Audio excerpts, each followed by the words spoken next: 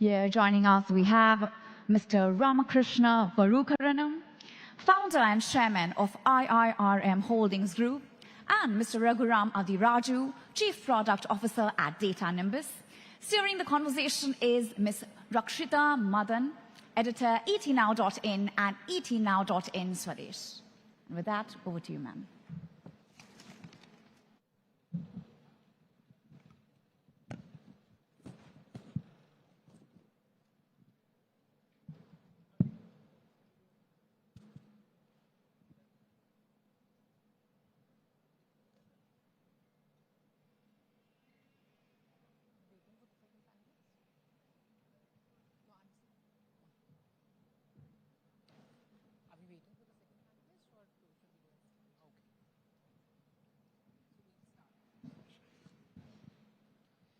Good evening, ladies and gentlemen.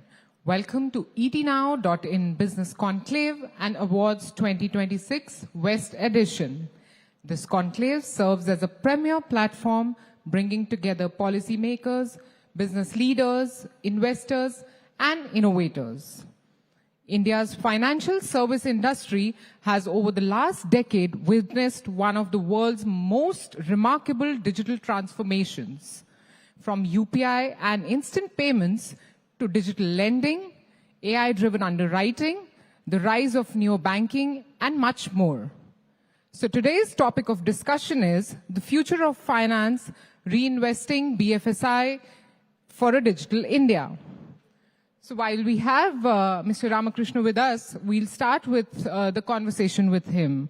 Mr. Ramakrishna, I would like to begin with the first part of insurance. So insurance and risk management are becoming increasingly important as businesses and individuals navigate climate risks, cyber threats, and economic uncertainty. How do you see the insurance industry evolving to address these emerging risks? Hi, good afternoon, good evening, everyone. Thank you. Well, you have raised a very important question, which is very topical today. Insurance is undergoing a dramatic change from what it used to be. Typically, insurance was when you had a loss, you go to the insurance companies give the money to you. Today, the paradigm shift is not thinking of payment or not payment after the loss. It's more important to start looking at the predictability of these events. And as you rightly mentioned, there's a dramatic climate change events that are happening across the length and breadth of the globe. The frequencies of natural disasters and the impact of natural disasters is increasing day by day. So that is a big challenge which the insurance industry has to cope with and move from, rather than addressing claims after they occur. How do you predict them?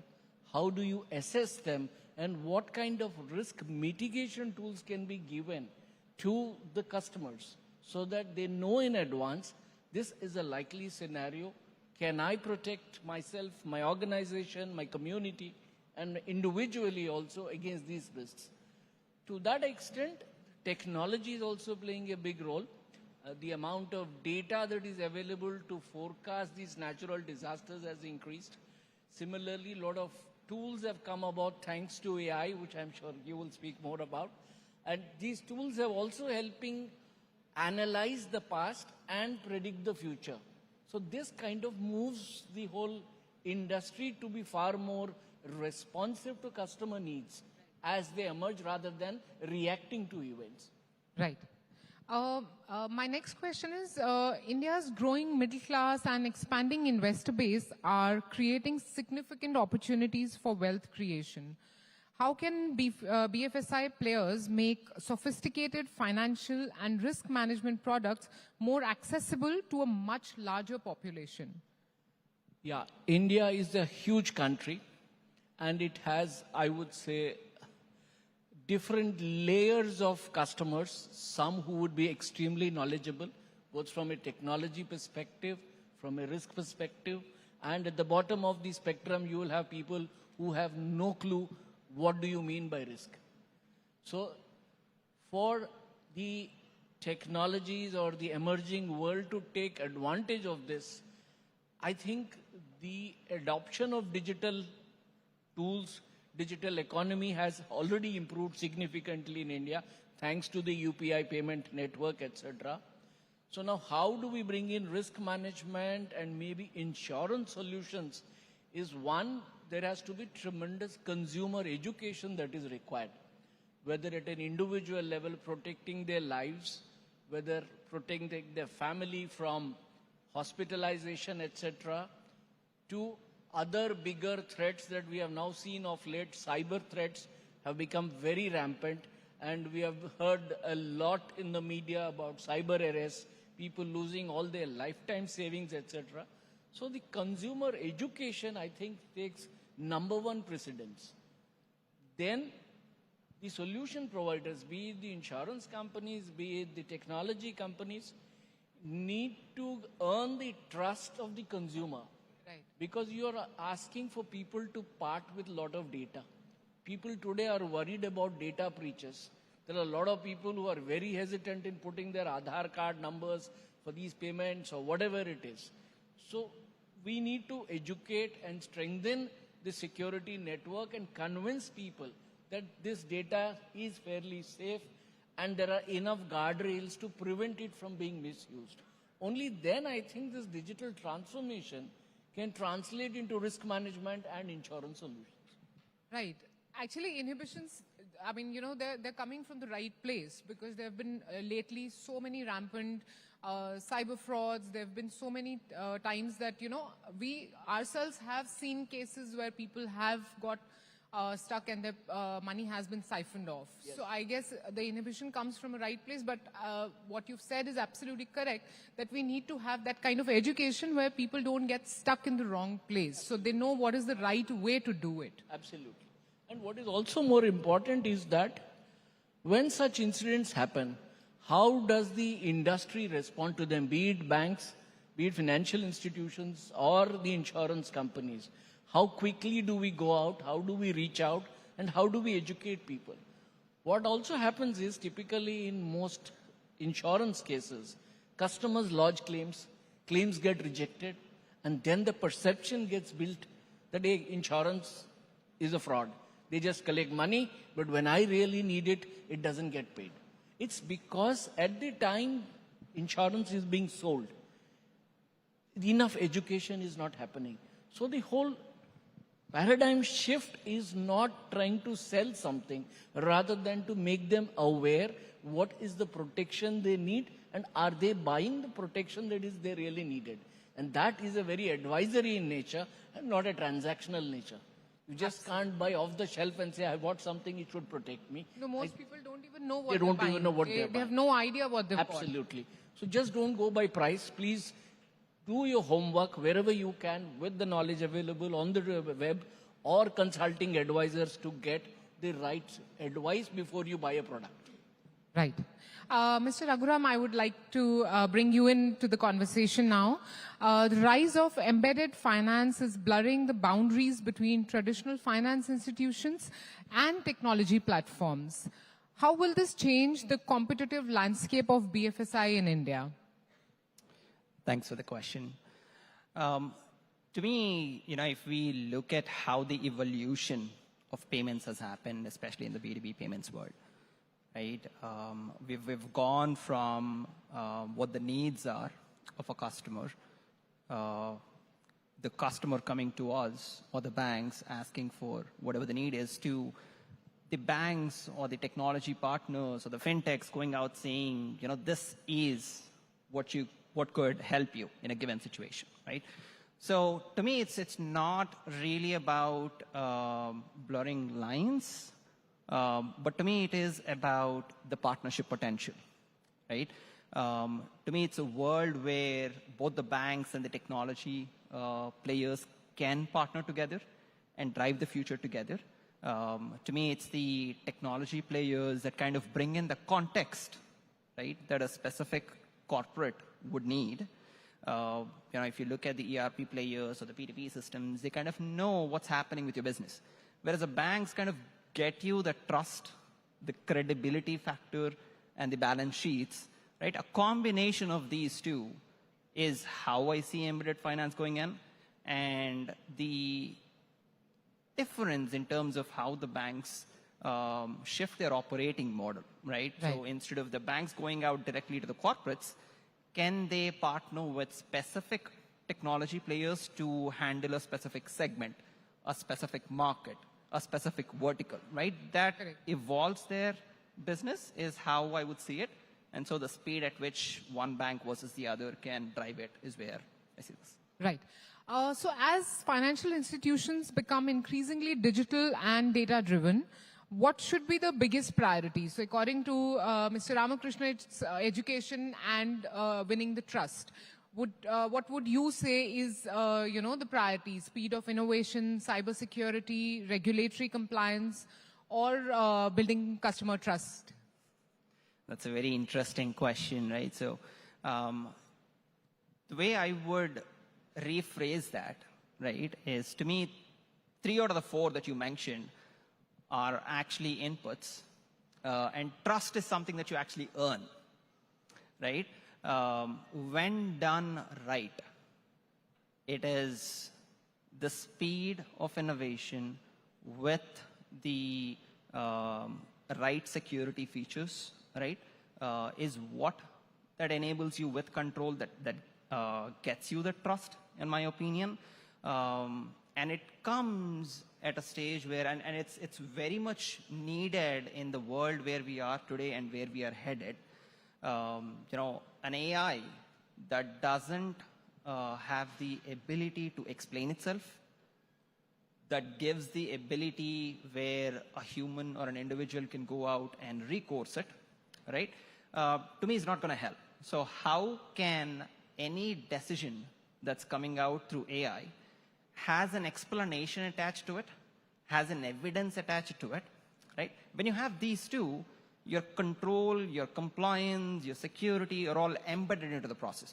Now we are, it's a process, we're not there yet, right? But eventually when we get there, to me, that's where, right, you earn trust. So it's a combination. I wouldn't pick, one of those. It's all of those. So for both of you, it's, earning the trust. That's the most important thing. All right.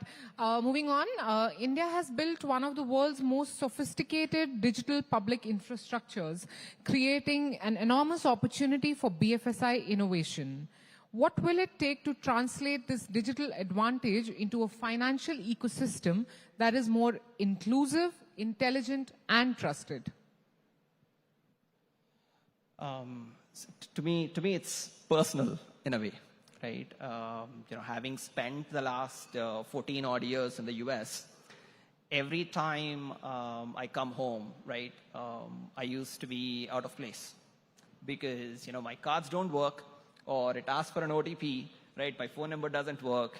But then when I was at Kumbh Mela, right, last year, it made me suddenly feel superhuman, right? I was no longer dependent, right? Because I believe right then UPI kind of was, allowed on the international numbers as well. So suddenly from being dependent for every small transaction to me being able to pay everybody, right? That's amazing infrastructure, in my opinion, right? It's not necessarily getting something done at speed, but it is giving the ability for someone to be able to do something that they weren't able to prior, right? So if I look at how do we take that to the business context, right? It's about how can, given all the rails that are built already, right? How can the decisions, how can the data along with it be baked in? In essence, how can an intelligence layer be built on top of this, right? That enables, the BFSI sector to enable, whether it's small businesses, whether it's mid-market, to be able to get what they need at the time they need, to grow into whatever they need to grow. Right. Mr. Ramakrishna, would you like Yeah, I would like to supplement what he has suggested. As you rightly said, we have built a fantastic digital payments network, etc., which has reached out to millions of people. Now, how do we build further on that? Today, it's typically just used to make payments.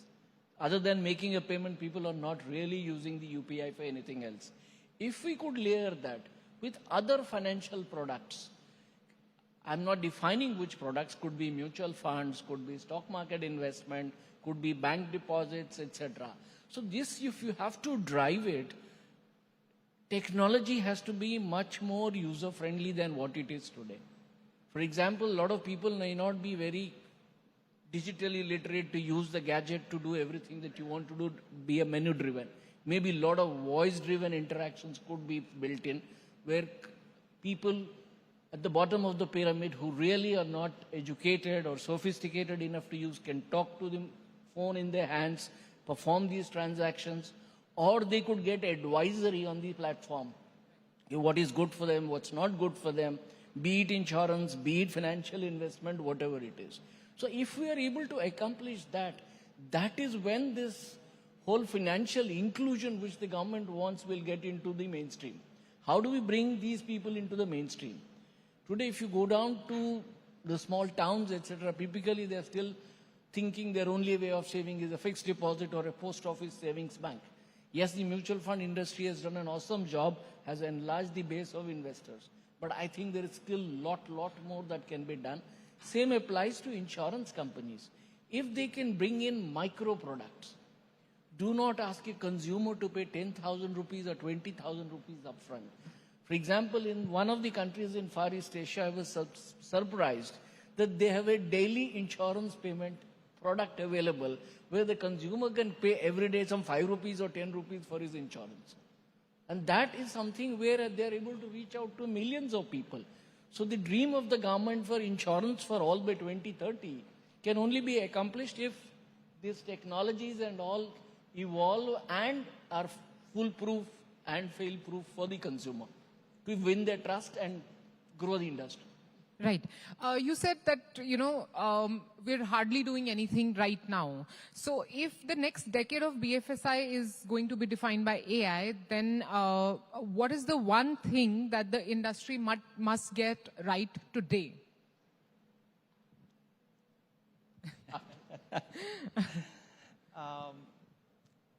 To me, I would say the way we involve humans, right? I go back to what I said a few minutes earlier, right?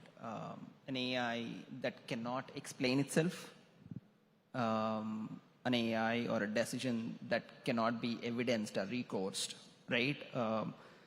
For that to happen, right, we should be able to bake in the ability of evidence and explainability as part of the process, right? When we look at how the human is being involved in the process, if we are just having a human, for the lack of a better way to put it, to rubber stamp it, right, after a decision is made or after a recourse is done, right, then, it may not be truly impactful, right? So how can we bake it into the process where someone can actually look into it, it can be evidenced, it can be explained, right?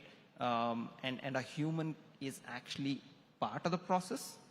To me, for that to happen, say 2, 3, 5, 10 years down the line, right, if we want to be able to get there, that is something we need to start from the scratch. The infrastructure is very important, right? And it goes back to how data is generally, right? We have enormous data across us, right?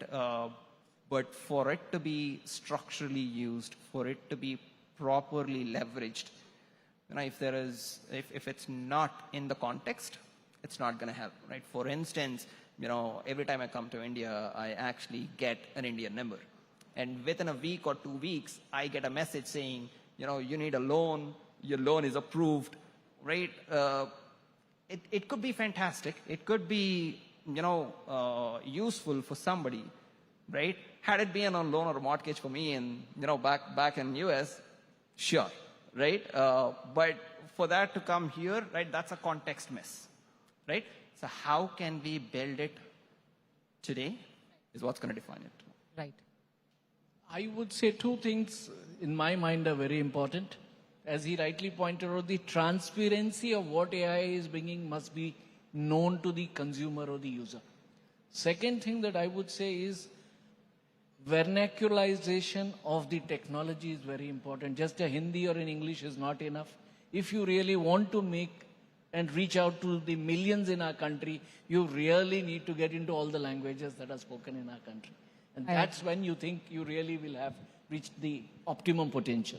I agree. In fact, voice has become very important these days. More than text, voice has become more important. So, you know, the first mobile phone I ever bought in my life, the first feature I noticed was wallets. And I laughed out loud thinking, are we going to really pay money? Like, can I buy my groceries using this wallet? Yes. Of course, I couldn't at that point of time. Cut to today, it's a reality. I don't remember when I carried my wallet last time when I was going out to the market.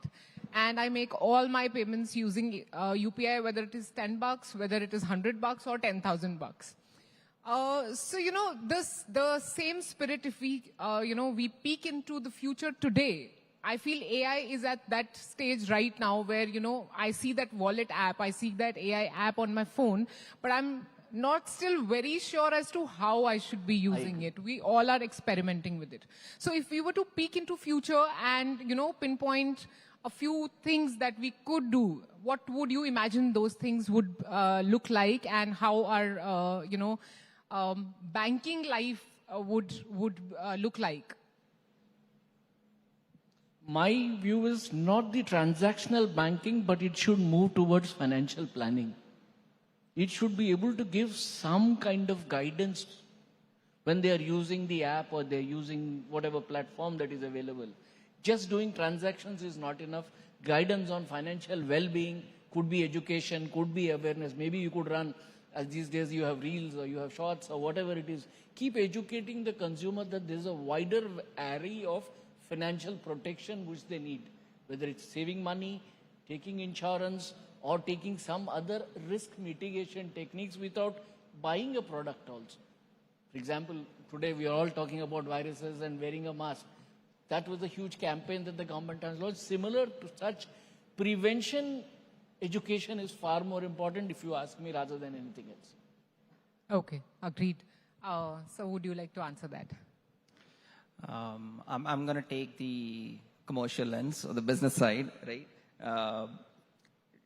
To me, you know, ideally, AI would take most of the decisions, right? And kind of be there for the need before the need arises for the customer, right? And give the options or enable the infrastructure, right? Whether it's the banks, whether it's the fintechs, whether it's the applications, whatever the medium is to reach the specific customer, can we come to a stage where as an ecosystem, we are there for them before the need arises, is where I would say, you know, we should get to.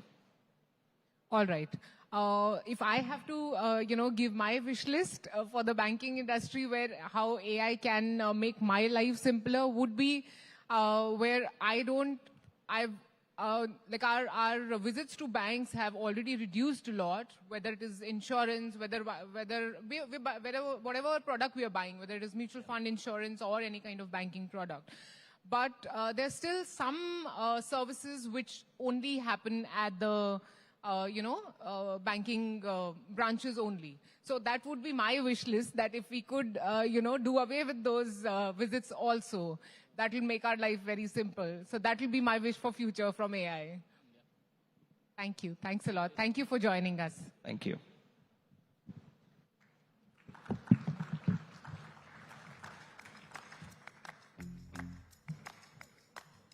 Ladies and gentlemen, can we have a bigger round of applause for this absolutely wonderful panel? I request our speakers and panelists to please be on stage. We'll have a group photo opportunity, post which I request ma'am to please hand over our token of appreciation to them.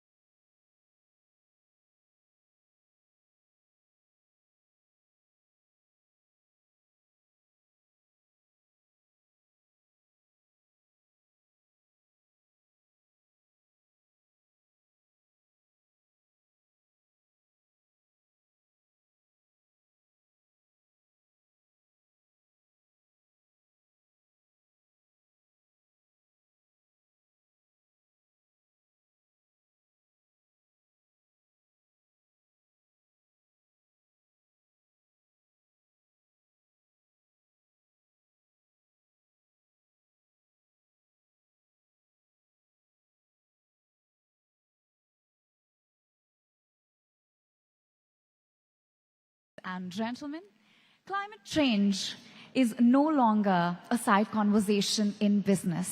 It is business. A few states carry that responsibility and that opportunity quite like we do here in Maharashtra. It is my utmost privilege to welcome to the stage Srimati Pankaja Munde, Minister of Environment and Climate Change and Animal Husbandry, Government of Maharashtra. Can we have a huge round of applause for ma'am, please? Very warm welcome to you. She'll be in conversation with Ms. Priya Singh, Senior Producer, Times Network Digital. Can we have a huge round of applause for Priya, please? Very warm welcome to both of you.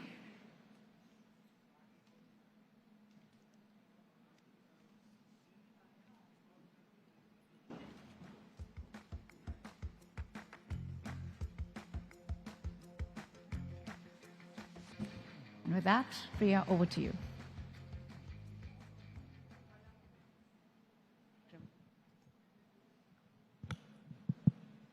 बहुत बहुत स्वागत है आपका पंकजा मुंडे जी हमारे इस कार्यक्रम में। एक बार फिर से जोरदार तालियों से स्वागत कीजिए। महाराष्ट्र की सक्रिय राजनीति का हिस्सा और महिला मंत्री इस वक्त हमारे बीच में मौजूद हैं। बहुत बहुत धन्यवाद। Thank you so much. तो अभी एक बार फिर मैं यहाँ बता दूं कि महाराष्ट्र सरकार में पंकजा मुंडे जी मंत्री हैं और she is serving as a cabinet minister of environment and climate change and animal husbandry. तो इन मुद्दों पे हम बात करेंगे जो आज हम जिस तरीके से आगे बढ़ते चले जा रहे हैं, लेकिन कहीं ना कहीं क्लाइमेट चेंज से हम जूझ रहे हैं, एनवायरनमेंट को लेकर के हम बात करते हैं, पशुपालन को लेकर भी हम बात करते हैं। जो कुछ चीजें हैं, खास करके हम मुंबई की बात करें तो मुंबई जैसे शहर में इस पे भी ध्यान देना बहुत जरूरी है और ये मंत्रालय आप इस वक्त संभाल रही हैं। तो अब तक आपको क्या लगा कि इस दिशा में क्या कदम उठाने चाहिए थे, खास करके एनवायरनमेंट क्लाइमेट चेंज की हम बात कर रहे हैं, क्योंकि जो उद्योगपति हैं अगर वो अपना काम शुरू कर रहे हैं तो उनकी पहली पसंद होती है कि हम ऐसे शहर में जाएं जहां हमें बहुत ज़्यादा स्ट्रगल ना करना पड़े, हमारा काम चल पड़े। तो ऐसे में ग्रीन क्लियरेंस के लिए भी उन्हें बहुत चक्कर लगाने पड़ते हैं दफ्तरों के, सारी चीज़ें डिजिटल होती चली जा रही है। तो इन सारी चीज़ों को एक प्लेटफॉर्म पे लाने के लिए आपकी सरकार क्या कर रही है या आप क्या कर रही हैं? देखिए, बहुत वास्ट विषय है। उद्योग के लिए, इंडस्ट्री के लिए ईज ऑफ डूइंग बिजनेस में मुझे नहीं लगता कि महाराष्ट्र से आगे कोई भी स्टेट है। We are doing wonderfully in ease of doing business in single window for all the industries to take their decisions. पर ये एक अलग मुद्दा रहा जहां हम इंडस्ट्रीज को इनवाइट कर रहे हैं। पर इसके आगे जाकर हम सोचें आज तो एनवायरनमेंट एंड क्लाइमेट चेंज ये एक मिनिस्ट्री के तौर पर, इसको पहले मिनिस्ट्री बनाना है सबसे बड़ा चैलेंज है, क्योंकि इसके रोल्स क्या है, इसका काम क्या है, इसके बारे में बहुत सारी क्लैरिटी है ही नहीं। हम लोग का वो काम है जैसे कोई सिग्नल तोड़ता है, अब तो वो भी नहीं होता, अब सब डिजिटल हो गया है। पहले सिग्नल तोड़ते थे तो एक हवालदार सीटी बजाते थे, ट्रैफिक हवालदार। तो वो काम था आज तक एनवायरनमेंट डिपार्टमेंट का कि कोई इरेगुलरिटी कर रहे हैं तो उनको नोटिस दो और उनको कहो कि ये इरेगुलरिटी ना हो। पर आज उनके साथ मिलकर हम बहुत सारे काम कर रहे हैं जिसमें ये इरेगुलरिटीज ना भी हो, उद्योग भी आए और हमारा क्लाइमेट हार्म ना हो, हमारा एनवायरनमेंट हार्म ना हो। और ये अब पूरी दुनिया के लिए एक इम्पॉर्टेंट इशू है climate change. It is not only India, it is world wide matter of concern. मतलब हिमालय से लेकर इंडियन ओशन तक, हमारे ईस्ट से लेकर वेस्ट तक, हर जगह क्लाइमेट चेंज ये बहुत बड़ा मुद्दा बन चुका है। हमें उद्योग भी चाहिए क्योंकि हम लोगों को काम देना चाहते हैं, इंडस्ट्रीज को बढ़ाना चाहते हैं। पर आज से उद्योग को सिर्फ उद्योग नहीं कहा जाएगा। It would not be only called industry, it will be called sustainable industry. It will be called climate friendly industry because that is a need of hour. E-waste और प्लास्टिक वेस्ट क्लाइमेट चेंज पे सबसे ज़्यादा effect ये डालते हैं और ये एक बड़ी समस्या आज के वक्त में और महानगरों के लिए, जो बड़ी सिटीज़ हैं उसके लिए बन चुकी है। तो उससे निपटने के लिए क्या प्लान्स हैं आपके, या फिर किस तरीके से सरकार की आगे क्या योजना इसमें रहने वाली है? देखिए, इसके साथ हमें 2 डिपार्टमेंट्स के साथ काम करना पड़ेगा और जो हम कर रहे हैं। एक सबसे बड़े तो हम इंडस्ट्री के साथ हमें काम करना पड़ता ही है, दूसरा अर्बन डेवलपमेंट और रूरल डेवलपमेंट, इन दोनों ही डिपार्टमेंट के साथ हमें कॉन्वर्जेंस में we have to work, because हम देख रहे हैं urbanization is so fast, it is happening. If you see cities decade ago, 20 years back and now, the kind of crowd we have, the kind of population we have, kind of infrastructure we are seeing, we could not even imagine a decade ago how Mumbai would look like. Imagine the flyovers, the bridges and the coastal highway, all this development is so welcoming and so nice. But at the same time, we cannot compromise on environment. So we have to work on air pollution, we have to work on water pollution, we have to work on a lot of things. So we are working with urban local bodies and rural local bodies to reduce this pollution, and urbanization also should be reduced. So we are working on rural entrepreneurs concept, where we want people to have work, job, earning facilities in their own area, so that we do not have more load on cities and we can then make them sustainable cities. So we do have a climate plan of all the cities. We are working on climate action plan, which is going to be the future for everything in the world. We need to connect it to climate. ये हमने बात की उद्योगपतियों की. बड़ा उद्योग अगर किसी को लगाना है तो किस तरीके से सरकार भी उस दिशा में काम कर रही है, उसे हेल्प करेगी. पर आजकल मैम हम एक कल्चर और भी देख रहे हैं, युवाओं में खुद का स्टार्टअप शुरू करना, चाहे एनवायरनमेंट से रिलेटेड हो. वो भी चाहते हैं कि एनवायरनमेंट और क्लाइमेट चेंज से हम जिस तरीके से जूझ रहे हैं, कुछ महीने बाद मुंबई, मैं जहाँ से हूँ दिल्ली की अगर मैं बात करूँ तो पॉल्यूशन का मुद्दा भी उठ जाता है. राजनीति में हाँ, तो कुछ राजनीतिक चर्चाएं भी होंगी, बातें भी हम करेंगे. तो इस तरीके से स्टार्टअप अगर कोई शुरू करना युवा चाहता है, बिजनेस अगर शुरू करना चाहता है, इस दिशा में आगे बढ़ना चाहता है, तो उसके लिए आप क्या सलाह देंगी या क्या विकल्प है कि बार बार ये बहुत वास्ट विषय है. मैं युवाओं को सलाह देने के रोल में हूँ कि नहीं मुझे नहीं पता, क्योंकि आज के युवा बहुत इंडिपेंडेंट हैं. दे whether they need suggestions or advices, I don't know, because they are very equipped, they know a lot of things. But मैं यही कहूँगी कि जो भी आप इंडस्ट्री में एंटर करना चाहते हैं, with positive note करिए. there is lot of help from everywhere, lot of help from world scenario, from nation scenario. And if a youth wants to, a young man wants to become, a young woman for matter of fact, want to become entrepreneur, they are more than welcome. But again, I said everything has to be sustainable. Everything has to be by rules, because now we cannot escape rules. Everything is recorded. Everything is, AI is a future. Technology is a very big future, I must say. This is a very good time for technology. अब मैं पशुपालन पे आती हूँ.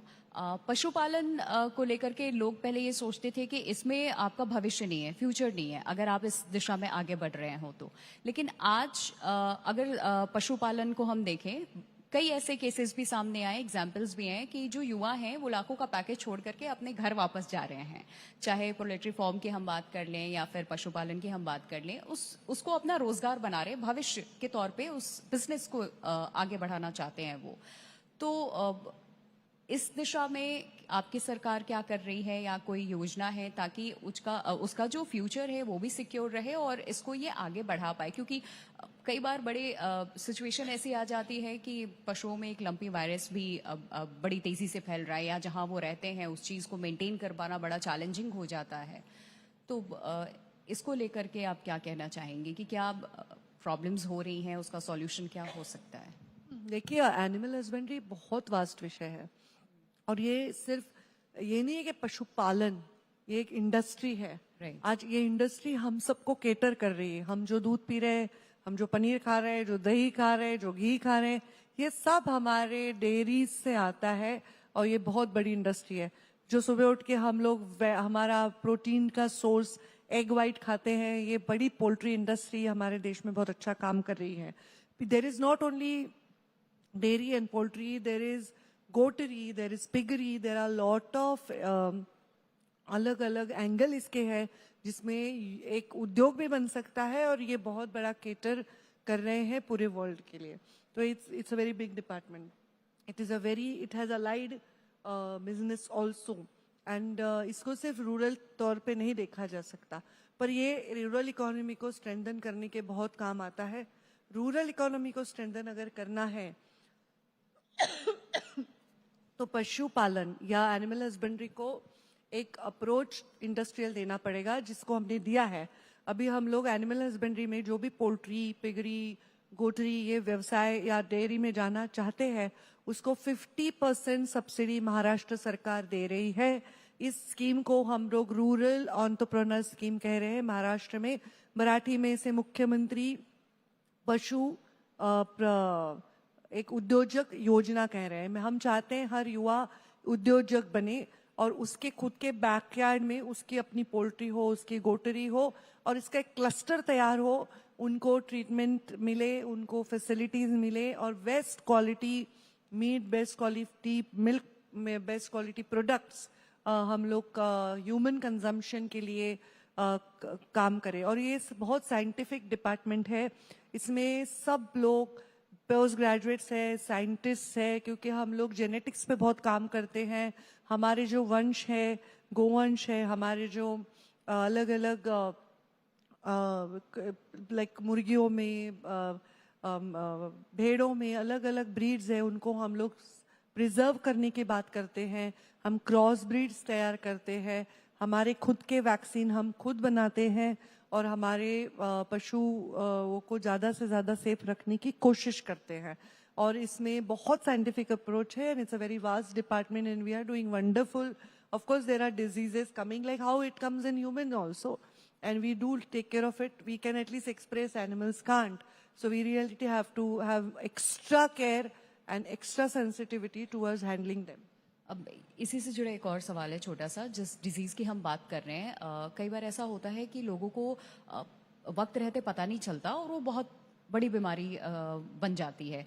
तो आज digital के ज़माने में, क्योंकि हर चीज़ डिजिटल होता चला जा रहा है, तो ऐसे में कोई अवेयरनेस कैंप डिजिटल प्लेटफॉर्म के माध्यम से, ताकि जो किसान दूर भी है, एक छोटे से कस्बे में, गांव में है, वहाँ पे भी अगर वो काम कर रहा है, पोल्ट्री फार्म है उसके पास या एनिमल पशुपालन से जुड़ा हुआ है, तो उसको नॉलेज मिलती रहे, ऐसा कुछ प्लान? एक तो हमारे देश का किसान जो है ना, वो शायद उसके पास कोई डिग्री नहीं पर उसको इतनी नॉलेज है। हमारे इनबिल्ट हमारे कल्चर में बहुत सारे इलाज हमारे घर पे है, बहुत सारे नुस्खे हैं, कभी कभी तो वही हमें बता देते हैं कि ये करो। ये मैं उनको प्रेज कर रही हूँ, बट एज ए डिपार्टमेंट हमारी एक हेल्पलाइन है जिससे फोन करके वो अपने पशुओं के इश्यूज बताते हैं। मैंने खुद वो हेल्पलाइन का इनॉग्रेशन जब किया तो मैंने बहुत सारे किसानों से मैं खुद उनसे बात करी हूँ। अच्छा कनेक्शन है, मोबाइल ऐप है, उसके ऊपर वो अपने कनेक्शन उनका डिपार्टमेंट से रहता है, they can ask questions and हम आगे जाके what I want to do is कोई बड़ा एनिमल को उसके सेंटर तक ले जाना मुश्किल हो जाता है, तो हम उन तक जाएं, ये हमारा प्रयास है। तो हम लोग ऑनलाइन क्लिनिक्स का भी बहुत बड़ा हमारा प्लान है, हम कुछ पायलट तौर पर कर भी रहे हैं। हमारे बहुत सारे व्हीकल्स है जहां डॉक्टर मोबाइल क्लिनिक लेकर गांव-गांव कस्बों में जाते हैं और वहां के लोगों को इलाज वहां के पशुओं को देते हैं। और हमारे अभी हम लोग ये हमारे जो फर्स्ट सेंटर्स है जहां लोग आते हैं, जैसे पीएचसीज होते हैं ह्यूमन के लिए, वैसे हेल्थ केयर सेंटर्स है, हम उसको अपग्रेड कर रहे हैं। इसमें भी बहुत सारा टेक्नोलॉजी हम यूज कर रहे हैं, तो कोई भी जानकारी उनको उनके मोबाइल तक पहुंचती है और कोई भी रोग शुरू हो जाए जो कंटेजियस है, इमीडिएटली हमें उसे रोकने के लिए हमारे कदम उठाने पड़ते हैं और हम काफी उसको उठाने की कोशिश करते हैं। एक आखिरी सवाल, एक महिला मंत्री, युवा चेहरा, एक नेतृत्व जिसको आपने सालों से संभाला है, उसमें आप आगे भी बढ़ी हैं। बहुत कम ऐसे राज्य हैं जहां पर महिलाओं की भागीदारी राजनीति में है, या फिर अगर है भी तो प्रभाव उतना ज्यादा नहीं है। और ये मैं दावे के साथ यहाँ कह सकती हूँ, और आप सभी भी जानते होंगे कि सक्रिय राजनीति का हिस्सा पंकजा मुंडे जी रही, और दबदबा भी बहुत ज्यादा है राजनीति में। तो राजनीति और विकास के बीच में एक महिला मंत्री होने के नाते संतुलन बना पाना कितना मुश्किल है? देखिए, विकास और विश्वास जहां बात आती है तो महिलाओं पर ज्यादा लोग विश्वास कर सकते हैं, because they are very overall हम लोग जेनेटिकली कमिटेड लोग हैं।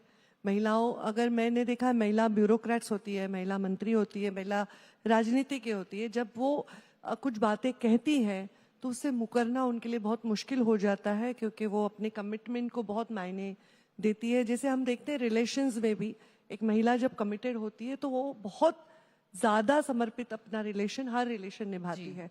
तो वैसे ही वो अपने काम के साथ भी वैसा ही रिश्ता रखती है और वैसा ही निभाती है। मैं एक नेता हूं तो दबदबा होता है, जब जननेता होते हैं तो दबदबा होता है, पर जब मैं अपने मंत्रालय में कदम रखती हूँ तो वो दबदबा बाहर होता है मंत्रालय के।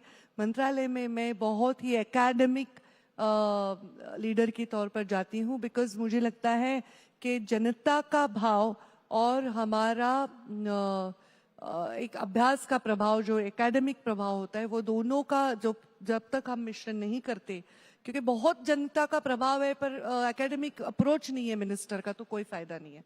और बहुत एकेडमिक अप्रोच है पर जनता से कोई लगाव नहीं है, तो कोई फायदा होता नहीं है। ये दोनों चीजों का कॉम्बिनेशन ही हमें संवेदनशील योजनाओं के लिए प्रेरित करता है। कंपैशनेटली हम काम कर सकते हैं, तो ये कॉम्बिनेशन हर एक में होना जरूरी है। महिलाओं में मुझे लगता है 99% होता ही है। अरे वाह, मतलब ये बहुत अच्छी बात है कि महिलाओं में ये कॉम्बिनेशन होता है और वो हमेशा संतुलन बनाकर चलती हैं, और बताया इन्होंने कि इनका अनुभव क्या कहता है।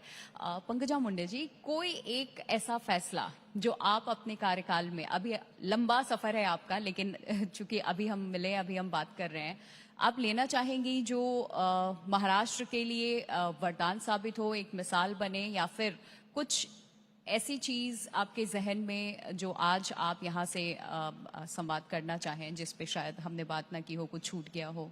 मुझे मेरे पिछले टर्म में rural development, women and child welfare ministry, water conservation ministry पे काम करने का मौका मिला, और इवन एम्प्लॉयमेंट गारंटी, ये भी मिनिस्ट्री मेरे पास था। तो ये 4 मिनिस्ट्री में मैंने जो भी योजनाएं की, उन योजनाओं के लिए हमें प्रधानमंत्री के तरफ से भी अवार्ड मिले और उसको बहुत सराहा गया। तो हमने बहुत सारी चीजें ऑनलाइन की है ट्रांसपेरेंसी के लिए। जैसे मैंने, मेरे सारे ट्रांसफर्स मेरे डिपार्टमेंट के हैं, काउंसिलिंग से मैं करती हूँ, तो कोई मेरे ऑफिशियल्स को एक्सटॉर्शन ना हो उनका, ये मेरा हमेशा अप्रोच रहा है। तो मैंने ऑनलाइन टीचर ट्रांसफर किया, जो कोर्ट ने भी उसको बहुत अच्छे से, हाई कोर्ट ने सराहा। और मैंने जलयुक्त शिवार, मेरी डिपार्टमेंट की स्कीम है, ऑफकोर्स हमारे मुख्यमंत्री जी का उसमें मार्गदर्शन हमेशा ही रहा है। फिर हमारे अनाथ जो बच्चे हैं उनको 1% आरक्षण देने का स्कीम भी हमारे डिपार्टमेंट से उस समय मैंने किया। मुख्यमंत्री ग्राम सड़क योजना का भी जन्म मेरे मंत्रालय के कार्यकाल में मैंने किया। तो इनसे मैं बहुत सारे रूरल डिसीजंस को अंजाम दे पाई। ऐसे स्कीम्स में बहुत बता सकती हूँ, पर अभी जो मेरे पास 2 डिपार्टमेंट्स हैं, उसमें मेरे एनवायरनमेंट में मैं रिवर रिजुविनेशन कर रही हूँ, और ये गेम चेंजर रहेगा महाराष्ट्र के लिए। हम रिवर रिजुविनेशन अथॉरिटी कर रहे हैं, कर चुके हैं, हम उसका कंपनी कर रहे हैं जिसमें ग्लोबल फंड्स आएंगे, और हम 2000 करोड़ का कॉर्पस हमारे डिपार्टमेंट के थ्रू, हमारे एमपीसीबी के थ्रू उसमें हम जमा करके पूरे महाराष्ट्र के जो सबसे पोल्यूटेड रिवर्स है वहां से शुरू करके हर रिवर को रिजुविनेट करेंगे साइंटिफिकली। और हमारे अकाल जो पड़ रहे हैं या वाटर जहाँ ज्यादा हो रहा है, फ्लड्स हो रहा है, इनको भी उसमें बहुत फायदा होगा और हमारी नदियां फिर से पुनर्जीवित होंगी।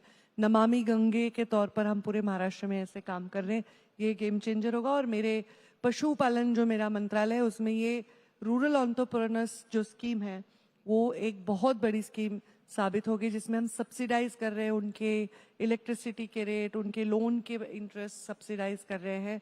और ये हमारे रूरल यूथ के लिए बहुत ही मुझे लगता है ये स्कीम के लिए महाराष्ट्र बहुत खुश रहेगा और थैंक्स कहेगा सरकार को। बहुत बहुत शुक्रिया आपका, बहुत अच्छी बात आपने कही। और रूरल एरियाज के लिए और यूथ के लिए भी आपके जो प्लान्स हैं आपने बताया है। और शुरुआत में ही आपने कह दिया कि आप किसी को ज्ञान नहीं देना चाहेंगी, क्योंकि बच्चे इस वक्त करते वही है जो उनका मन करता है, लेकिन वो सुनते हैं। बहुत बहुत शुक्रिया पंकजा मुंडे जी। Thank you so much. Thank you, Priya, for moderating this wonderful session. I request Pankaja ma'am to please be on stage as we are moving to the first set of awards. And thank you, Priya. Yes, after the photo opportunity, I request Priya to please take your seats after that. And with that, I would also like to invite on stage the managing editor at Times Now Bharat, Mr. Shamsher Singh, to please come on stage and along with Pankaja ma'am, felicitate our winners. Very warm welcome. Can we have a huge round of applause, please?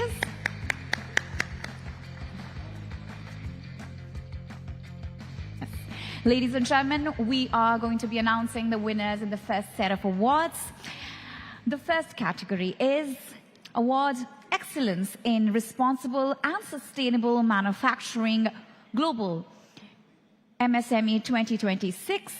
And the winner is HP Cotton Textile Mills Limited.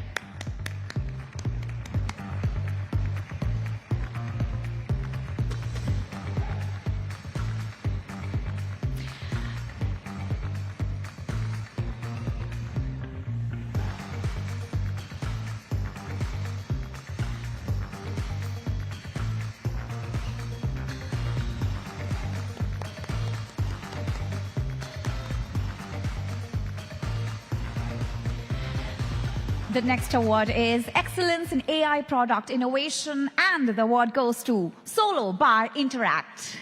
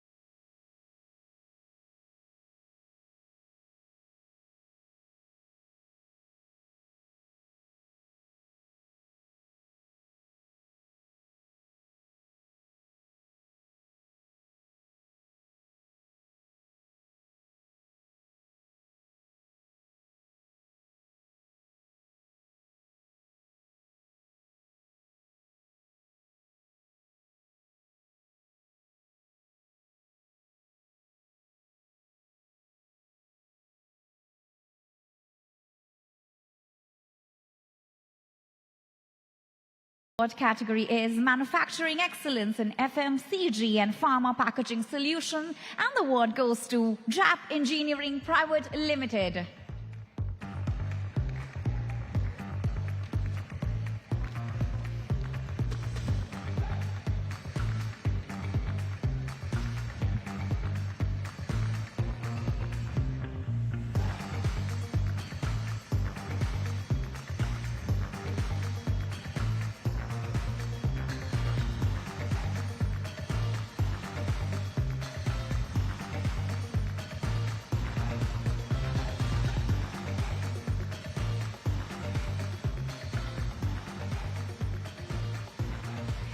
The next award category is Lending Life Cycle Excellence Recognition Program, and the award goes to Axis Bank Limited and Simsol Technologies and Services Private Limited. Let me tell you, this is a joint recognition.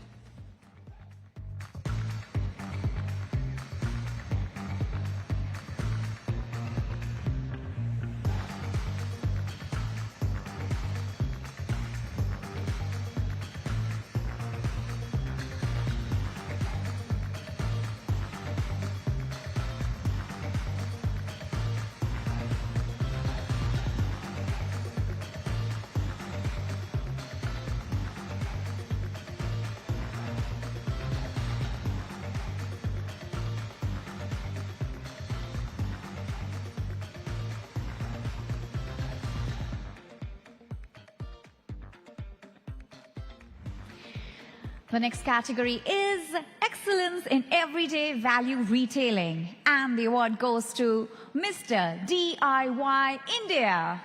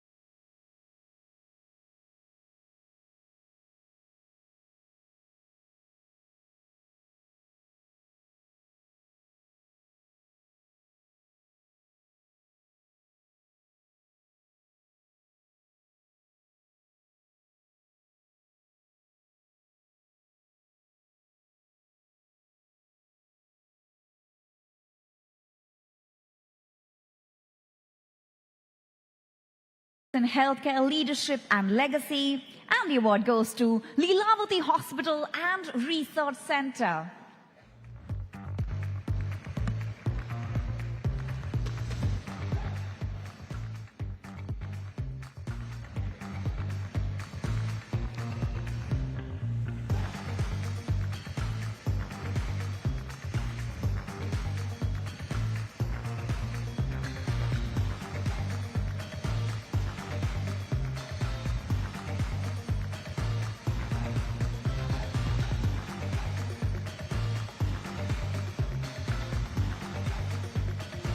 And the final category in this award section is Icon of Construction Chemical Industry, and the award goes to Gate Waterproofing Solutions Private Limited.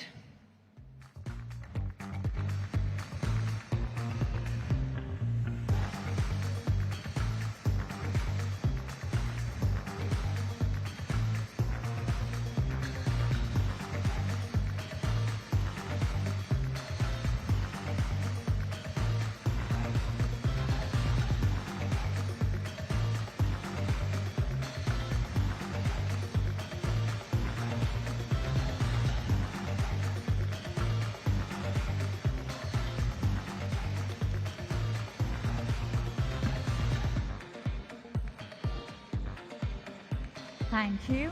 And with that, I also request Mr. Singh to please present a token of appreciation to Pankaja ma'am, please.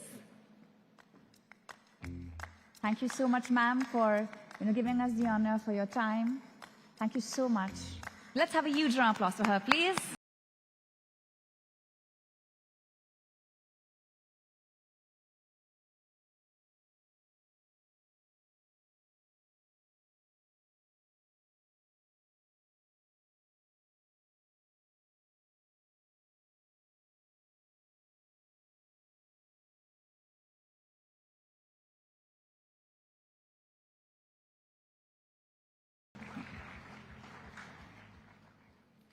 Ladies and gentlemen, few names are as synonymous with the story of Indian real estate and urban infrastructure as our next guest. So ladies and gentlemen, please join me in welcoming the Managing Director at Hiranandani Group, Dr. Niranjan Hiranandani. Let's have a huge round of applause for Dr. Niranjan Hiranandani, ladies and gentlemen.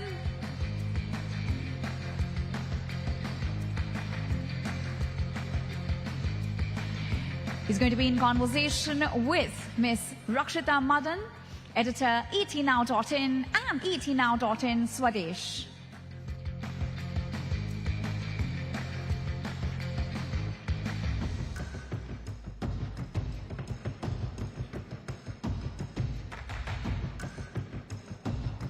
Here we have with us Dr. Hiranandani. They're going to have a fireside chat on what it takes to build India's next great gateway for business, logistics, and urban growth. Ladies and gentlemen, can we have once again a huge round of applause for Sir, please? Very, very warm welcome to you, sir. And with that, over to you, Rakshita ma'am.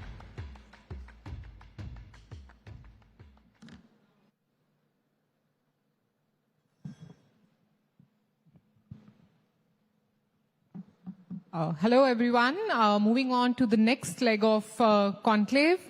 In this conversation, we are exploring how infrastructure, digital transformation, industrial expansion, and new generation businesses are redefining the future of India.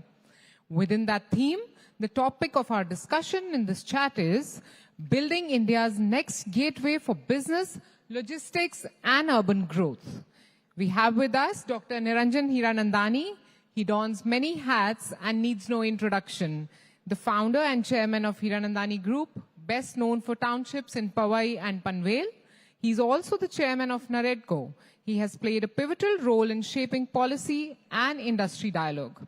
Welcome to the conclave, Mr. Hiranandani. Thank you. So we'll dive right in. India is witnessing a major shift in the geography of economic growth, with the new business districts, logistics corridors, and integrated urban centers emerging beyond traditional metros. From your perspective, what will it take to build the next truly global gateway for business and commerce in India? I think we are in a beautiful situation today. We are the fastest growing nation in the world at 7.4% GDP growth. It doesn't sound big, but it is the fastest. We have a situation where we have been able to do this in spite of the headwinds that we have, in spite of the Middle East war and the growth. So we add 35 kilometers of national highway per day. Mumbai alone will see 300 kilometers of metro added in the next 2 years, completed. We have a cross-harbor bridge. We have a second airport operational, and a third airport is planned. We have 2 ports. We have a third port planned. We have a coastal road, which is an envy of most people of other cities. And what do we not have to take it to the next level? I think execution. So what is it that we already have is a huge amount of platforms that we do, and it's now up to us in order to do it. There are gaps in every area, but I think we should sensibly fill these gaps in order to make an India which is an envy of everybody. So having said what I have said, I think the future of India is fantastic. We all have an economic possibility second to none. And we should be proud to be Indian. Absolutely. So with the Mumbai metropolitan region undergoing a massive transformation through projects such as Navi Mumbai International Airport, and you listed many more in your earlier conversation, the new connectivity corridors, logistics infrastructure, how do you see this reshaping the region's role in India's next phase of economic growth? It's a beautiful question, but Mr. Devendra Fadnavis has answered it very well. He just mentioned it that I want to make it the Mumbai 3.0, which is where the infrastructure is headed, into a $1 trillion economy in the next 7 years. What does it mean? India today is a $4 trillion economy for the whole of India. And we are targeting just to get Mumbai 3.0 to be $1 trillion economy. So obviously, the target is to create an economic growth, an opportunity second to none. So whether it is in terms of creating IT centers, whether it is data centers, whether it's going to be hospitality, whether it's going to be new town centers that we talk about, housing that we need to do, all this and more. I think also the fact that we are going to have like an AeroCity in thing. We have Alibag as a corridor of Mumbai 3.0 extension. We have the Karjat Panvel corridor. So all in all, the areas just across the harbor, as you cross the Atal Bridge, is going to see a growth story second to none in the world. If it happens the way Mr. Fadnavis has designed it and executing it, I think it looks like a beautiful story in a fast forward. Right. So as we build the new urban centers around infrastructure and economic corridors, how do we ensure that we are not just creating commercial hubs, but genuinely livable, sustainable, and future-ready cities that can compete with global business destinations? I think with the Middle East war, we have an opportunity. And we shouldn't lose this opportunity. Because at the time when we are creating new cities, we know what is not sustainable. We understand the congestion of Mumbai, inadequate roads, inadequate water supply, all the other aspects of it in terms of schools, colleges, and others. We have the support services, but we don't have the quality of infrastructure, and we missed it all these years. What is needed to do Mumbai 3.0 is really to lay the entire infrastructure up front. If you do the roads, if you make the hospitals, if you make the schools, we are getting foreign universities to come over there. All these aspects of it had to be put up front. And if we can do that really, and they're investing into it, but if they can do it fast enough before the actual development takes place, the quality of the infrastructure, the quality of life of the persons, and the sustainability is going to be maintained. So I think all you have to do is, instead of as earlier you would put the buildings first and create the infrastructure afterwards, we hope that the infrastructure will come up front and the buildings construction will be later. I think we need to put the horse before the cart instead of the cart before the horse. I think that would also make for better planning of the cities and better infrastructure and, better civic amenities. Absolutely. Yeah. So, another thing that I want to talk about is the data centers. So with the next leg of technological development, data centers are at the center of any kind of conversation that we have today. So what is the kind of scope we have for data centers in the coming days? And also, how do you plan to expand? You yourself have YOTA under your umbrella. So how do you, plan to monetize that? How do you plan to expand that? So data is the new oil. India now produces more data than China and the United States put together. And they are not stored in India. So the opportunity of data centers is there. Number two, the way we are growing in terms of use of data, I think is probably also among the fastest in the world.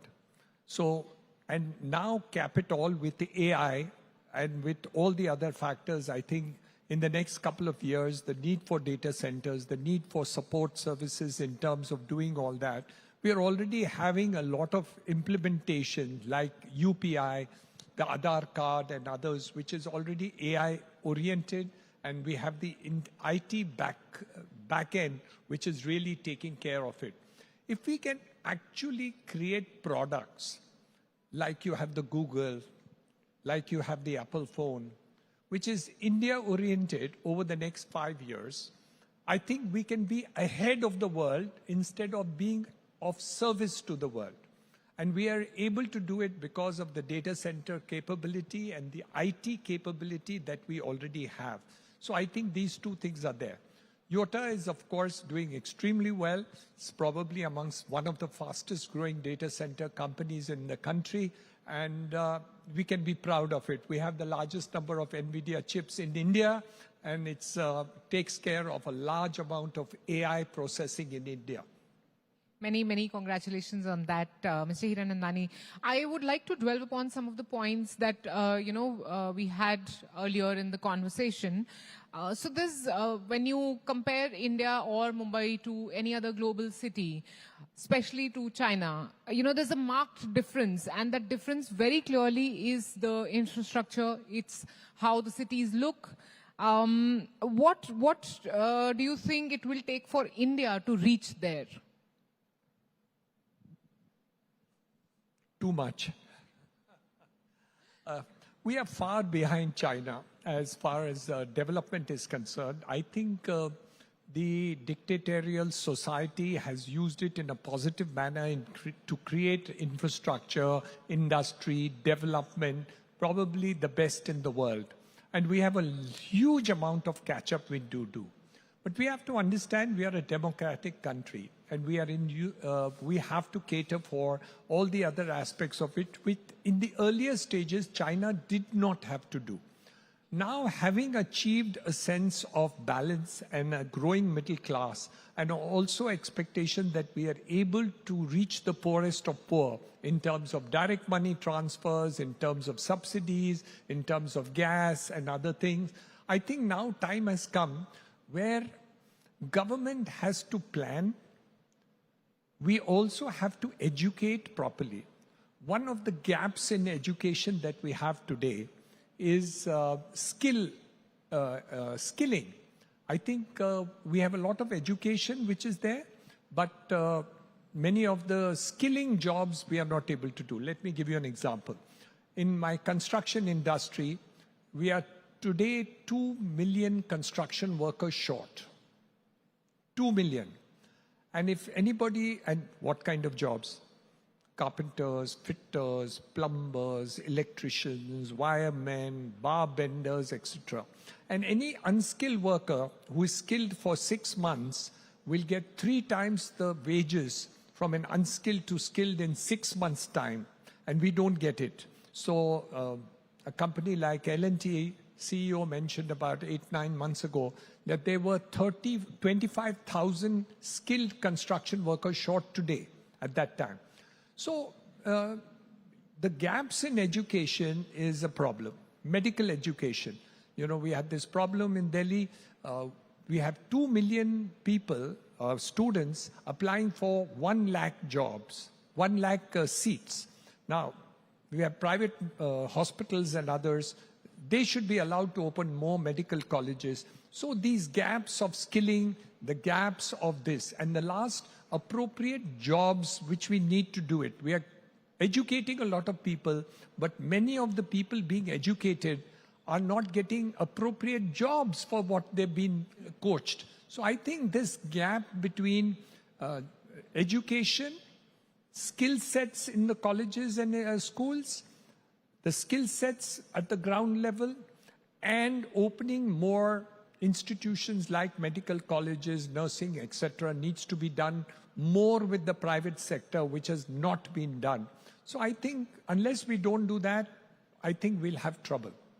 And these are the problems where AI has no solution to. See, the point is very simple. I think we have now identified the problems. For example, affordable housing is a challenge. We know the answers. So earlier we weren't clear what is the solution to the problems. Quality infrastructure. Look at some of the new roads which are made. They're beautiful. While some of the earlier roads made were horrible and they required to be constantly done.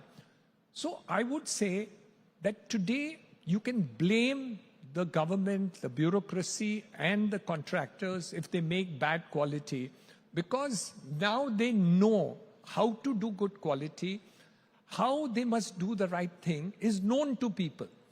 And they should be hanged if they put bad quality on any of the items of work that is done. And I think that should percolate from top to down and down to up both. Nobody should tolerate bad quality anymore. Right. Bringing back to the education. So, education cities and logistical hubs are being developed in India at a very fast pace. And even Budget 2026 laid out the vision for that. So how can that lend to business growth and urban development? Also, can we expect an influx of foreign students with that happening? I think the National Education Policy 2020 was very clear. The appropriateness for getting education in a different way is there. The problem is implementation. So again, roadmap is very clear. Internship, cross-functional education. So a science students can learn finance. An engineer can learn economics. With the cross-functional training and improvement of skill sets, students can be made appropriate for the various challenges that we have in the economy. For instance, AI. How can you have any education now without AI being a part of it? The pedagogies of teaching and learning need to be changed. The old things, some of the syllabus which I'm reading at the university level, something I was taught 45 years ago, that's still in the education process and it is out of date. So all these changes need to be done rapidly. We need to do cross-functional skilling and those which are appropriate to industry, and industry needs to take more responsibility in education institutions to assist and teach at the grassroots level. Also, we have ITIs and other things which are there. But I think the old school of methodology of teaching needs to be changed. And we need to do a lot of online teaching, which is possible now. So all this in education, the paradigm has changed, but implementation is still far away. I completely agree. I second to that. We were talking about the new airports, the new expressways, the new corridors that are coming up. And there's a lot of land parcels on, both sides of these projects that's available for monetization. So in your view, what is the best way to monetize it, which can also help boost the economic growth? I think both the government and the private sector understand this very well. You can see the kind of monetization the government is doing. You've seen the latest auctions which have taken place both in MMRDA, BKC, and also CITCO. They have got the highest prices in the world, which are happening in BKC, and in CITCO, a huge amount of price rise. So monetization is taking place. The private sector also has understood it, but we have to understand that it's okay to have a road, but do you have the other supporting infrastructure? You just can't have a road and try to create this. You need schools, you need hospitals, you need police, you need fire brigade, you need water supply, you need other type of this thing, you need public transport. So I think master planning and execution of master plan responsibility has to be taken very seriously now in the future. We had good reason to say the British made Mumbai, and hence we are still stuck with a lot of old things that are there. But in the new places, we have no excuse left. You better do it right now, otherwise you're going to be blamed for it, that we as Indians, as Bharatis, we did not do something right where we were creating new things. So it's our bigger responsibility today, and you have nobody else but ourselves to blame for it. So I think we should do it well, and I'm sure we will. Our Chief Minister is actually working very hard. I hope the implementation at the grassroots level follows the guidelines which he is really giving us. All right. That brings me to the last question of this conversation. So in your own business, where do you think the next leg of growth can come from? See, people understand homes. रोटी कपड़ा मकान छत की बात कर रहे हैं इसलिए छत can be antilla छत can be झोपड़ा it doesn't matter both the extremes are houses but when it comes to cities I think all the rest of it becomes more important school चाहिए hospital चाहिए shopping चाहिए entertainment चाहिए Sports activities hone chahiye, gardens hone chahiye. Places where people can meet and other things should be there. Tourism traffic should be there. All this is part of real estate. Earlier, सिर्फ मकान बना दिया concrete का और कुछ नहीं था. Now when we make townships, when we make all these factors are taken into consideration. We did it 37 years ago in Powai and then Thane and Panvel and other places. But now I think every project which is there needs to think in those terms. The government, of course, in new areas need to do it. Some are being planned. I'm only worried in many places the execution is weak. And I hope that the focus on education of the plans, so it's not just upar ka plan and actually bad execution. We need to do it. And again, I'll repeat, quality is not being enforced to the extent it should, both in the private sector and the government sector. Nobody should tolerate bad quality anymore in India. We are Bharat, we are India, so it has to be good quality. In the good old days, when you used to get a Chinese product, I'm talking about 45 years ago, you used to know that it's not good quality. Today, even a Chinese cheap product is good quality. So we need to emphasize on quality throughout the domain that we have in every aspects of productivity that we do, housing, infrastructure, manufacturing, product creation and other things. We really need to do it well. Education, health, all these things need to do, and there is a possibility of doing it well. And don't forget, I'll repeat again, AI has to be a part of everything that we do. Otherwise, we'll be out of date very fast. So I'm taking away three main points here. One is execution. Second is the quality of construction that we do. And of course, not to forget AI. Thank you. Thanks a lot, Mr. Hiranandani. Thank you for joining us. Thanks.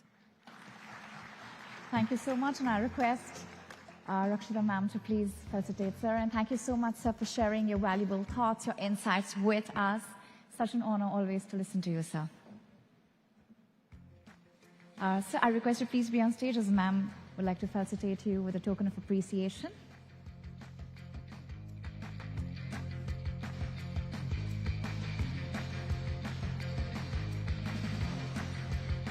Ladies and gentlemen, can we have a huge round of applause while, we're felicitating, sir? Thank you. Thank you once again. And thank you, Rakshita, for taking that session. Thank you. Ladies and gentlemen, every legacy industry has a disruptor knocking at its door today. And our next panel is made up of people who have walked straight through it. So please help me in welcoming Dr. Mitali Goswami, Chairman and Managing Director of Prizer Wistech Limited, Mr. Brijesh Kamani, CEO of Rapidize, Ms. Arushi Govil, co-founder and dreamer-in-chief at Kehan Entertainment. They're going to be in conversation with Ms. Sakshi Bajaj, Associate Editor, Business TimesNow.in.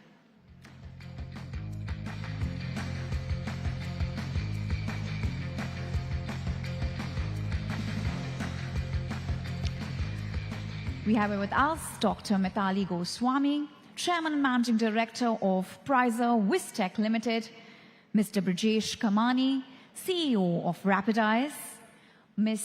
Arushi Govil, co-founder and dreamer-in-chief at Kehan Entertainment. Very, very warm welcome to all of you. And with that, I hand it over to ma'am.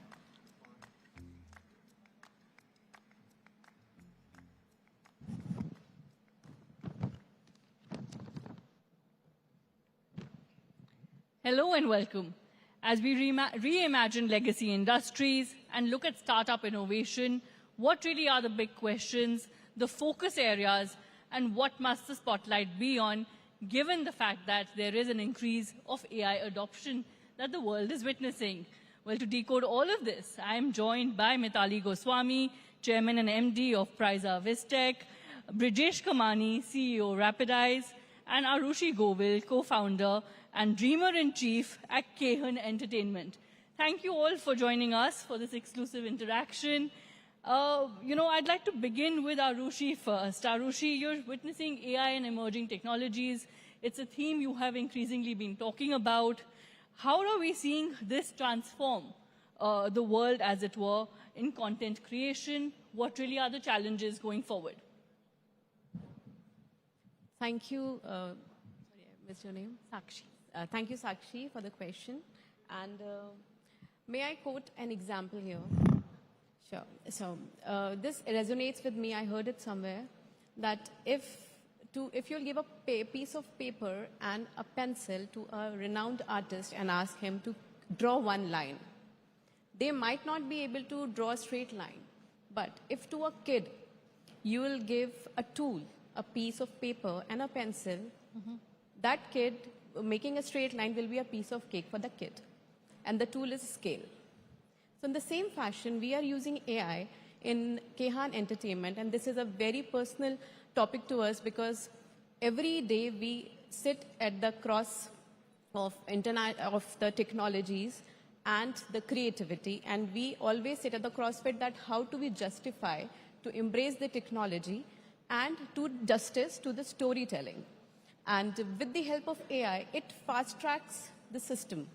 For example, if we have to create a concept with the help of AI, it can be done in an hour's time. But in older days, full month used to go in creating the concept and then taking it to the execution. So that's how we are embracing the technology. And yeah, we have to embrace AI, otherwise we all will be outdated. As rightly Hiranandani sir said, we should be embracing AI. All right, Brijesh Kamani, do you agree? And for those wondering that, look, startups often are seen to have an advantage of speed and agility, while legacy businesses have scale, distribution, and established customer relationships already. So how can these two ecosystems really collaborate going forward? Yeah, first of all, good evening to everyone, and thanks for the opportunity as a panel discussion here.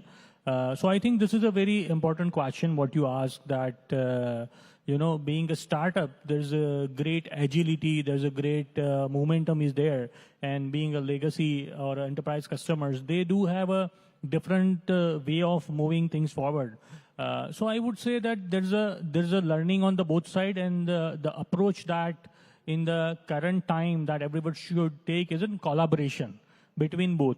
So the agility is great, but scaling from agility, specifically in the technology field, to a next level, and how the enterprise actually think, how their enterprise customer thinks, right? So that is something that startup has to learn from them. And also the enterprise has to encourage startups in this space, so that there could be a collaborative approach where they can take the technology from the startup and take it forward faster, right? So that time to market can increase much fast. So that would something that I would say on this question. Right, Mitali, do you agree? And from your experience, really, what is the biggest challenge then in maintaining, like he said, and looking at collaboration and balancing technology and AI, as Arushi was mentioning? So how can we really look at a balanced growth going forward? So मैं तो CCTV industry से belong करती हूँ, सो मैं उसका ही आपको example देना चाहती हूँ. जैसे सीसीटीवी कैमरा जो पहले का आता था, वो सिर्फ वीडियो रिकॉर्डिंग करता था. सो अभी जैसे एआई आया है, तो उसके बाद वो एआई की वजह से, जैसे पहले कुछ भी इंसिडेंट्स बनता था तो हमको घंटों तक सीसीटीवी का फुटेज देखना पड़ता था. सो अभी एआई की वजह से जैसे हम लोग उसमें कुछ भी कीवर्ड डालते हैं या फिर वो अपने को अलर्ट देता है, सो उसकी वजह से जो घंटों का काम है वो काफी कम मिनटों में खत्म हो जाता है. सो AI is very important from my side. Right. Arushi, if I were to look at just the entertainment business and ask you that, look, if you were to start something from scratch today, what would you do differently, from the traditional industry models that I'm sure you have also witnessed? And what lessons can legacy sectors really learn in the times we are living in? So if I have to start my business from the scratch, I will be firstly building a distribution network, and then I will focus more on the consumers, like what they actually want from an IP. And we want to shift our focus that Kehan Entertainment is a IP-driven company, and we want to change the entertainment business from the service providers to the IP creators. Because as a service providers, we are providing services to other IPs, international IPs, and major of the work is being done by us in India.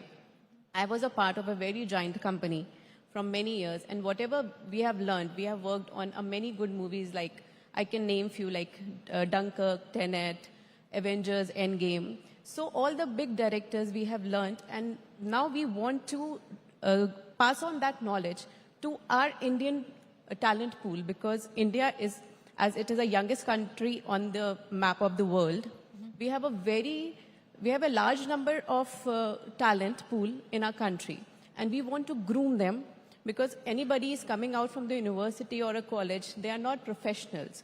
So we want to groom them. That is what we are doing at Amakra.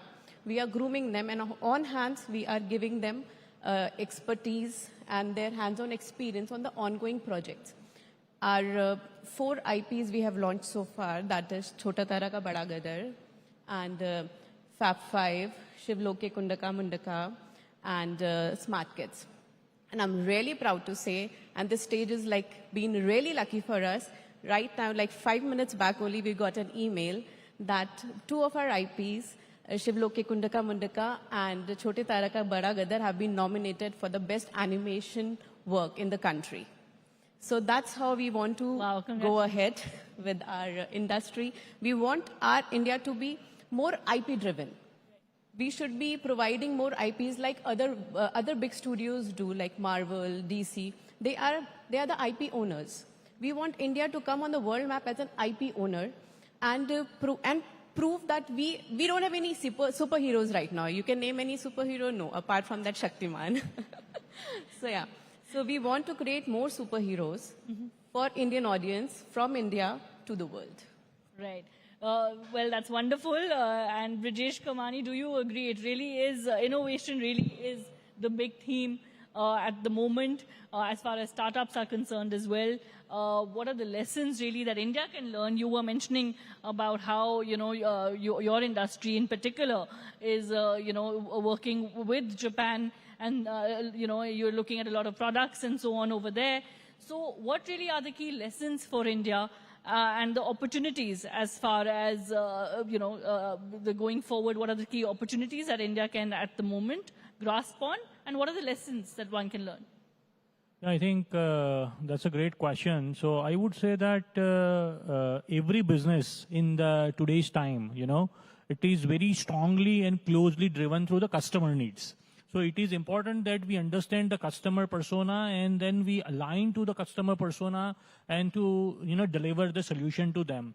So within that space, innovation is one of the key drivers that gives the disruptive approach, that gives an approach for startup that what can be done differently. All the new fastest growing startup, if you see, they have solved a problem. That problem was not, I would say that the enterprise companies were there, but those were the customer demands, the Blinkit and all this, new innovation, which are the game changer. So I think the innovation is a key driver, and innovation is not building a software or building a electronics hardware or anything like that. Innovation is in the process. It is in the thought process. It is in the whole chain, I would say, that how do we bring a more value to the end customer. Doing a business as a startup into multinational span where we are focusing primarily India, US, Japan, and Europe. So there's a lot learning from all these different regions. There's a lot of companies now in India is coming with, product. What Hiranandani ji just mentioned, that the more companies are, emerging in the product space. And China is too forward in terms of the innovation as well as the infrastructure, both the point. And India is moving towards that direction. So innovation is, I would say, the key driver. From the different experience, I would say, from the US and Japan and the European customers, they have drive the product, new products, new technology, and new innovations, right? And specifically, if we see the different personas here geographically, Japan focuses on high quality product, high precision product. they take a long time. But now being AI and innovation is very close, that time to market cycle can be faster, and that's the need of the market. Right, so you say that India can then, is what you're saying is that India can grab this opportunity and look at speed as well. I would say that India is the only country who can grab this opportunity very, very fast, because the consumption in India is very big, and it is a market where the pilot can be done very fast. So in my entrepreneurship journey, I have done business within US, I have done business within Europe, I have worked for the European companies and the US company and Japan companies, right? So here the cost for pilot is very costly. Doing business is not that easy.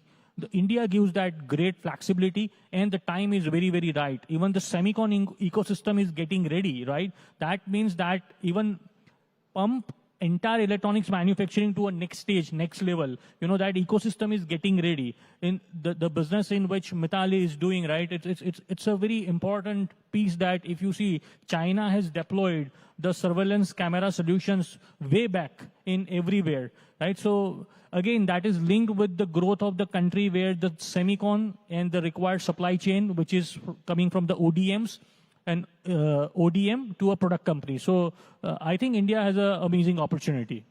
Right, India has this big opportunity to grab. Mitali, do you agree? And how can technologies really, such as AI and advanced analytics, move beyond being just innovation buzzwords, as it were, and look at measurable outcomes for established industries?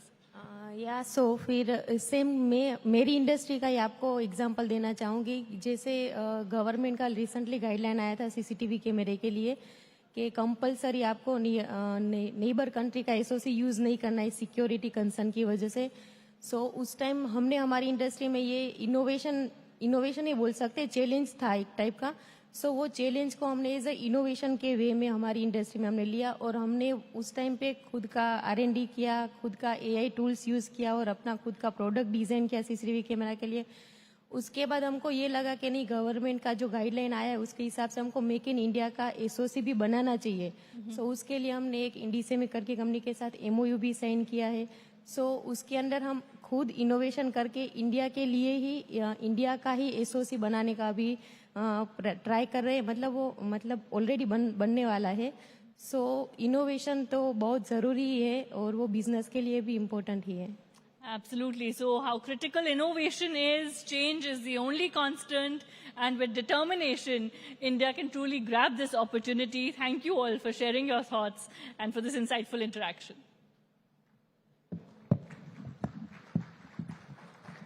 Thank you so much.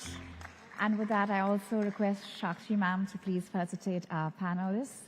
And thank you so much to our speakers for sharing your valuable insights with us and for that absolutely invigorating session. Thank you so much. Can we have a big round of applause for them, please?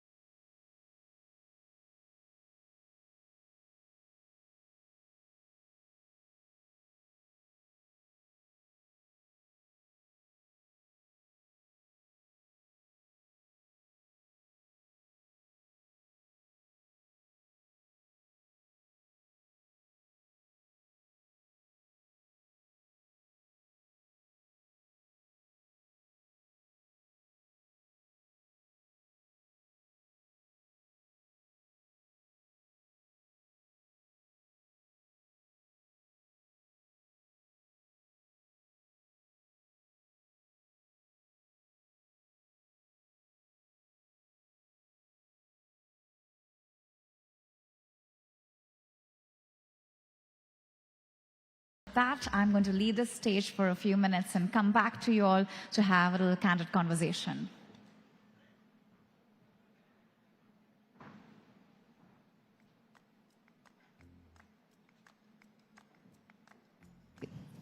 So here we are, and as I can see now, it's a complete full house. And I'm going to come to you all and just have a little conversation about you, which industry you belong to. And I am seeing sir is very, very engrossed in our conversation. Hi, sir. So what's your good name? My name is Zoeb. Hello. If I may ask, what kind of conversation you were having with ma'am? Were you discussing about the panel that we just had? No, we just missed the panel that you all just had. So we were discussing how not to miss the next one. Okay. So, sir, where are you from? I'm from Mumbai. You were in Mumbai. You missed the panel. How come? Yeah, that's very wicked of me. No, not at all. It's okay. I understand. So tell us, what are you looking forward to, like today? Any session that you're very excited about? I think the focus on innovation and the AI conversation seems to be very interesting. So I think that is going to be the most engaging part of the event today. And I wanted to ask, from which field do you belong to? Which industry are you a part of? I'm from the glass packaging industry. I'm the global design head for PGP Glass. So we are into glass packaging for most of the brands all over the world. We do almost 80% exports to all the premium perfume brands, cosmetic brands, the specialty liquors, all over. Oh, that's an interesting one. So could you tell us since how long you've been part of the industry? More than 35 years. Wow, that is more than 3 long decades. So any piece of advice you would like to give, like, people who've just started out in the industry, what keeps you going for such a long time, and what would you like to share with us? I think if you love the job that you do, for me, I'm lucky. It's been a creative field. So every day is different. There's no repetition. Yesterday doesn't exist today. But if you're passionate and you love your work, then you don't know how time flies, and you learn along the way. And I think we are all poised for a lot of knowledge, learning, growth, and investment in new technologies and innovation. So I think this is the place to be. I see. And the final thing I want to ask you is, you have been there for such a long time. In the past 5 years, what changes have you seen in your industry that you would like to share?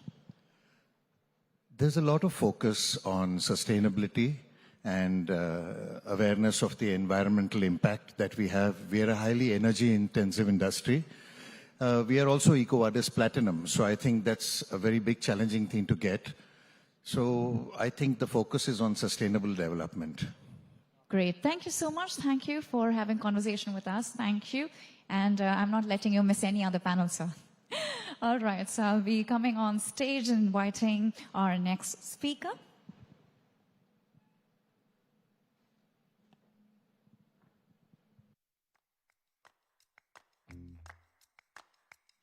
Ladies and gentlemen, before we start, I would also like to take this opportunity to thank our partners without association with One Extel Communications, with Simca as our out-of-home partner, LIC as our insurance partner, and Times Pro as our skilling partner. We would like to thank each and every one of them for extending their support to us.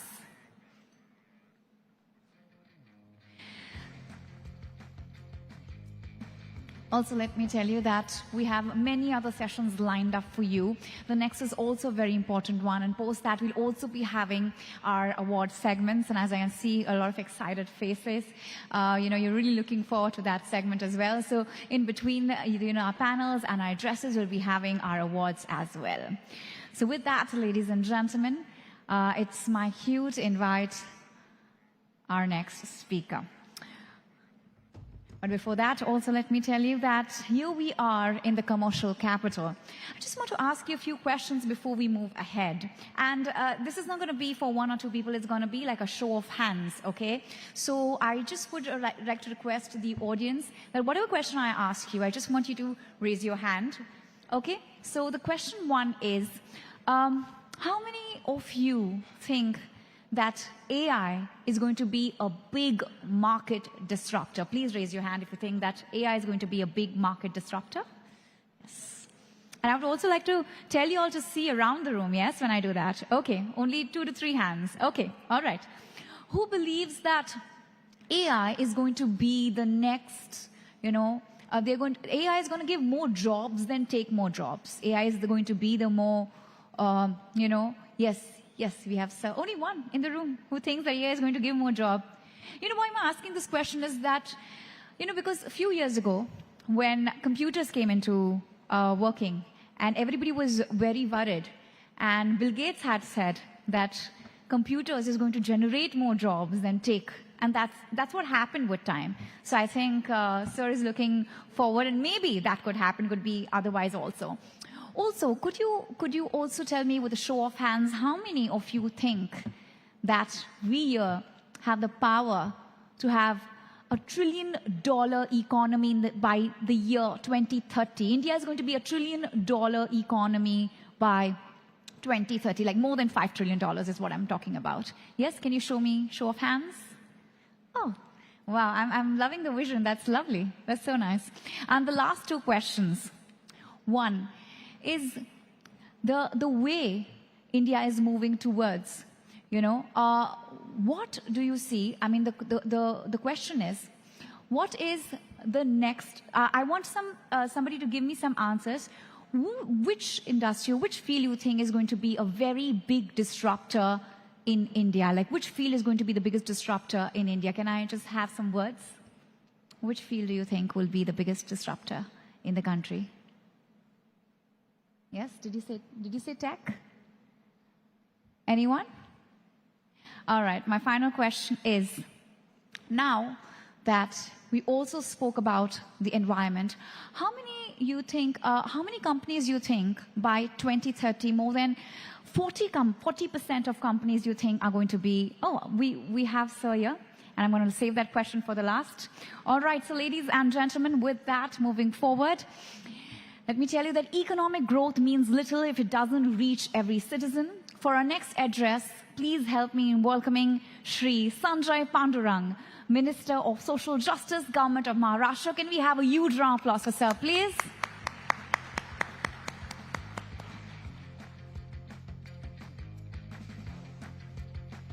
Shri Sanjay Pandurang, sir, I request you to please come on stage.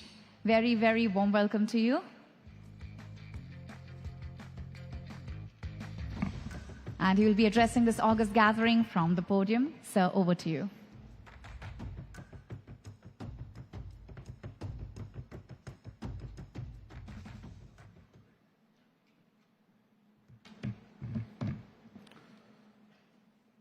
नमस्कार।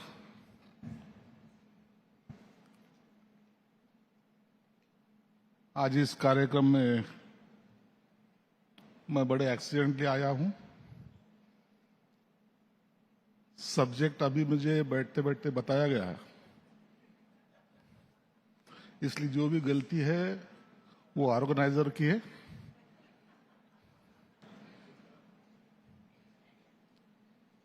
मैं उनको बताया कि भाई क्या बोलना है, बोले साहब कुछ भी बोलो, जो भी आपसे बन सकता है बोलो, बाद में अवार्ड देना है।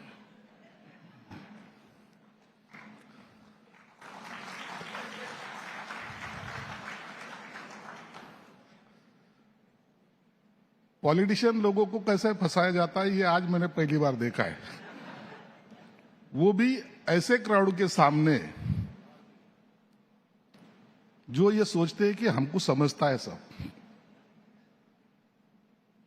लेकिन ठीक है, जो भी है वक्त को तो निभाना पड़ेगा। मैं सोशल जस्टिस डिपार्टमेंट में काम करता हूं,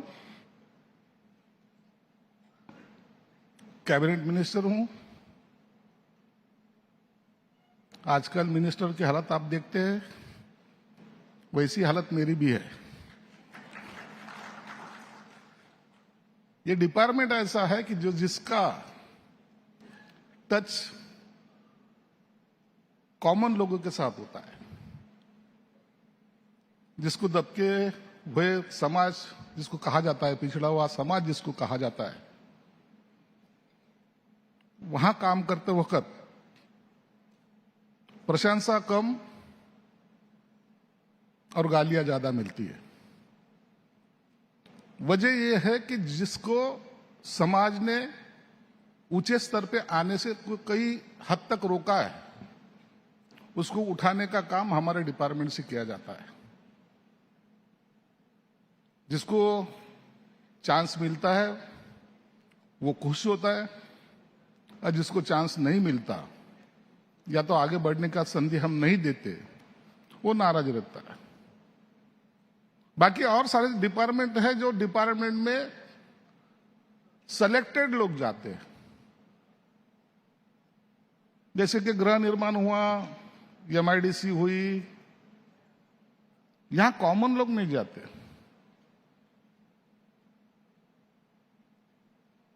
सोशल जस्टिस विभाग में क्या होता है,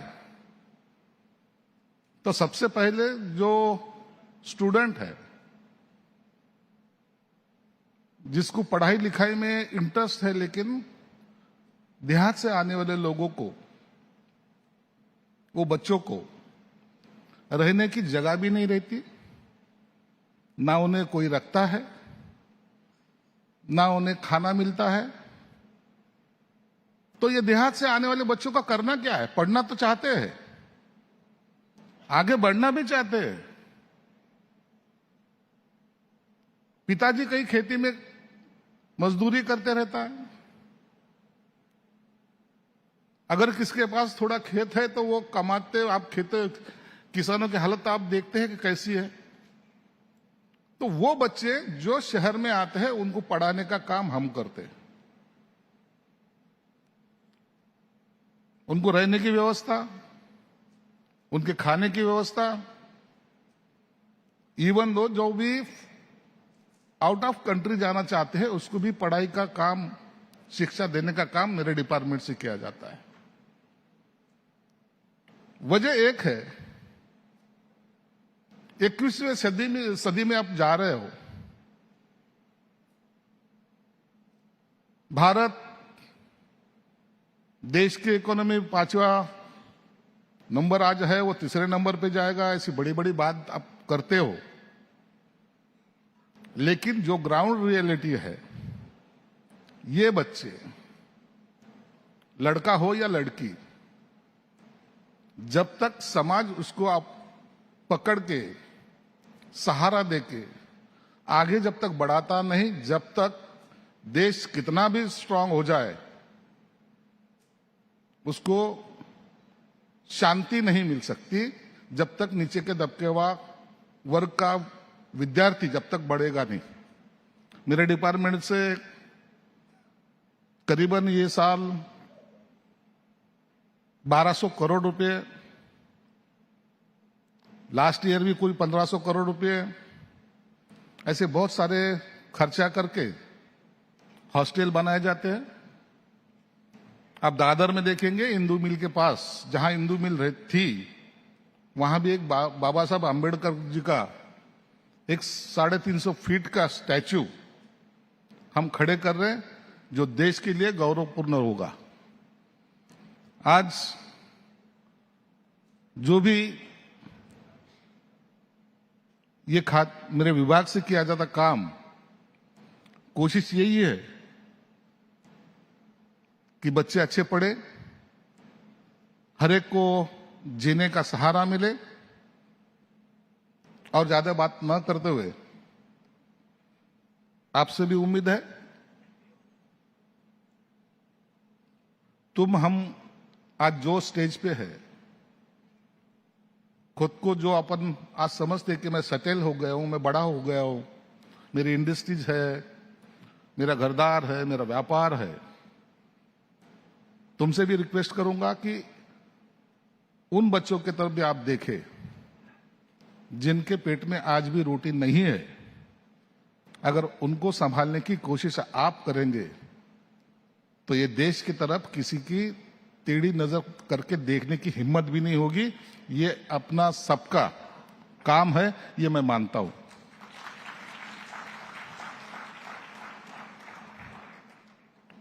पहले नारे होते थे, जय जवान जय किसान।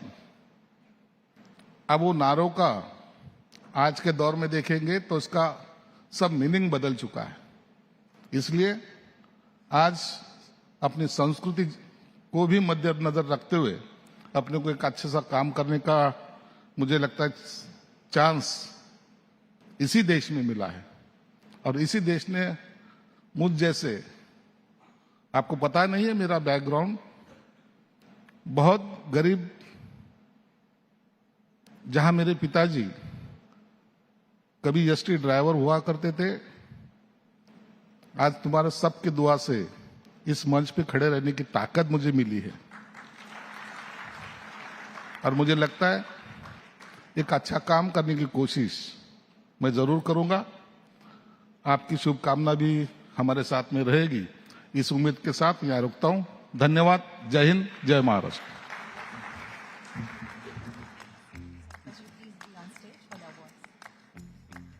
Thank you so much, sir. Thank you. I request sir to please be on stage. And I once again invite Mr. Shamsher Singh to please come on stage to join sir for our next award segment.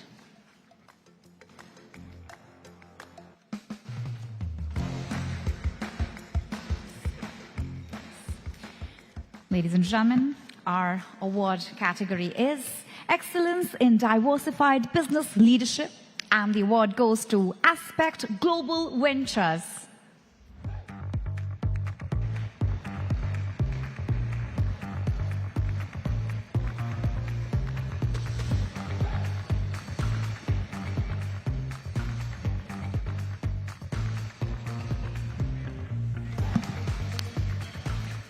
The next award category is Changemaker in Real Estate, and the award goes to Norton Das Realty.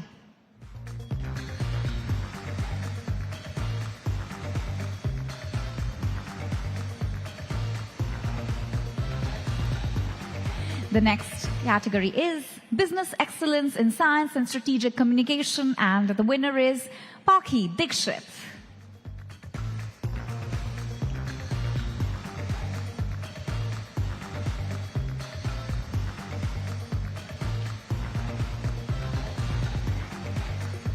The next is Excellence in Skill Development and Workforce Transformation, and the award goes to Mosaic Work Skills Private Limited.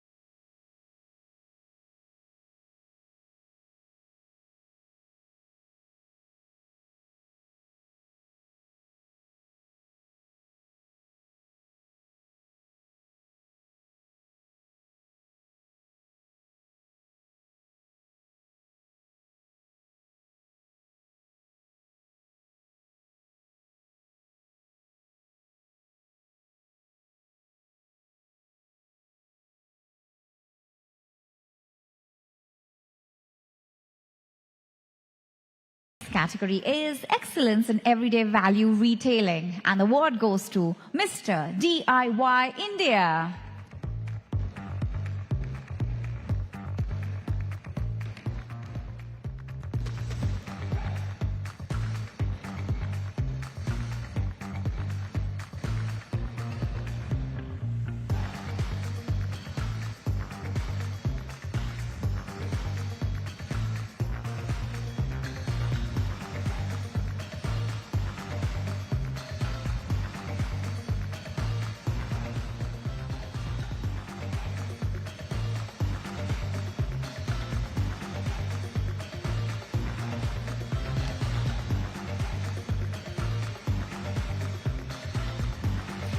The next is Excellence in Business Process Management, BPM, and the award goes to Datamatics Business Solutions Limited.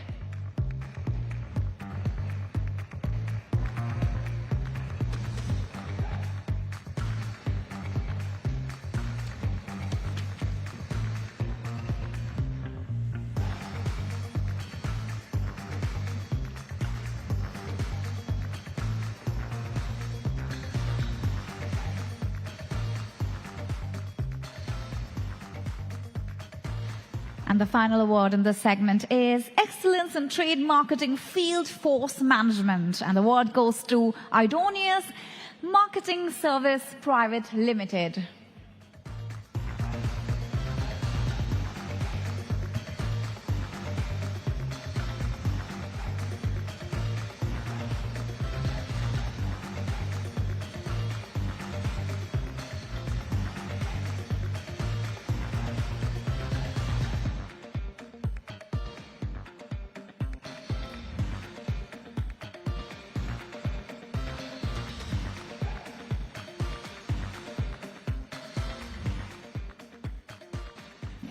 And with that, I request Mr. Shamsher Singh to please felicitate Sir with our token of appreciation.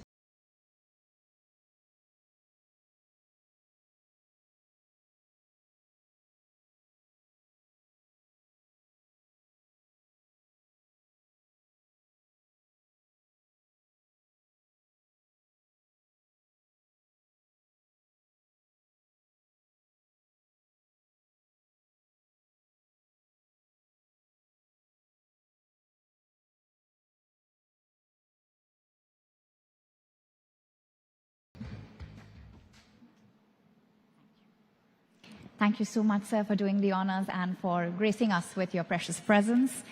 And with that, ladies and gentlemen, before moving forward, I think we will be continuing what we were doing earlier. But I think this time we're going to have a little bit more fun, lighter questions because, of course, we are moving to the evening tea time, and I'm going to do some interesting questions. Okay, so before we have our next speaker, our next session, we will be doing that. All right, we started with a couple of questions. Okay. Who over here has had more than 2 cups of tea or coffee today? Raise your hands, please. All right, you, me, ma'am. All right, ma'am. Why did you have more than 2 cups? Are you like traveling from far? Yes. All right. From which place, ma'am?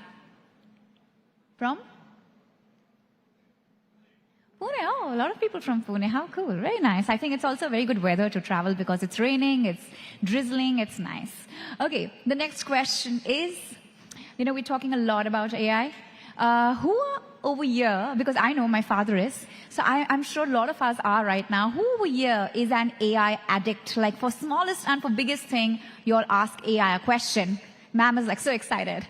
Yes, over there, ma'am. Who else is like an AI fan here? Yes, so over there. So how many questions do you ask AI? Yes. 3 a day or an hour? In 1 hour? In 1 day? In 1 day, you ask 3 questions. That's reasonable. That's reasonable. Ma'am over there who raised, ma'am with the specs, sorry to describe you like that, but ma'am in specs who raised her hand. How many? Countless.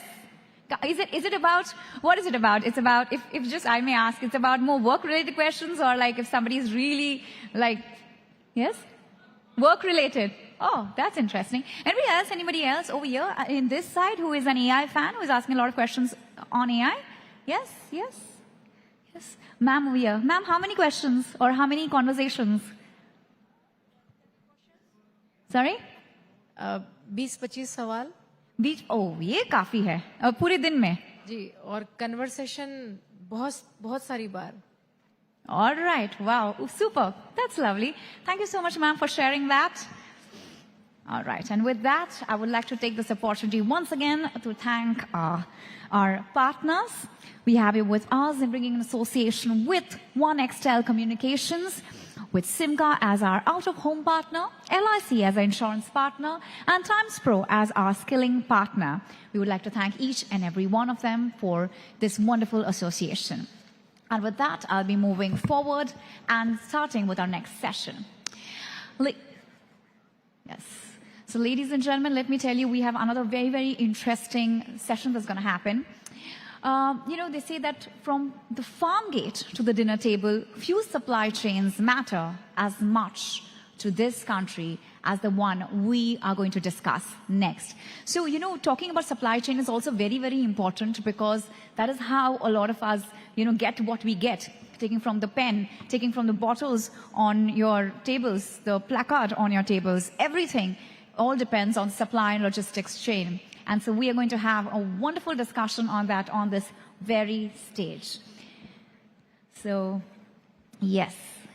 And sir is just here, and he's right here in this room. So ladies and gentlemen, please help me in welcoming the Minister for Food, Civil Supplies and Consumer Protection, Government Maharashtra, Shri Chhagan Bhujbal. Very, very warm welcome to you, sir. And he'll be in conversation with Ms. Priya Singh, Senior Producer, Times Network Digital.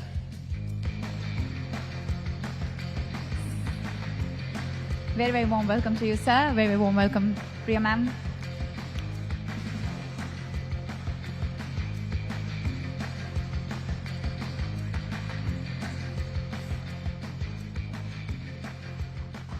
Thank you so much, sir.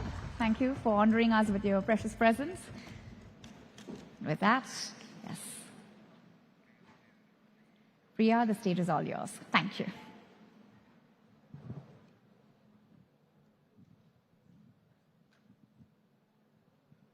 जोरदार तालियों से एक बार फिर बहुत स्वागत मंत्री जी का हमारे साथ में। महाराष्ट्र की राजनीति को दशकों से समझते आए हैं वो राजनेता इस वक्त मौजूद है जिनसे हम विभिन्न मुद्दों पर बात करेंगे। छगन भुजबल जी, बहुत बहुत स्वागत एक बार फिर आपका इस मंच पे। चूंकि आप food and civil supplies, consumer protection से जुड़े हुए हैं, तो सबसे पहले चर्चा की शुरुआत में मैं आपसे जानना चाहूंगी महाराष्ट्र का स्वास्थ्य इस वक्त कैसा है, और one nation one ration card की भी हम बात करते हैं।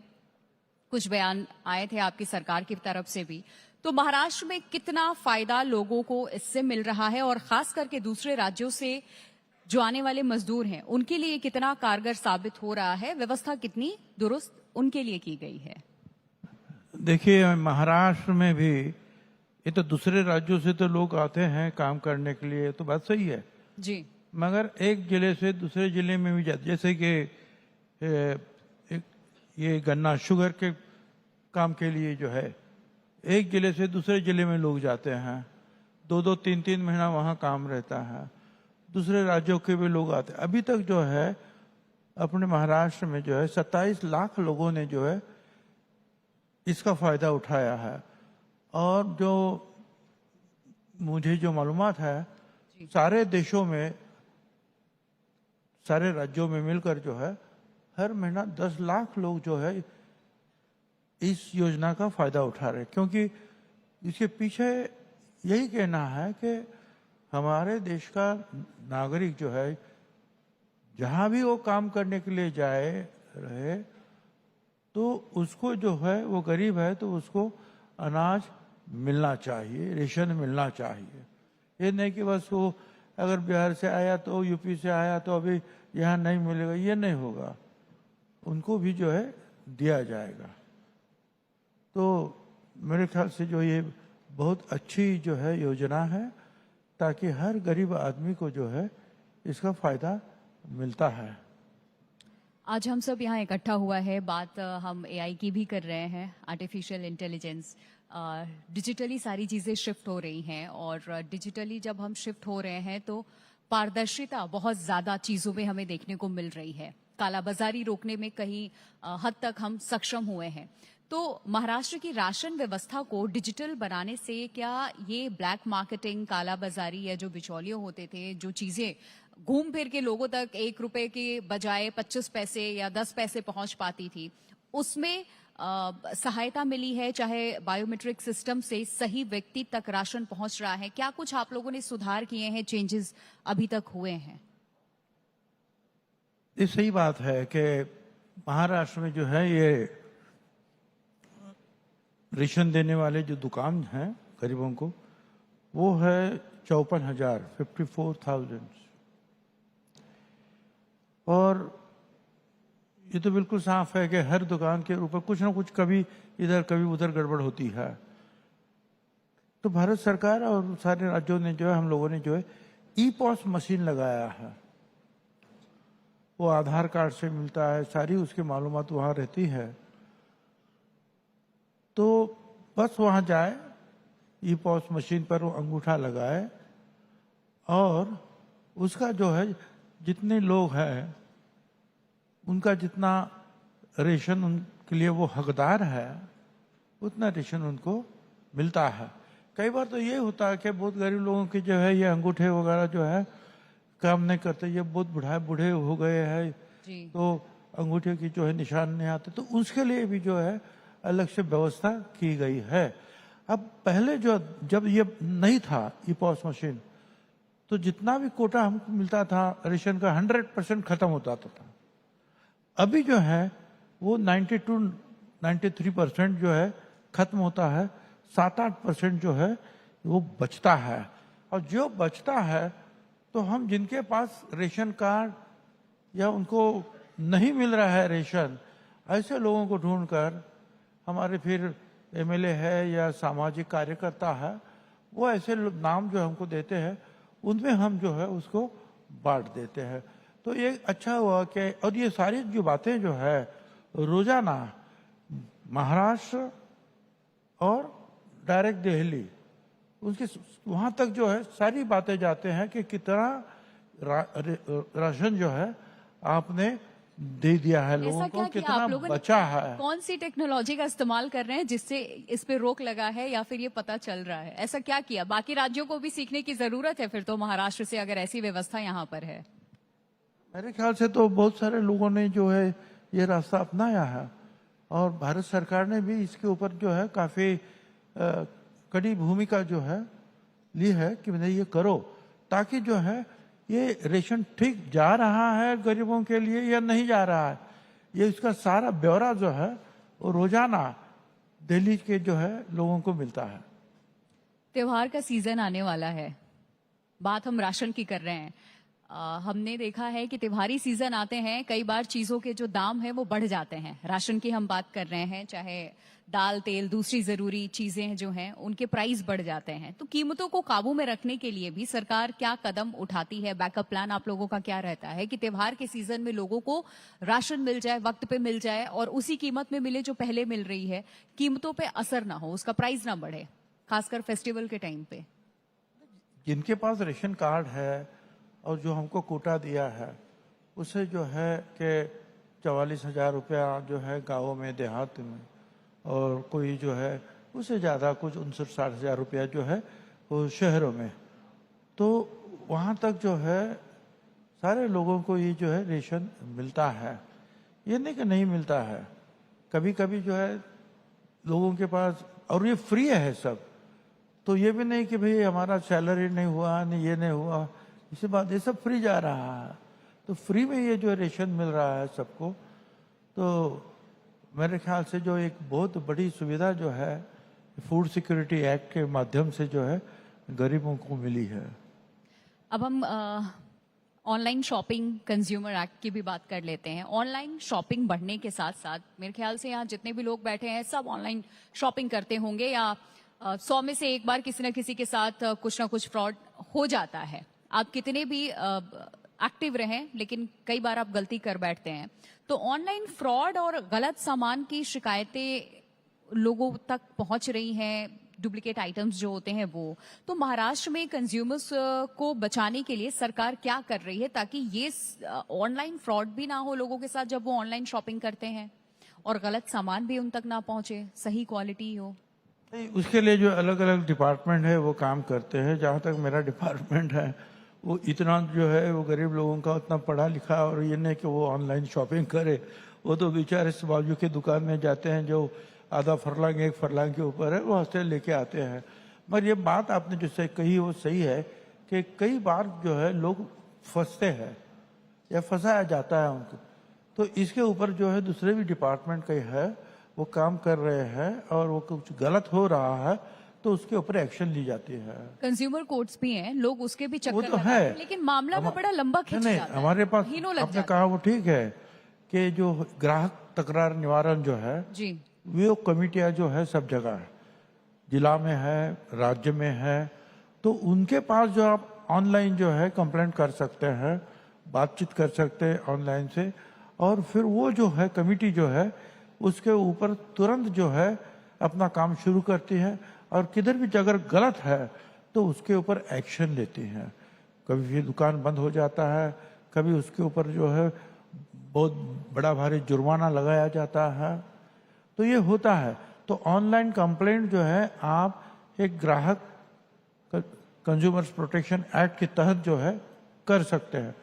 बाकी फिर भी जो है इसमें कुछ कुछ कई बार गलतियां हो जाती है, मगर कम से कम सब लोगों के ऊपर अन्याय ना हो, उनको न्याय मिले, इसलिए सब लोग काम कर रहे हैं।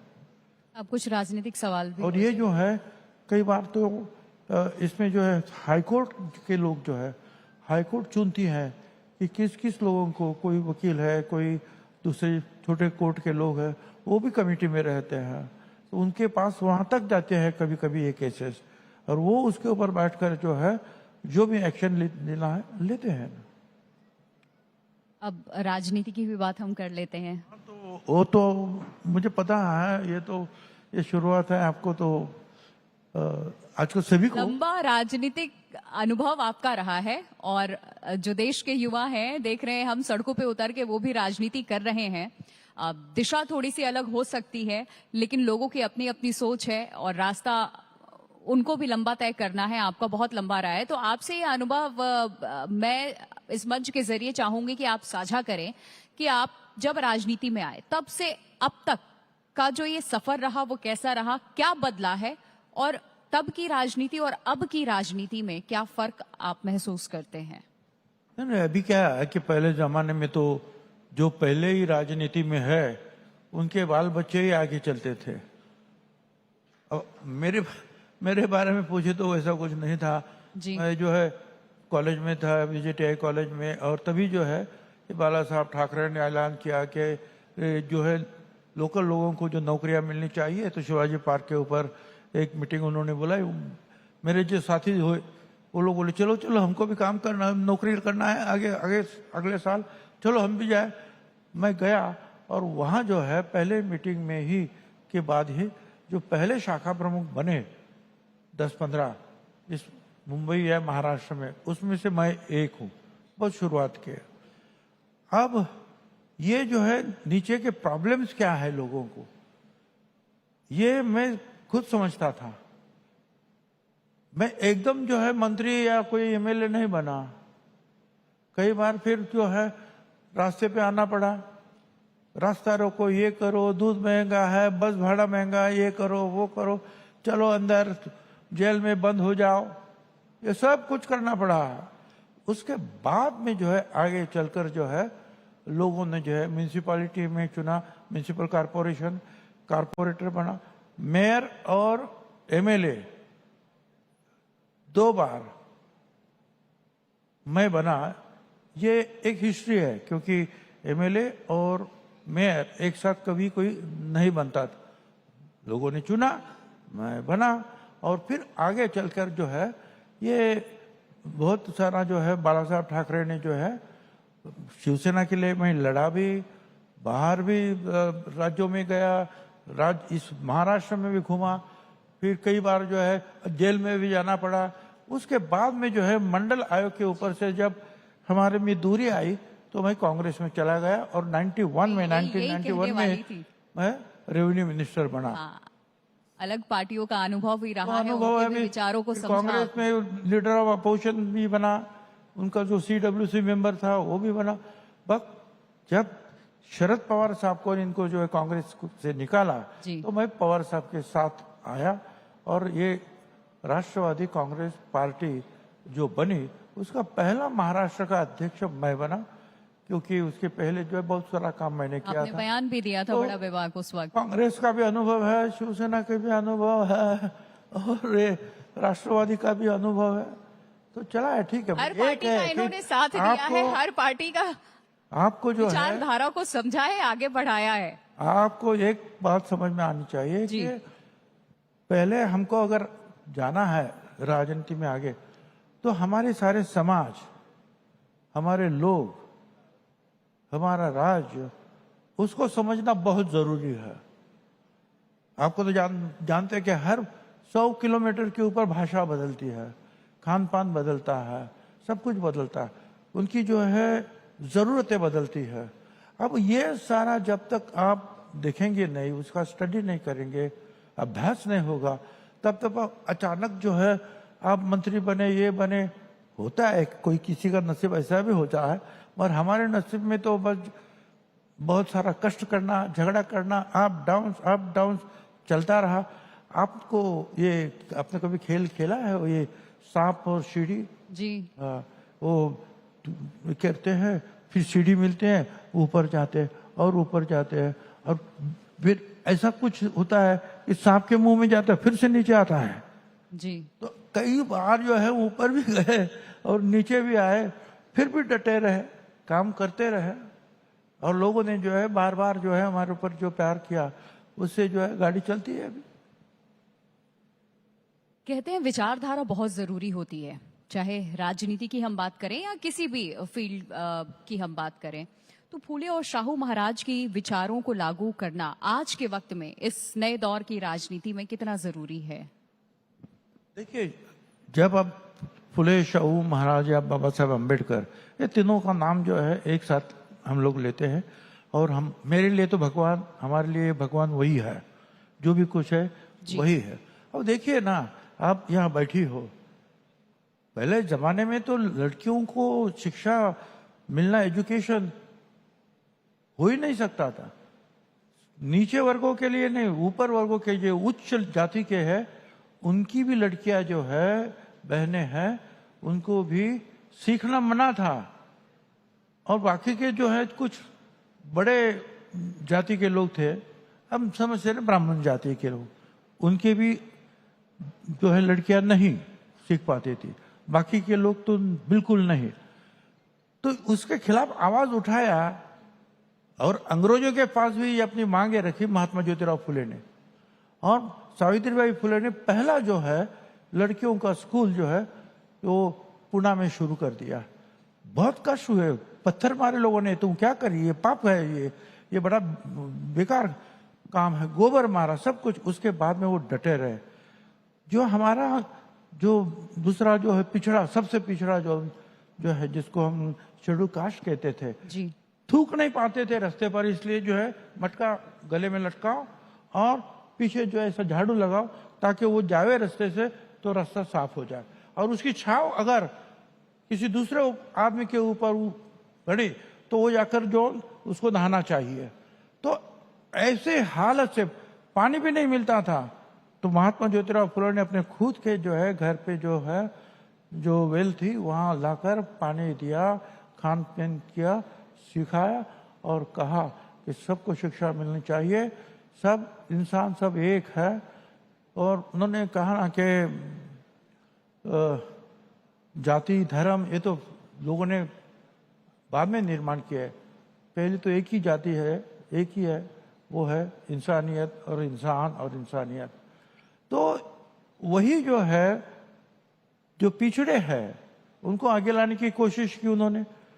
तो शाहू महाराज ने तो पहली बार, उनके एक बर्थडे था, तो उन्होंने 50% जो आरक्षण दिया जो पिछड़ों के लिए।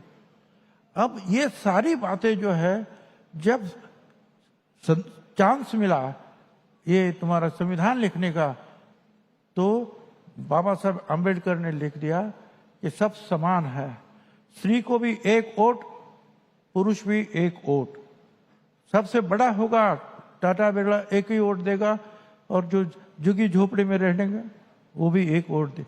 तो सारे लोगों का हक सरीका है, शिक्षा का हक है, बोलने का हक है, लिखने का हक है, अपना मत प्रदर्शन करने का हक सबको है, और यही है डेमोक्रेसी। बिल्कुल। और आज भी हमारे सामने ये एग्जाम्पल है, जो देश जाति धर्म में बटा हुआ है, जो इसी की लड़ाई अभी लड़ रहा है, वो कहाँ पर है, वो एग्जाम्पल आप सभी के सामने है। और इनसे ऊपर उठ करके जहां सिर्फ विकास के बारे में सोचा गया, सिर्फ इंसानियत रही, डेमोक्रेसी जहां लागू है और उसको लोगों ने अपनाया है, वो देश कहाँ है, वो हमारे सामने ही है। एक आखिरी सवाल, क्योंकि आपने जब ये जिक्र किया है तो मैं पूछना चाहूंगी आपसे। केंद्र सरकार ने आगामी जनगणना में जातिवार आंकड़े जुटाने का फैसला लिया है, केंद्र सरकार की तरफ से कदम उठाया गया। इस फैसले से देश की सामाजिक और साथ ही आर्थिक स्थिति को समझने में कितनी मदद मिलेगी? ये जो फैसला लिया है सरकार ने, आप इसे किस नजरिए से देखते हैं? अच्छा है, बुरा है, इसका कुछ आउटकम निकलेगा या नहीं? मैं समझा नहीं, सॉरी। आप जरा ज्यादा फास्ट बोलती है और हम दूरी है, और आप वहाँ मुंह कर कर बोलती है तो मेरे समझ में नहीं आता, कैसे वैसे आपको समझने की कोशिश कर रहा हूँ भाई, बताइए। चलिए, अगर आप समझ नहीं पा रहे, मैं एक बार फिर अपने सवाल दोहराती हूँ। केंद्र सरकार ने आगे सरकार, हाँ, मैं चाहूंगी कि ये सवाल मैं आपको सीधा दे दूं, आप एक बार सवाल पे नजर डाल लें। केंद्र शासन ने सवाल आगामी मैं आपके लिए जनगणना, लेकर आई थी कि ये जाति सवाल मुझे जनगणना आपसे का पूछना ही है। आंकड़े जुड़ाने का फैसला किया है। इस फैसले को देख की कैसे सामाजिक आर्थिक स्थिति को समझने की सही बात है ना। ये जो बात है, क्योंकि इस पे आप वक्त पे बयान देते रहे हैं, आपके राजनीतिक जी जी चर्चा जी पे रहे, तो मैंने चाहा देखो, एक बार यहाँ से भी मैंने जो है ये पिछोड़ की काम करने के लिए 1991 में जो है महात्मा फुले समता परिषद की स्थापना की, और उसके बाद में जो है दिल्ली में रामलीला मैदान हो, पटना हो, बिहार में या जयपुर में, अलग अलग सारे राज्यों में जो है बड़ी बड़ी रैली हुई पिछड़ों के लिए कि जो पिछड़े हैं उनको हक मिलने चाहिए। मगर जब भी हम कुछ हक देने की बात रही, अगर मैं उसको उदाहरण दूं तो सुमित्रा ताई महाजन ये लोकसभा की अध्यक्ष बनी, उसके पहले जो है उसके नेतृत्व में 16 एमपीज की एक गठन हुआ, कमेटी हुई, और उन्होंने देखा कि ये ओबीसी जो है अदर बैकवर्ड क्लास, उनकी हालत क्या है, तो उन्होंने स्टडी किया, कहा कि हालत बहुत बदतर है, मगर इसका डाटा हमारे पास नहीं है। तो उन्होंने जो सेंसस कमिश्नर को लिखा कि ये डाटा जो आगे वाले सेंसस में आप जमा कीजिए। नहीं हुआ। फिर मनमोहन सिंह जो हमारे प्राइम मिनिस्टर बने, उसकी कमेटी में शरद पवार, चिदम्बरम थे, वही हाल हुआ कि देना तो चाहिए, बहुत हालत बहुत बुरी है, पर डाटा नहीं है, डाटा हमको दे दीजिए। अब ये डाटा के लिए हम क्यों झगड़ते हैं? इसके लिए सिर्फ पॉलिटिकल कारण नहीं है। हम चाहते हैं कि, और बाबा साहब अम्बेडकर ने ये 340 कलम में जो है लिखा है, 341 और 42 जो है वो शेड्यूल ट्राइब के लिए 340, कि ये बहुत बड़ा तबका है और ये बहुत गरीब है, उसकी जो हेल्थ के बारे में, शिक्षा के बारे में, घरों के बारे में बहुत पिछड़े हैं। उसके लिए कमीशन बनाया जाए, डाटा जमा कर दिया जाए और उसको फिर मदद की जाए। तो हम चाहते हैं कि ये डाटा अगर कुछ भी अगर कोई गवर्नमेंट देती है तो ताबड़तोड़ कोई भी तो कोर्ट में जाता है, फिर कोर्ट के पूछते तुम्हारा कितनी संख्या है आपकी। अब 1931 में जो है अंग्रेजों ने जो है वो डाटा जमा कर दिया था, वो था 54%। उसके बाद में कारण कुछ भी है मगर वो हुआ नहीं। तो फिर से हम 2011 में सुप्रीम कोर्ट में भी गए, फिर जो है समीर भुजबल करके वो हमारे जो भांजा है वो एमपी थे, तो मुंडे साहब भी उसके पास, उनके साथ बाकी सारे लोग, और 100 एमपी ने कहा कि हमको डाटा चाहिए, इसका जमा करो 2011वीं के ये जो सेंसस में। मगर वो नहीं हुआ क्योंकि सेंसस कमीशन ने नहीं किया, वो और अपने जो स्टेट पे छोड़ दिया उन्होंने। तो गलत जो सही बात सामने नहीं आई। तो हमने पहली बार जो है, मैं आभार मानता हूँ मोदी साहब का और इस मंत्रिमंडल का, भारत सरकार के, उन्होंने जाति गणना करने की जो है बात जो है तय की है। राहुल गांधी जी ने भी उसकी मांग की थी, सभी मांग कर रहे, ताकि हम कितने हैं और उनकी हालत क्या है, ये सारी बातें अगर आएगी सामने तो लोग शिक्षा में, घरों में, हेल्थ के लिए जो मदद चाहिए पिछड़ों को, आज भी भुजबल एक दिखता है, करोड़ों लोग दूसरे ऐसे हैं भुजबल की जाति के, उनको जो है शायद 2 दिन का खाना नहीं मिलता, या मुंडे एक है, ठीक है वो कैसे भी आगे हम लोग लड़ते आए। मगर ऐसी बात जो है सारे देहातों में, सारे देश में नहीं है, और इसलिए इसकी आवश्यकता है। हमको कोई आवश्यकता नहीं, हम नहीं ले रहे हैं, हमने कभी भी आरक्षण नहीं लिया है, मगर दूसरे गरीब लोगों के लिए ये करना चाहिए। और जब तक आरक्षण, जब तक शिक्षा नहीं मिलेगी, जब तक नौकरी नहीं मिलेगी, वो तबका आगे कैसे जाएगा? तो इसलिए ये जो है जो हो रहा है, इसलिए हम उनको धन्यवाद देना चाहते हैं भारत सरकार को। बहुत बहुत शुक्रिया आपका, आप हमारे साथ जुड़े और इस मंच के माध्यम से आपने अपने विचार साझा किए हैं। Thank you so much sir. धन्यवाद। Thank you very much.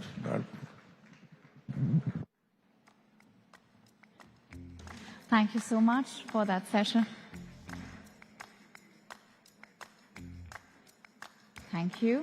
And with that, I request Mr. Rohit Gopakumar to please come on stage from Times Network.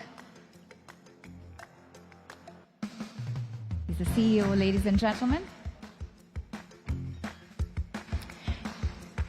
Can we have a huge round of applause for Rohit sir, please? And may I request Rohit sir to please felicitate Shri Chhagan Bhujpal. Sir, Rohit sir, I request you to please be on stage and, okay, sure.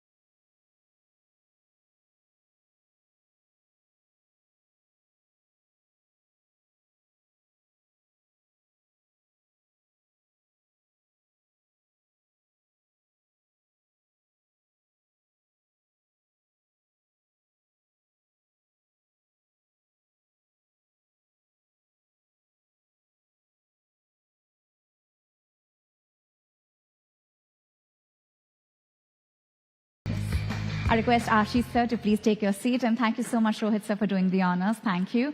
And with that, I invite Miss Priya Singh, Senior Producer, Times Now Digital, to please come on stage to moderate this fireside chat with sir. Very, very warm welcome, Priya, and very, very warm welcome, Ashish sir.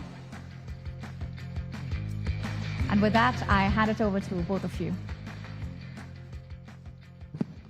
Thank you so much for coming here. Thanks for inviting me. It's our pleasure. So let's start. और एक बार फिर जोरदार तालियों से स्वागत हो जाए.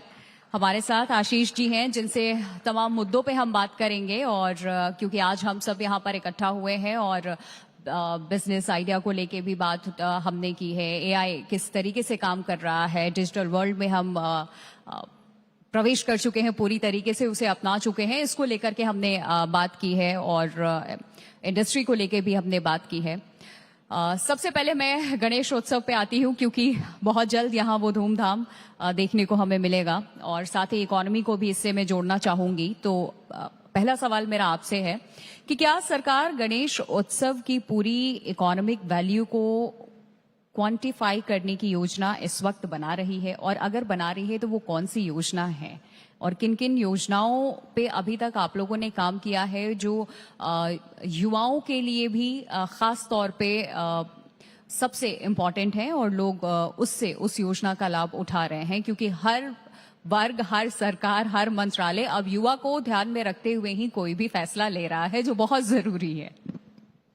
मैं सबसे पहले तो मैं ये कहना चाहूंगा कि ये गणेशोत्सव, ये परंपरा बहुत बड़ी परंपरा है जी. महाराष्ट्र में इसकी शुरुआत लोकमान्य तिलक जी ने की और उसका कारण भी सामाजिक राष्ट्रीय विषयों को लेकर था. तो महाराष्ट्र की सरकार गणेशोत्सव के इस आगमन पर उत्सव को सिर्फ इकोनॉमिकल दृष्टि से सोचना गलत होगा.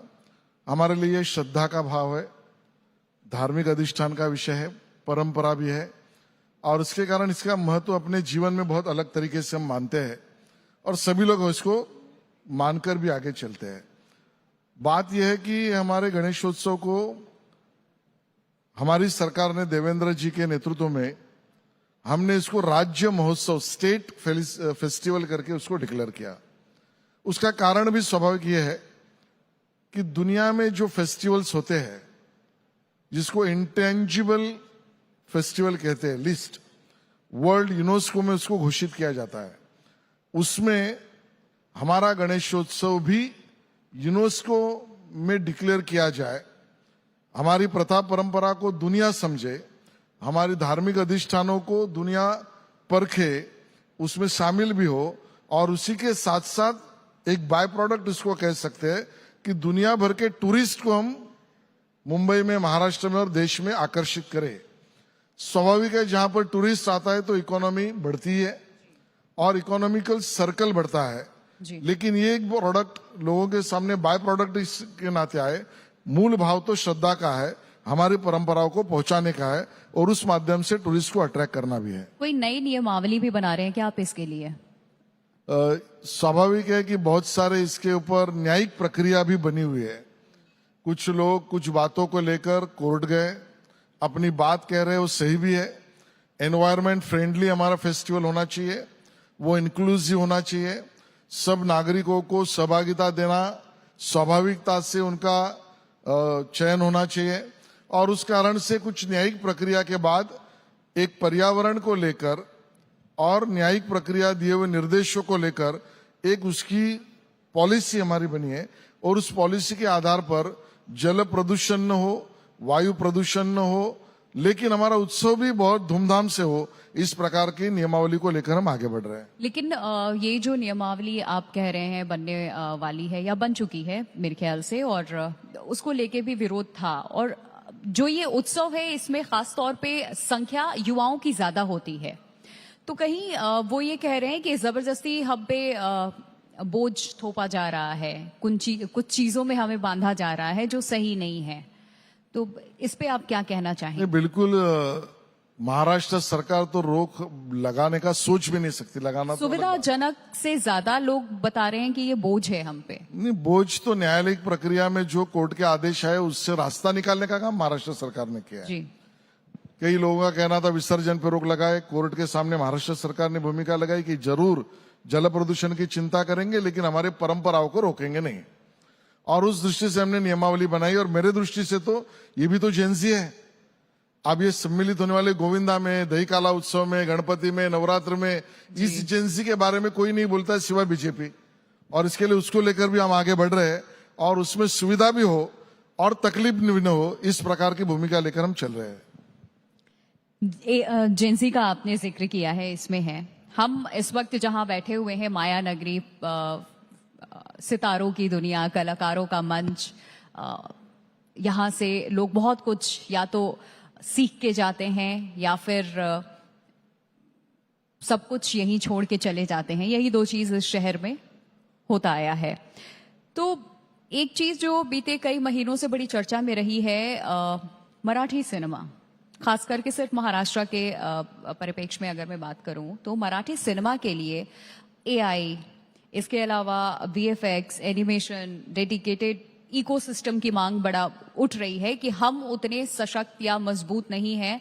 तो उस दिशा में आपने क्या सोचा है? इस पे फंड बनाने को लेकर के भी आवाज उठी थी। सरकार कैसे विचार कर रही है कि इसको कैसे और ज्यादा प्रोत्साहन मिले? क्योंकि राज्य की कुछ चीजें हैं तो राज्य सरकार का दायित्व बनता है, आप उसको आगे लेकर के जाएंगे तो फिर वो उसी स्पीड से आगे चलेगा, नहीं तो फिर अलग अलग स्टेट में भी अलग अलग वहां के हमने देखे हैं कि स्टेट लेवल पे पिक्चर्स वहां भी बनती हैं और वो वहीं के वहीं रह जाती हैं। लेकिन कुछ एक स्टेट हैं जिनमें महाराष्ट्र भी है जहां मराठी सिनेमा की, उनके कलाकारों की धूम है, लोग फैंस हैं, लोग देखते हैं। महाराष्ट्र के लिए और हमारी सरकार के लिए डुअल जिम्मेदारी है और दोनों भी हमारी जिम्मेदारी है। वो एक है कि हमारे यहाँ बॉलीवुड भी है और हमारे यहाँ मराठी यानी regional content creators, film creators भी है जी। तो हम तो ये चाहते हैं कि देश का लीडरशिप स्वाभाविक मुंबई और महाराष्ट्र को है, तो इसके लिए उसको भी प्रोटेक्ट करना है। लेकिन एट द सेम टाइम जो हमारा मूल है, हमारी मराठी फिल्म इंडस्ट्री है, हमारी रीजनल फिल्म इंडस्ट्री है, कंटेंट क्रिएटर्स है, उनको फैसिलिटीज भी दिया जाए। और इसके लिए सबसे पहली बात तो गोरेगांव में हमारी जो फिल्म सिटी है उसके रिवैम का प्लान केपीएमजी को लेकर हमने बनाया। अब उसका हाइब्रिड लेवल पर टेंडर निकालकर हम उसके आने वाले 5 सालों में एक नया रूप गोरेगांव फिल्म सिटी, जो ज्यादा बिजनेस अट्रैक्ट करे और कंटेंट क्रिएटर्स को अपना स्थान भी दे। इसके आगे जो जो गवर्नमेंट लैंड क्रिएट हो रही है, जैसे कि माननीय मुख्यमंत्री जी ने हमको 12 एकड़ की लैंड हमने गोवंड यानी मुंबई पुणे एक्सप्रेसवे के पहले मिली है, वहां पर हम लोग फैसिलिटीज क्रिएट कर रहे हैं जहां पर ज्यादा शूट और बाकी इफेक्ट्स के प्रावधान किए जाए। रामटेक नागपुर में एक नई फिल्म इंडस्ट्री बना रहे हैं, नासिक में एक नई फिल्म इंडस्ट्री के लिए लैंड एक्वायर कर चुके हैं। अब टेक्नोलॉजी का जमाना है, एआई हो, वीएफएक्स हो, इफेक्ट्स हो, शायद उसके लिए बड़े सेट्स की जरूरत नहीं, लेकिन टेक्नोलॉजी की जरूरत है। तो सेंट्रल गवर्नमेंट के साथ टाइप करके मलाड में आकाशवाणी की 150 एकड़ की जगह पर Mumbai hub, Mumbai creators hub ये हम बना रहे हैं, जिसके कारण ये टेक्नोलॉजी के आधार पर जो क्रिएशन और क्रिएटिविटी हो रही है उसका एक हब मुंबई में बने। अब मैं आता हूं मराठी फिल्म इंडस्ट्री के लिए। और हमारी मराठी फिल्म इंडस्ट्री ये बहुत क्रिएटिव है, बहुत बड़ी परंपरा है और इसके लिए उसको लेकर जो साइट्स, लोकेशंस है, ये महाराष्ट्र में मराठी फिल्म इंडस्ट्री के लिए गवर्नमेंट के लोकेशन फ्री में देना हमने निर्णय कर लिया। जहां पर परमिशंस की जरूरत है तो हमारे डायरेक्टर्स हो, क्रिएटिव इंडस्ट्री के लोग हो, उसको 10 जगह परमिशन के लिए जाना ना पड़े। इसके लिए 1 विंडो सिस्टम, आप हमारे पास फिल्म सिटी में अर्जी करिए, परमिशन हम लाकर देंगे। ये सुविधा हमने क्रिएट की है। हम मराठी फिल्म्स के लिए सब्सिडी दे रहे हैं, उनके प्रोत्साहन के लिए सब्सिडी के साथ साथ अवार्ड्स दे रहे हैं, जिसकी बड़ी राशि भी देते हैं। और मराठी फिल्म इंडस्ट्री के दुनिया भर के मराठी जो हमारे दर्शक है उनके लिए गोवा से लेकर बर्लिन तक, फिल्म फेस्टिवल तक और कांस तक भी मराठी फिल्मों को लेके जाने का काम सरकार इस नाते हम कर रहे हैं। मतलब तो मुझे लगता है इन सभी चीजों को लेकर हम एक बड़ा पैकेज और इकोसिस्टम खड़ा कर रहे हैं। सब्सिडी से अलग आपने ओटीटी का भी हम यहाँ पे जिक्र करना चाहेंगे, डिजिटल प्लेटफॉर्म का जिक्र करना चाहेंगे और ग्लोबल फेस्टिवल से जोड़ने के लिए ये कदम आप उठा रहे हैं, क्योंकि सिर्फ सब्सिडी काफी नहीं है आज के वक्त में। जैसे मैंने कहा कि इंटरनेशनल फिल्म फेस्टिवल में भी सरकार लेके जा रही है, उनकी सुविधा, उनका खर्चा और उनका प्रदर्शन ये सरकार अपने आप से कर रही है। और मैं यहाँ पर बता दूं, वेव्स का जो ओटीटी प्लेटफॉर्म सेंट्रल गवर्नमेंट ने बनाया, उनसे हमारा एग्रीमेंट फाइनल हुआ है, और जिसमें रीजनल मूवीज, विशेष रूप से मराठी मूवीज, इसके लिए हमने स्पेस उनसे मांगा भी और वो दे भी रहे। और अभी नेक्स्ट जनरेशन को अट्रैक्ट, जिसको करने के लिए एआई और इफेक्ट्स और वीएफएक्स के आधार पर मराठी फिल्मों का निर्माण करने के लिए प्रोडक्शन में हम लोग सरकार इस नाते अपनी राशि लगाएंगे और हम मराठी फिल्म्स प्रोड्यूस करेंगे।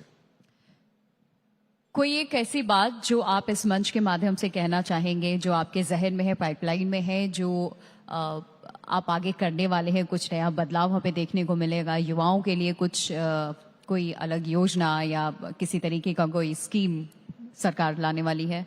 देखिए, मेरे युवाओं को ही जरूरत है, स्वाभाविक उनका भविष्य सिक्योर रहे, उनका वर्तमान सेफ रहे और उनके एम्बिशंस को प्रोटेक्शन मिले। और इन तीन चीजों पर अगर मैं देखता हूं तो जिस डिपार्टमेंट का काम मैं करता हूं उसमें स्वाभाविक आईटी, एआई और इलेक्ट्रॉनिक्स डिपार्टमेंट का भी काम आता है और कल्चर का भी आता है। हमने हमारे युवाओं के एंटरप्रेन्योरशिप को और बढ़ावा मिले, इकोसिस्टम खड़ा हो, इसके लिए महाराष्ट्र में एआई पॉलिसी ये हमने बनाई। स्वाभाविक है उसमें 10,000 करोड़ का निवेश अट्रैक्ट करे, उस प्रकार के सेंटर ऑफ एक्सेलेंस बने, 20,000 से ज्यादा एआई वॉरियर्स क्रिएट किए जाए और इसमें जो एमएसएमईज और स्टार्टअप्स एआई के आधार पर बिजनेस करना चाहते हैं उनको डायरेक्ट सब्सिडी दी जाए, नंबर 1। नंबर 2, अनमैन्ड पॉलिसी, जिसमें ड्रोन और बाकी सब चीजें हवा में भी, जमीन पर भी और अंडर वाटर भी अनमैन्ड सर्विसेज के आधार पर की पॉलिसी पे इंडस्ट्री अट्रैक्ट करे, उसके लिए जगह देना, सब्सिडी देना, इलेक्ट्रिक से लेकर सभी इलेक्ट्रिसिटी से लेकर सभी सब्सिडियों को देना, सेंटर ऑफ एक्सेलेंस को क्रिएट करना, एंटरप्रेन्योर्स को ओरिएंटेशन देने के लिए इकोसिस्टम बनाकर यूनिवर्सिटीज से इनके लिए टाइप करके देना, ये पॉलिसी अभी हमने रोल आउट की है, इसके आधार पर हम आगे बढ़ रहे हैं। और मैं आपको ये बताना चाहता हूं, क्रिएटिव इंडस्ट्रीज के लिए भी दुनिया का सबसे बड़ा हब ऑडियो विजुअल का ये मुंबई महाराष्ट्र है, और उस आधार पर के एक इंडस्ट्री खड़ा करना और एंटरप्रेन्योर्स को उस आधार पर उनको प्लेटफॉर्म क्रिएट करके देना, इसके लिए हमने एक स्कीम रोल आउट की है, जिस आधार पर हम युवाओं से भी अभी बात एंगेज कर रहे हैं। मुझे लगता है इस प्रकार के क्रिएटिव और टेक्नोलॉजी दोनों आधार पर हमारे युवाओं को प्रोत्साहन देने का काम महाराष्ट्र सरकार करने वाली है। कल्चरल इकोनॉमी का आपने जिक्र किया, तो मैं आपसे जानना चाहूंगी, क्या कोई इसको विकसित करने का ऐसा कोई प्लान तैयार किया गया है, कोई टारगेट तय किया गया है आने वाले 4 साल या 5 सालों के लिए कि महाराष्ट्र में कल्चर को इकोनॉमिक सेक्टर की तरफ विकसित करें?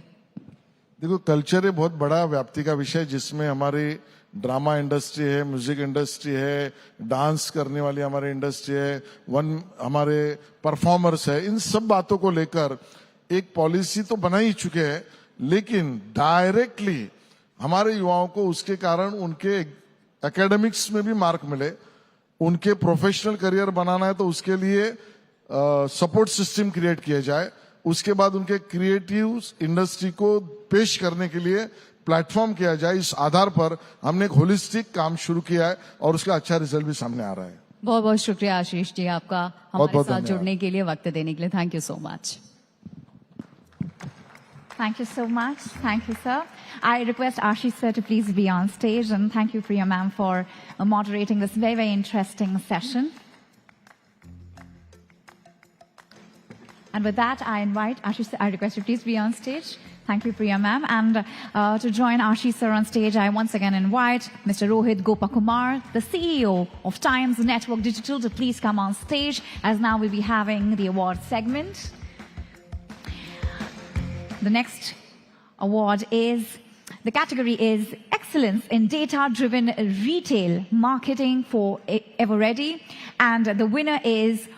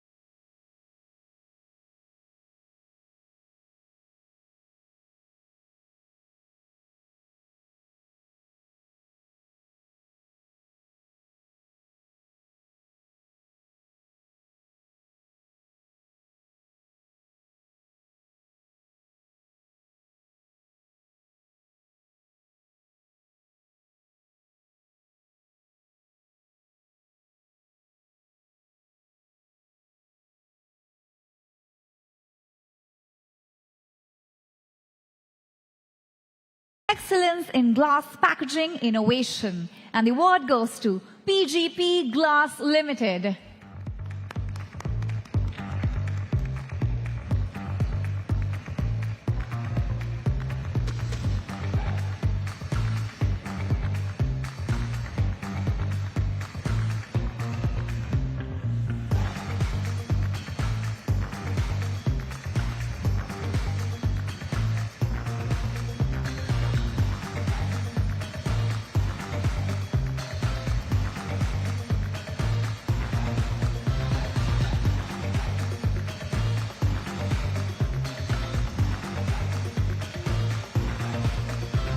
The next category, ladies and gentlemen, is Excellence in Compliance and Sustainability.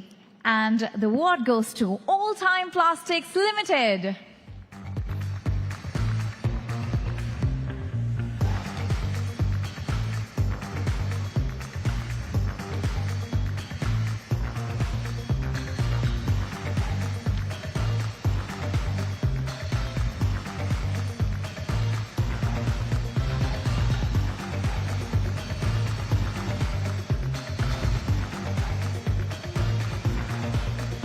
The next category is Excellence in Global Mobility and Corporate Immigration, and the award goes to Lex Visas Private Limited.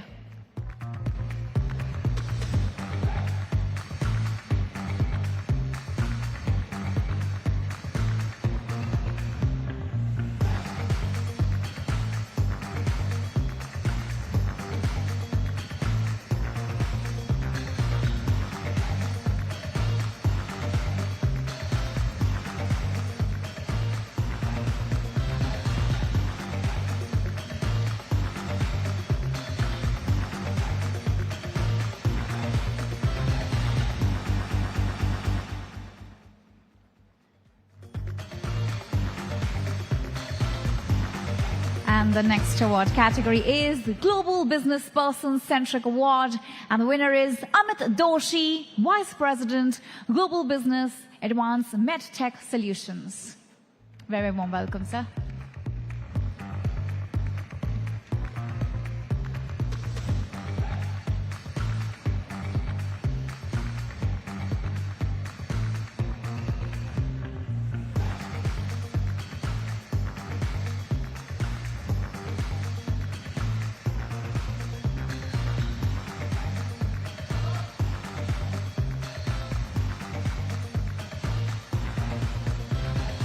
The next category is Excellence in Leadership and Functional Food Ingredients, and the award goes to Dr. T.P. Rao, who is the MD at Tayo Kagaku India Private Limited.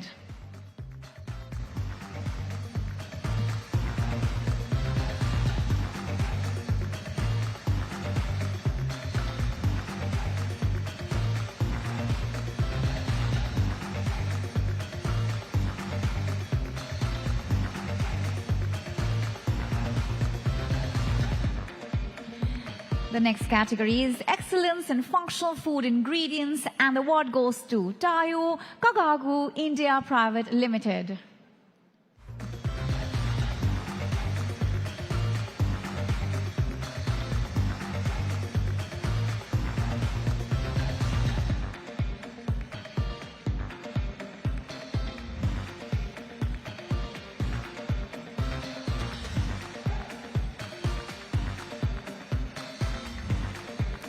The next category is Excellence in Brand Campaign for Madhya Pradesh Tourism, and the award goes to Span Media Communications Limited.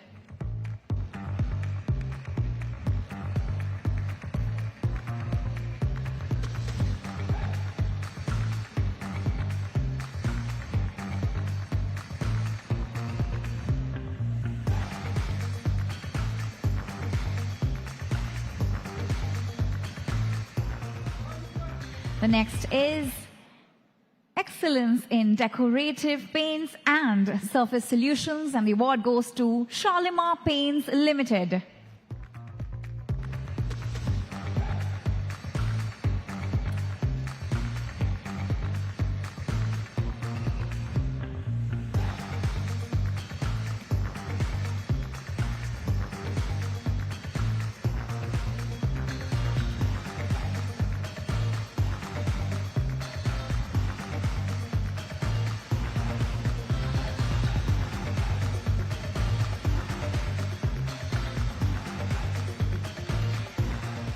The next is Excellence in MICE and Corporate Event Management.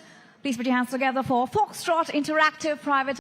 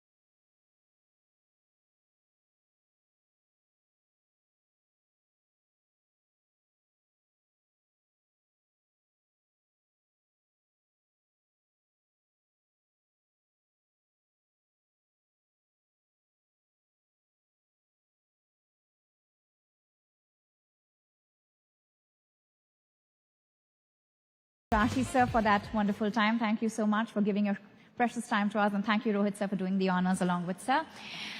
Ladies and gentlemen, yes, with that we move forward with our next very, very interactive session.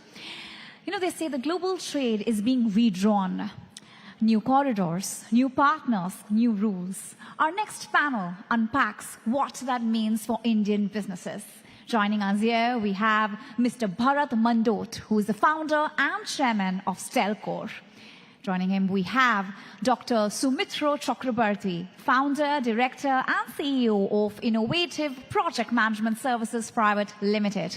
Then next, we have Mr. Ajay Bagga, global trade and financial markets expert. And to moderate this session, we have Ms. Sakshi Bajaj, who is the associate editor, business at timesnow.in.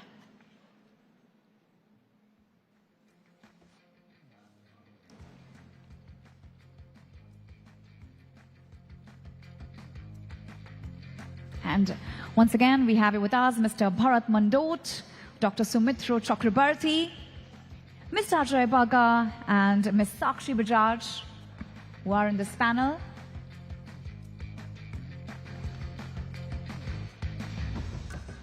Thank you so much. And with that, I hand it over to Sakshi ma'am.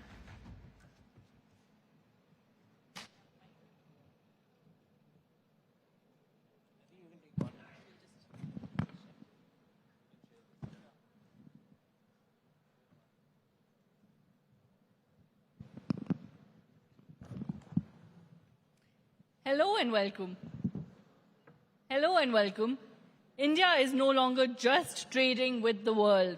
It is building for the world. As Indian businesses look beyond borders, the next growth story is about taking our innovation and manufacturing global, really.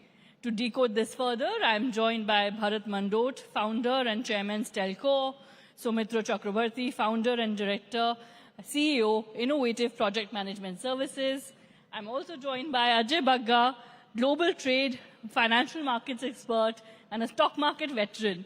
Thank you so much, all of you, for this exclusive interaction with all of us.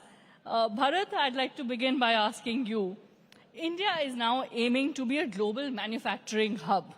What are the biggest gaps that are critical then at this point for India to address? Yeah, so Shakshi, first of all, thanks for inviting me up. So first of all, in terms of major gaps are about the innovation, scale, and about the quality. So where we are just lacking, and that where we have to improve a lot, so that we can just be more competitive against all the countries which is acting as a manufacturing hub at this point of time. And second thing, we have the capacities, but we are spending very less on the innovations, just repeating the same thing, maybe sometime cut copy paste, which mindset need to change. And you can say longer run vision like need to be implemented, and how the competition is behaving, that also need to be factored in rightly. So if we can overcome with this all factors, definitely it can be a right kind of thing. Right, so the time for copy-paste is gone, the mindsets need to change, is essentially what you are saying. Dr. Sumitro, do you agree? India is investing heavily in ports, in industrial infrastructure. What are the biggest execution gaps that you're witnessing as we are doing this? Yeah, first of all, very good evening to everyone, and thank you for asking this question. But I would actually like to sort of divert that question to something more data-centric. You know, I don't think the problem lies with India's execution on infrastructure development. I think the problem that lies is in terms of how are we approaching towards that execution. I think we are not in dearth of infrastructure right now. If you look at the logistics, cost of logistics, it is about 7.9%, which is about 24 lakh crores of the GDP. And if you look at the World Bank Logistic Performance Index, India has moved from 139, out of the 139 countries, India is now 38. So I don't think existence of infrastructure is in question. But I think the gaps, if you really are asking about what are the gaps which are coming out, in my mind, after you have asked this question, there are 2 or 3 important gaps. So one is, I think, you know, we have to build an ecosystem. So everything is seemingly working in silos, the highways, the corridors, the ports. But when you look at an exporter, it is one ecosystem. So I think we are not building an ecosystem. We are building in silos these great projects. That is one. Number 2, I think the first mile to the last mile connectivity. One thing that I've observed even during the course of the discussion that I've attended today, I think one segment of the Indian business scenario is slightly neglected, and that is the MSME segment. I think unless and until these infrastructure projects are able to connect to the SMEs and to the small farmers and small producers, it's not going to make that effect. And the third and the most important gap that comes to my mind is something that we practice in our company also, is we sort of misunderstand activity with impact. I think a lot of, if we don't measure it properly, so in environment impact or in social impact, you have a reasonable, clear solution that, you know, input, output, outcome, and impact. So there is a clear line. I think if the infrastructure development starts sort of aligning with that paradigm, where input, output, outcome is to the impact, to the last mile connectivity, I think the gaps that you are talking about will stand resolved to a great extent, because I think GDP numbers and infrastructure investment numbers are like a scoreboard. But if you look at overall economic development, it will come only when you have this 146 crore population participant in that. That is the gap. Absolutely. So reframing and looking at everything as an ecosystem is what you're suggesting. Ajay Bagga, do you agree? And what really will determine India's success and establish India's role in global supply chain diversification then? No, I think there is a huge opportunity, but we must understand the opportunity. We are at $4 trillion of GDP. Rupee depreciation means we have come slightly lower than that. We had thought we would hit 5 trillion by now. We have not. 4 trillion US crossed in 1983. Japan crossed in 1993. China crossed 4 trillion in 2007. So if you just subtract that, we are like 43 years behind US economically. We are about 33 years behind Japan. We are probably about 19 years behind China. But China has moved from 2007, $4 trillion to $20 trillion today in 19 years. Will we hit 20 trillion in the next 20 years? That is one question we have to ask. I don't have an answer. You can do a spreadsheet and see the kind of growth it needs. I don't think anyone else can do that. Second, will we supplant China as the factory of the world? Very straight answer, no. Because when China joined WTO, when the West allowed China to come in and benefit from the rules-based order, which it went ahead to break, there was no other China in the world. Today, when we are stepping in, leave aside China, we have to focus on the China +1. When we are coming on the +1, there are multiple, Sakshi, there are +10, not +1. So there is Indonesia, there is Malaysia, there is Mexico, there is Vietnam, which is excellent. Bangladesh, textiles, excellent. So when we come in, one, we should stop having aspirations, or we can have aspirations, but we should be realistic that that factory of the world is not going to change. Trump will not change it. European sanctions will not change it. India trying will not change it. But China +1 is the pool in which we have to fight, and we have to grab as much market share. Right, the aim is to grab as much market share, you say. Bharat, what matters most for Indian firms aiming to expand globally then? Is it quality, is it scale, or is it global partnerships? So when Indian brands are entering to global side, so there are two aspects. One is either acting as a manufacturing for some other brands or create your own brands. So now when you are creating your own brands, being a manufacturer, then it will be creating your own identity. From that perspective, quality will make a lot of sense. Even scale will come later stage because you are entering through e-commerce and you are just, you can say, representing the country's product to the world by using multiple platforms. So quality and other aspects, compliances, which is many of the brands lacking at this point of time. And in past 10 years, when we just enable a lot of e-commerce brand, more than 30,000 from India to global, out of that, I can say 95% failed, or I can say not able to survive just because they are doing copy-paste. And when people are putting more effort on the right kind of quality, right price point, price is not a right competitiveness at this point of time in the global market. Because if your quality is good, customer is ready to pay. And entry point of view, focus should be on innovation and the quality and compliances. All right, then Dr. Sumitro, your thoughts on the most crucial reform that India needs then, whether to look at the $5 trillion economy aim or the $20 trillion economy aim, as Mr. Bagga was just suggesting. So what should India then do in terms of reforms? Well, I completely agree with Mr. Bagga on this front. I think, again, coming to some data points is we are around 4 trillion right now. Yeah. So reaching 5 trillion economy, I think what we have to now essentially think about is we just spoke, I think the minister just spoke about half an hour back that, we are one of the most youngest country in the global map, given the age group.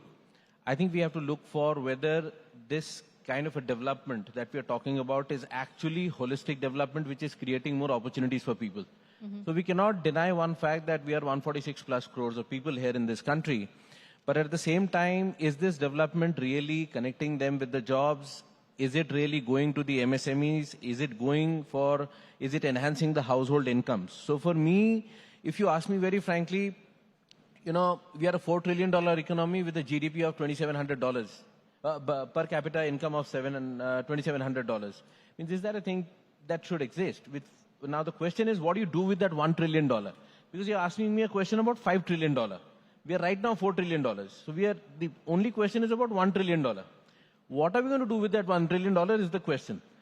Now, my understanding on the matter says, with limited capacity, is that unless and until we are able to connect the development directly to the MSMEs, to the small farmers, to the marginal groups, and create more job opportunities for the younger population, and then create a consumer-driven economy, this development will become only sustainable through that process.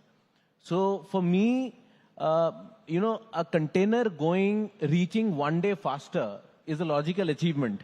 But an SME hiring 10 jobs because of that container reaching faster is a much more holistic economic development, and they're just looking at the fact of, infrastructure development as such. So I think those are the things. Right. And I think efficiency in management, I think inclusion of women, financial inclusion, and transparency in governance are the three important reforms that can be brought about for development to really take that scale, from my point of view. Right, Ajay Bhagat, what should we do then? What reforms should we look at to really achieve that scale? What are the focus areas then to generate these kind of jobs? And if I were to ask you by 2030, what are the sectors you would look at most that are likely to benefit from global expansion altogether?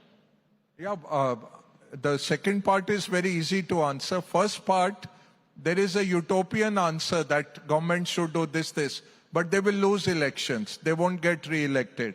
So no use talking about that. There will be incremental reforms. There won't be labor reforms. There won't be land reforms that you can take for granted. We will have incremental reforms. What will happen is technology will leapfrog. So the entire session today is about business and technology, Sakshi. That's going to change our way of living. Technology will help us. We never had landlines. We had the mobile revolution. And straight away, once the per minute came down below 2 rupees, we just took off. When the handset came down to 2,000 rupees, our mobile took off. So that is what's going to happen. We will have an India-centric growth model. We'll talk about that some other time. We have 2 minutes left. But sectors which you should bet on, energy security is national security now after the Iran war. So renewables, power, grids, transmission, solar, anybody getting into energy security will do well. Defense is a global mega trend. The world is spending now $3 trillion a year on defense.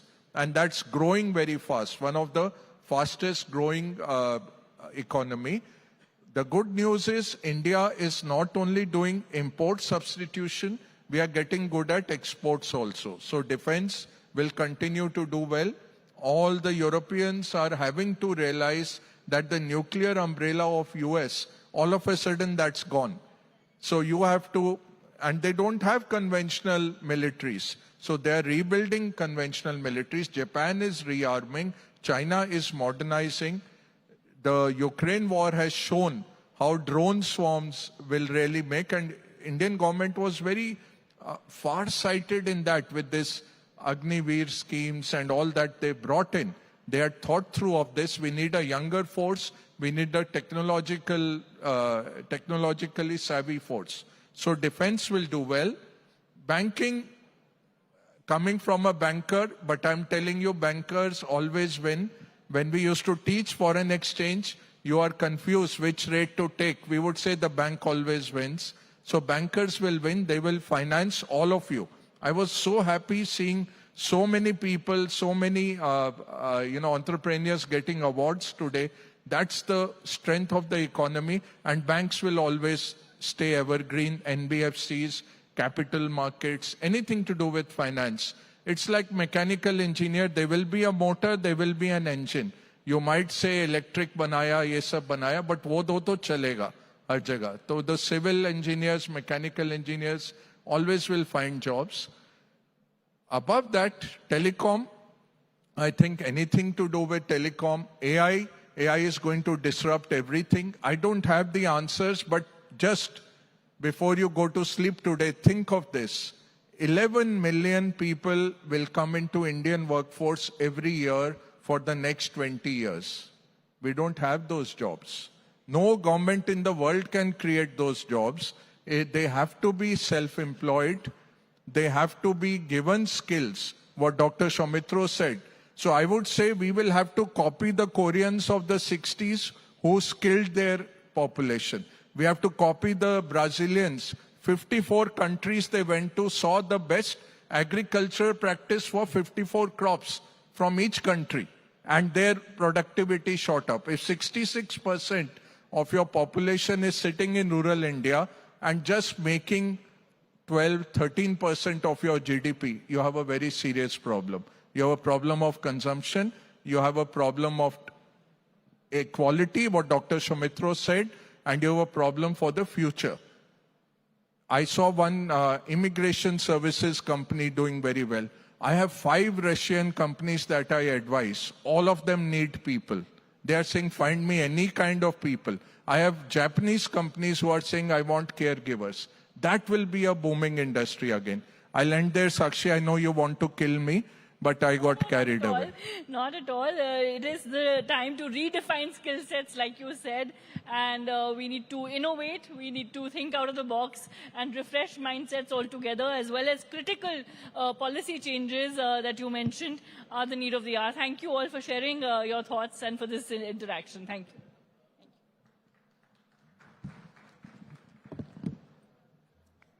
Thank you so much. Can we have a bigger round of applause for this wonderful panel? And with that, I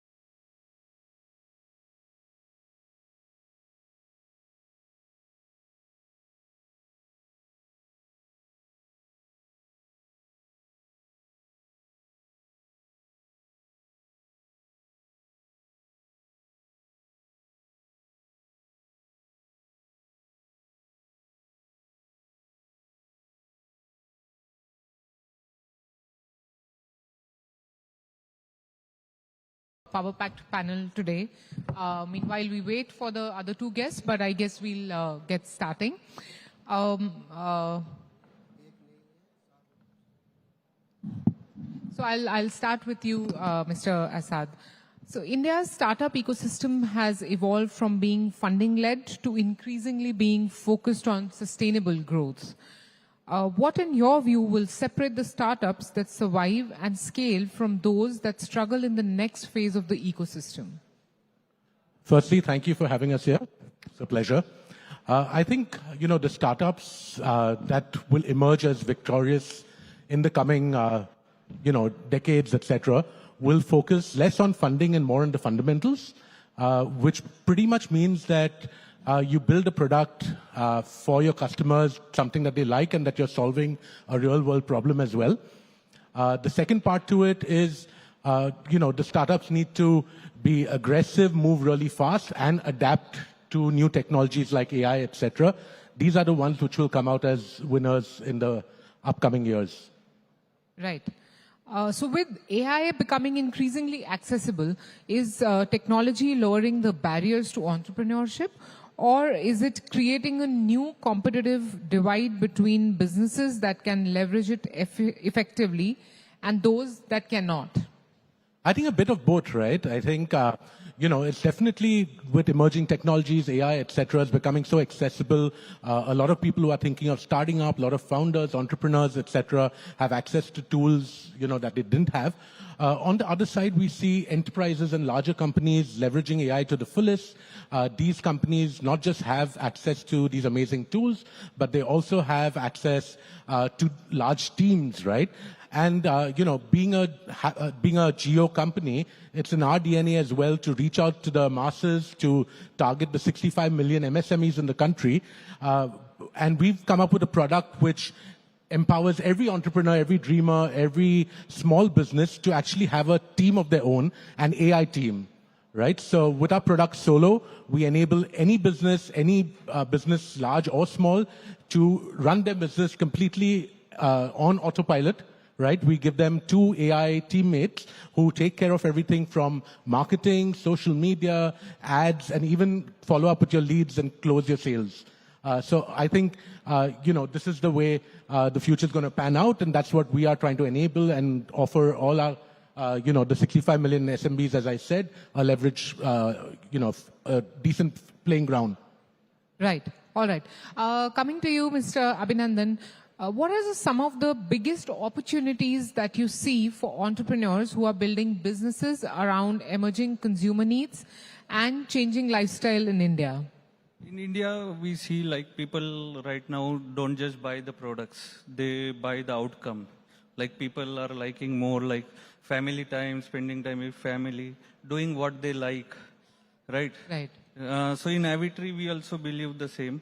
Like motion is medicine. More than a product, we promote that each type of motion is a medicine. And that's what the opportunities there, like changing Indian thinking of people regarding the outcome of product.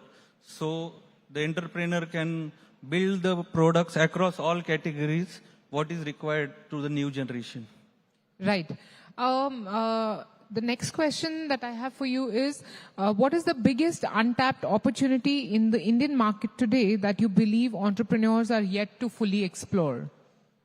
Only one thing I think is the biggest, like India is growing at very great pace. Indian brand should think of placing their brand globally premium. What I feel is the most important factor. And the global presence at premium level will surely bring India more faster ahead. Right. Do you think AI can help in that area in any fashion? I'm saying, do you think AI can help, bridging that gap? 100%, because right now, like AI has gone to the next level and it's developing day by day more. And it can give you the desired outcome, whatever required, and AI will surely help into it. Right. Coming to you, Mr. Anmol. So one generic question that I have for you to begin with is, looking at the next decade, which emerging technology areas do you believe could create India's next generation of globally significant companies? Can you come again? I'll just repeat myself. Looking at the next decade, which emerging technology areas do you believe could create India's next generation of globally significant companies? Well, we need to see what we mean by globally significant, right? What is globally significant? It has been different thing in 90s than in 2010. In early 90s, it was IT services, globally significant. And we, Indian companies like TCS, Infosys, all of the companies went pretty well. Then in the next decade, it was more of building onto that when AWS and all of these technologies were coming. And in this specific decade, it is more of the platform. And we are building everything on the borrowed platform. We are not having anything of our own. Right. Next question is a little more specific, and I want to delve into the cyber laws. And we were having a conversation earlier also. So, you know, we're far behind when it comes to cyber laws. And earlier we were discussing an incident where a crime had happened in metaverse, but there's no law really that is, you know, that encompasses that kind of crime. So what do you think is the solution to that, and how we can fill that gap? Discussions are going on in European Union regarding this specific case, which you just mentioned. Right. It was a rape case which happened in metaverse. One of its new, and nobody is sure how to tackle that. That it will be tackled by the earthly laws, or it will be tackled by European or global laws. And in specific to Indian case, we are way behind that. In any technology is first experimented and fully utilized in crime only. Right. And I think we are way behind that specific part for Indian context. Right. Another question that I have for you is on data privacy. And so we've now moved from drafting the DPDP Act to actually implementing it. In your view, what will be the biggest challenge to adoption? Regulatory clarity, or actually changing how Indian businesses handle the personal data? And in addition to that, where do you think organizations are currently underestimating the effort? On the DPDP Act, which specifically mentioned, it's not about something specific regulation or any specific product. It would be like UPI. Like when UPI was in the infancy in 2010-11, it was a very boring business. It was just solving the boring banking problem. And right now, through UPI, we are solving the global problem. We are doing the largest number of transactions, which history has never seen in entire banking spectrum. The same applies to our DPDP Act as well, and DPDP Prodigy as well. All right, all right. Moving on to you, Mr. Rakesh. India has one of the world's most diverse consumer markets. How can new age business build brands that are simultaneously local in relevance and global in ambition? I think the diversity of the country is our biggest strength, as it is a challenge, right? So if you are able to succeed in India, and India gives you all sorts of cohorts, and even small percentages of population representing those cohorts are big absolute numbers. So if you do something really well here, it actually opens your doors for global expansions. But how to succeed is something where the mindset plays a very big role. Yes, you need to have a global mindset, and localization should not mean translations. So we cannot just translate a brand philosophy from English into Hindi or Tamil or Marathi. The local context is very important. And I think that's where we can take advantage of a lot of these new technologies which we are coming. I'm a user of Interact for one of my startups, and I recommend that to a lot of my startups. They are doing a fantastic job in creating a platform in which even D2C companies, and when D2C companies are competing with big businesses, these kind of platforms play a huge role because you get the leverage of multilingual support as well as automations and AI. So I think that is the leverage which startups and new companies can use. Right. All right. So in an environment where consumer attention is fragmented, what will become the biggest competitive advantage for a new age business? Technology, creativity, or trust?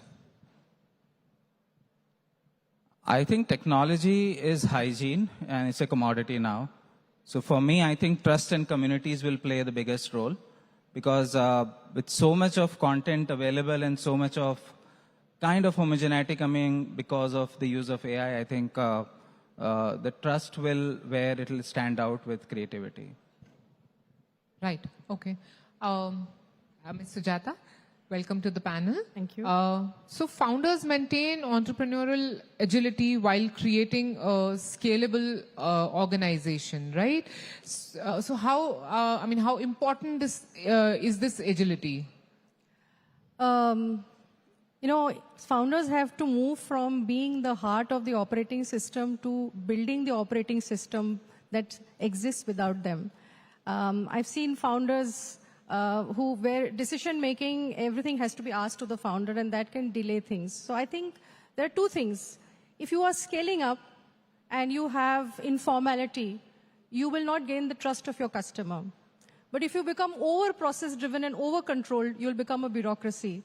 So how do you balance the two, I think is very, very important. My view is that organizations are building innovative products and services that are looking at 5-10 years. But they are building organizations with just the next few months in mind, and therefore there's a gap.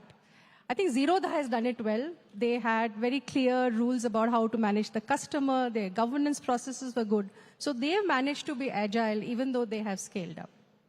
Right. So what role can, mentors, professional networks, and strategic advisory play in helping founders navigate the transition from a promising idea to a sustainable business? A great question. I think a mentor takes you to the balcony. So the mentor builds your perspective. The mentor tells you where you can go wrong because the mentor is not in your organization but outside the organization. The network actually helps you crunch time because it tells you what are the possibilities, what are the mistakes. And sometimes they say leadership is lonely, but if you have a network, you're not that lonely, okay? And if I look at strategic advisors, which is what I do in consulting, we're not required all the time. We're only required to be there during inflection points, when suddenly the new team is formed, or succession has to take place, or suddenly culture is dragging the strategy down. So I think the strategic advisors help you manage consequences. The network helps you find friends and possibilities. And mentors help you go onto the balcony and ask yourself questions so that you ask the right questions and you find the right answers.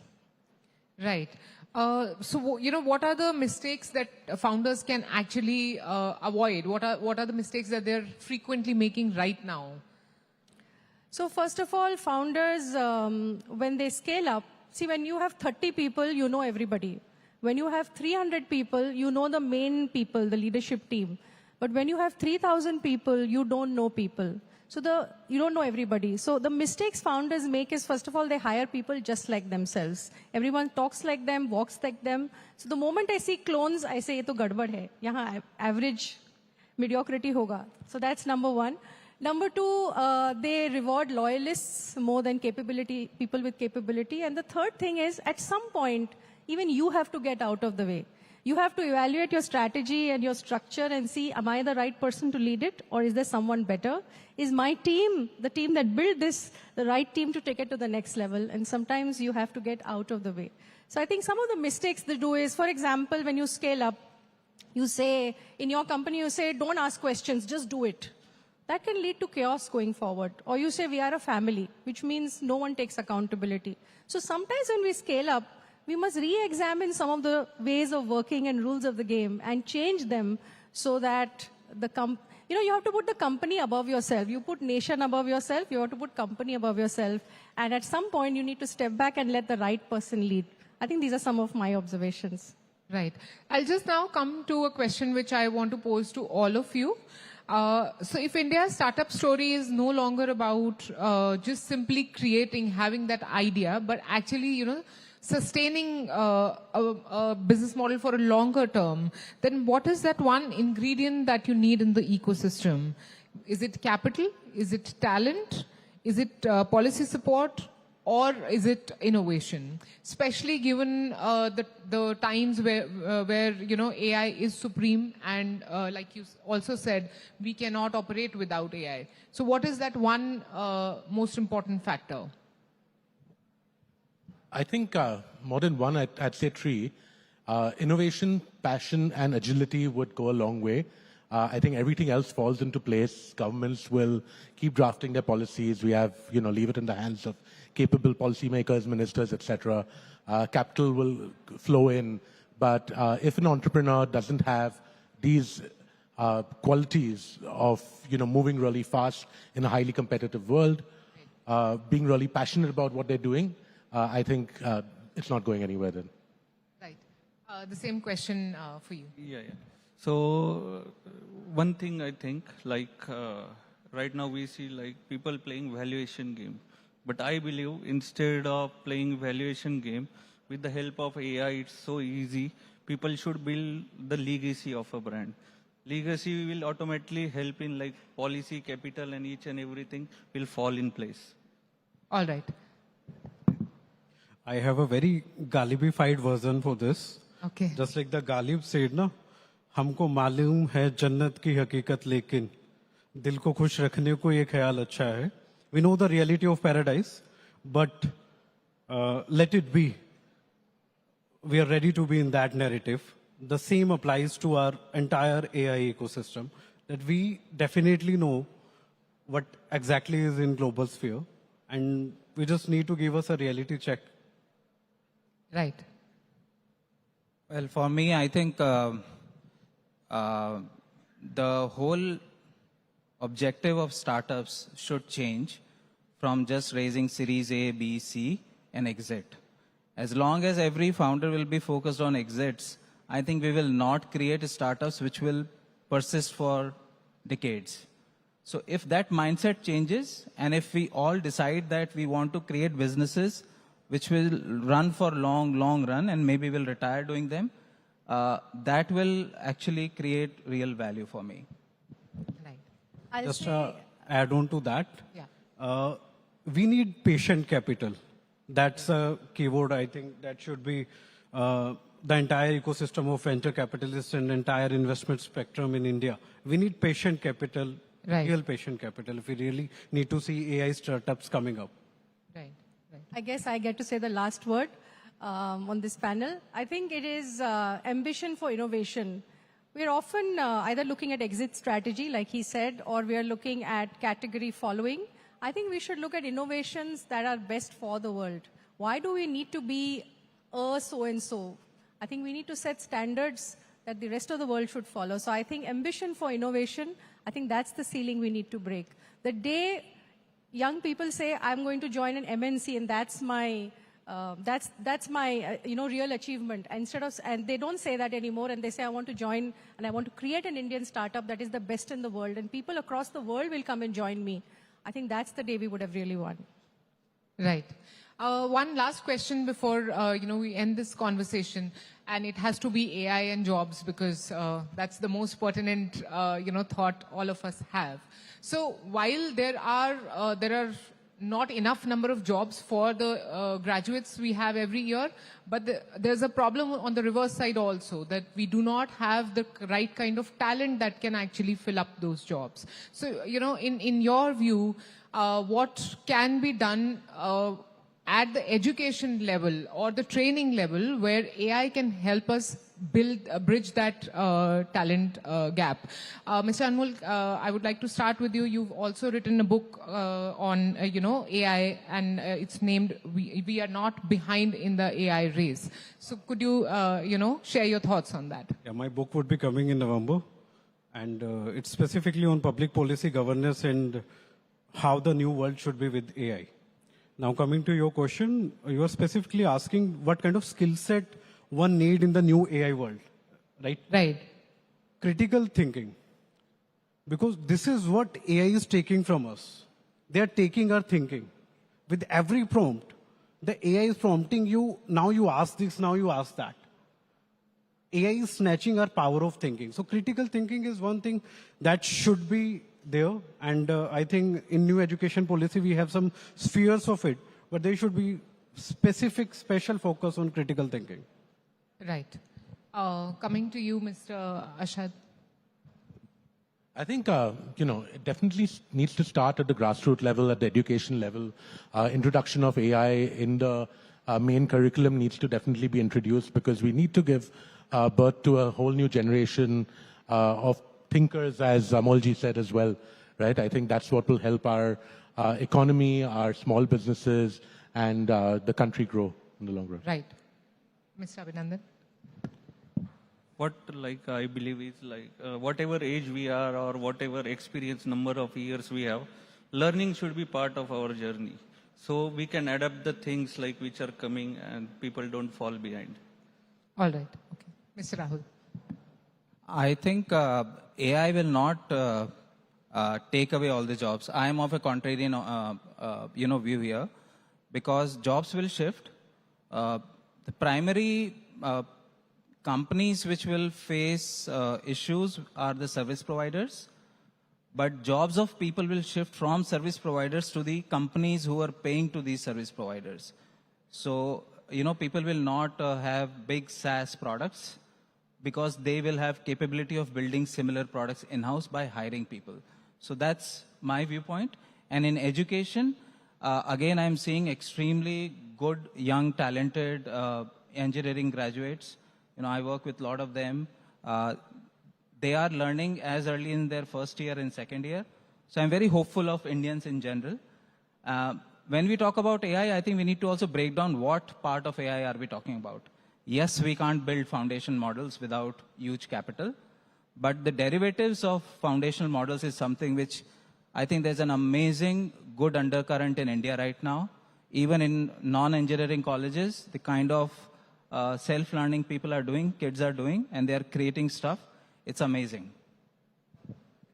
I'd like to say that education has to look at three things. One is real life learning. We don't teach people how to invest. We don't teach a lot of things in schools that is required for real life. That's number one. Number two, we don't have enough vocational focus.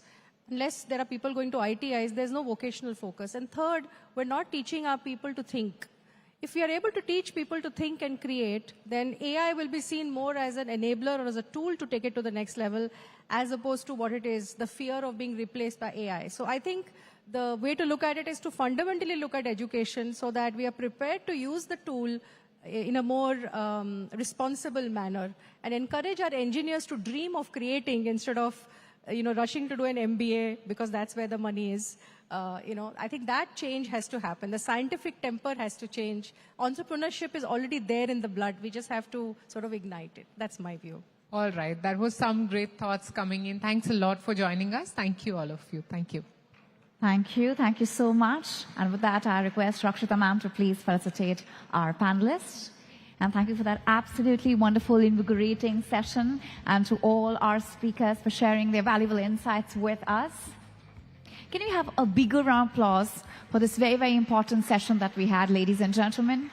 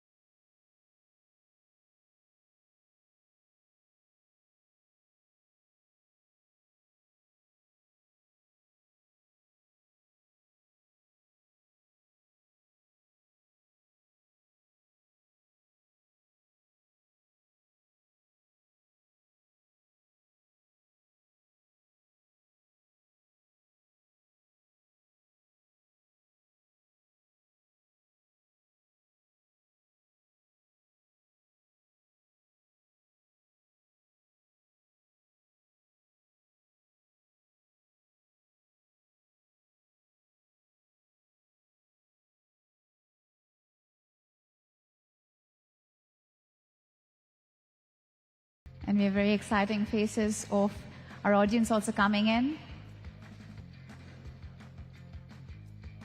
He's just walking towards the room, and you will be having him any second now. Oh.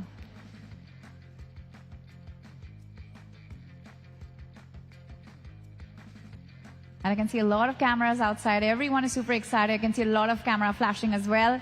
We have the whole team outside. Everyone is eagerly welcoming him here. And ladies and gentlemen, here we have the Honorable Deputy Chief Minister of Maharashtra, Shri Eknath Shinde sir. Can we have a thunderous round of applause for sir, please? And quickly I invite Mr. Rohit Gopakumar, the CEO of Times Network Digital, to please come on stage to felicitate sir.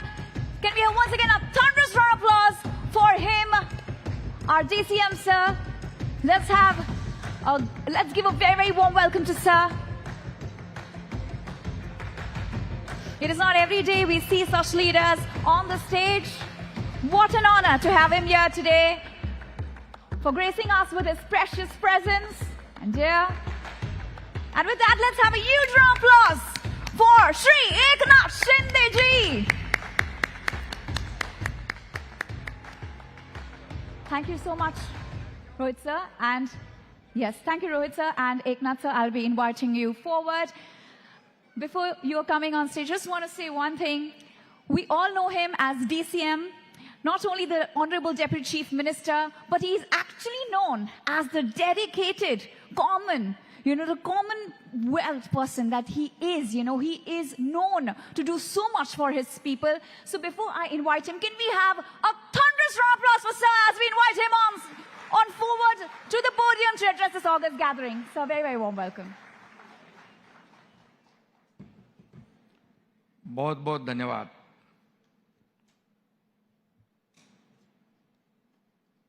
नमस्कार. सर्वांना जय महाराष्ट्र. जय महाराष्ट्र. धन्यवाद. Economic times business conclave च्या आजच्या या कार्यक्रमामध्ये मी सगळ्यांचं मुंबईमध्ये स्वागत करतो. I am happy that on this platform you are felicitating the people, ideas and institutions that are driving India's economic growth. I congratulate all the awardees for their excellent work in business and industry.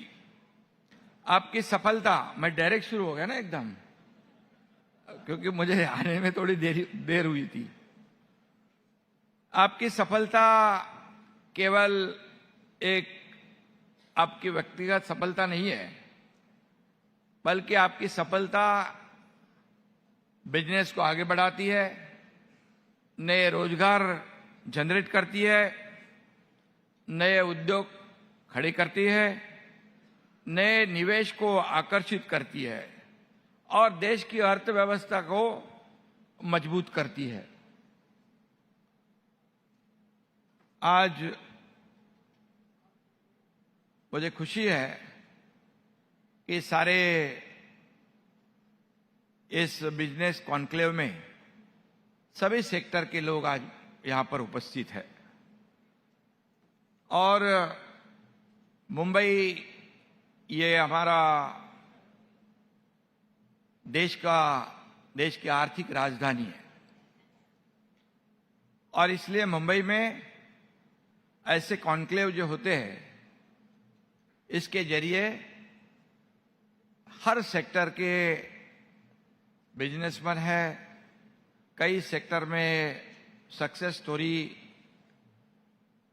के लोग हैं, यहाँ आने के बाद एक दूसरे के विचार शेयर करते हैं.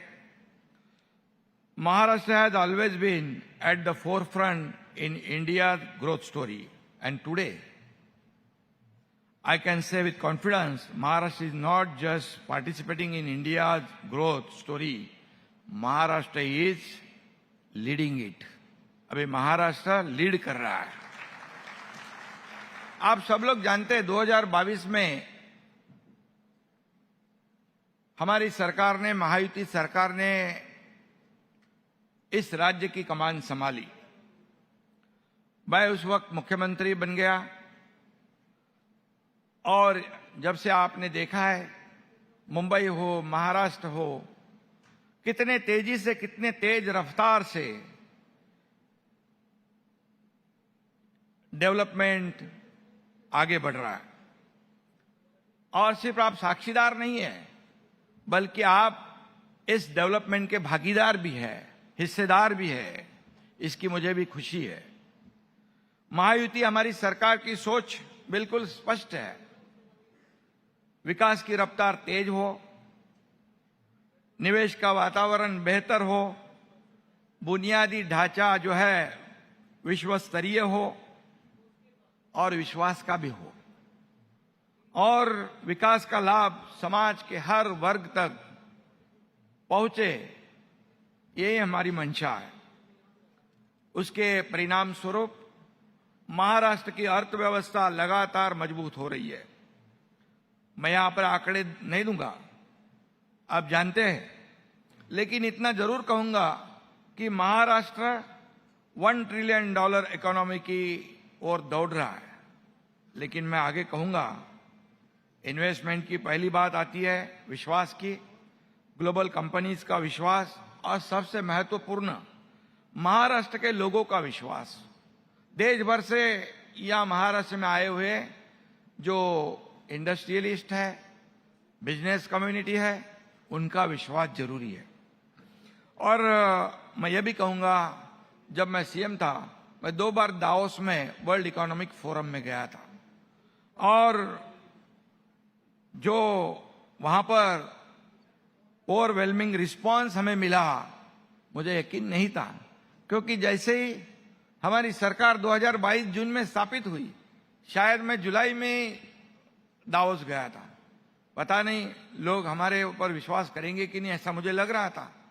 लेकिन आपको मैं बताऊंगा, आपको भी आश्चर्य होगा, पहले ही विजिट में, दौरे में 3 लाख करोड़ के इन्वेस्टमेंट एमओयू साइन हो गए महाराष्ट्र।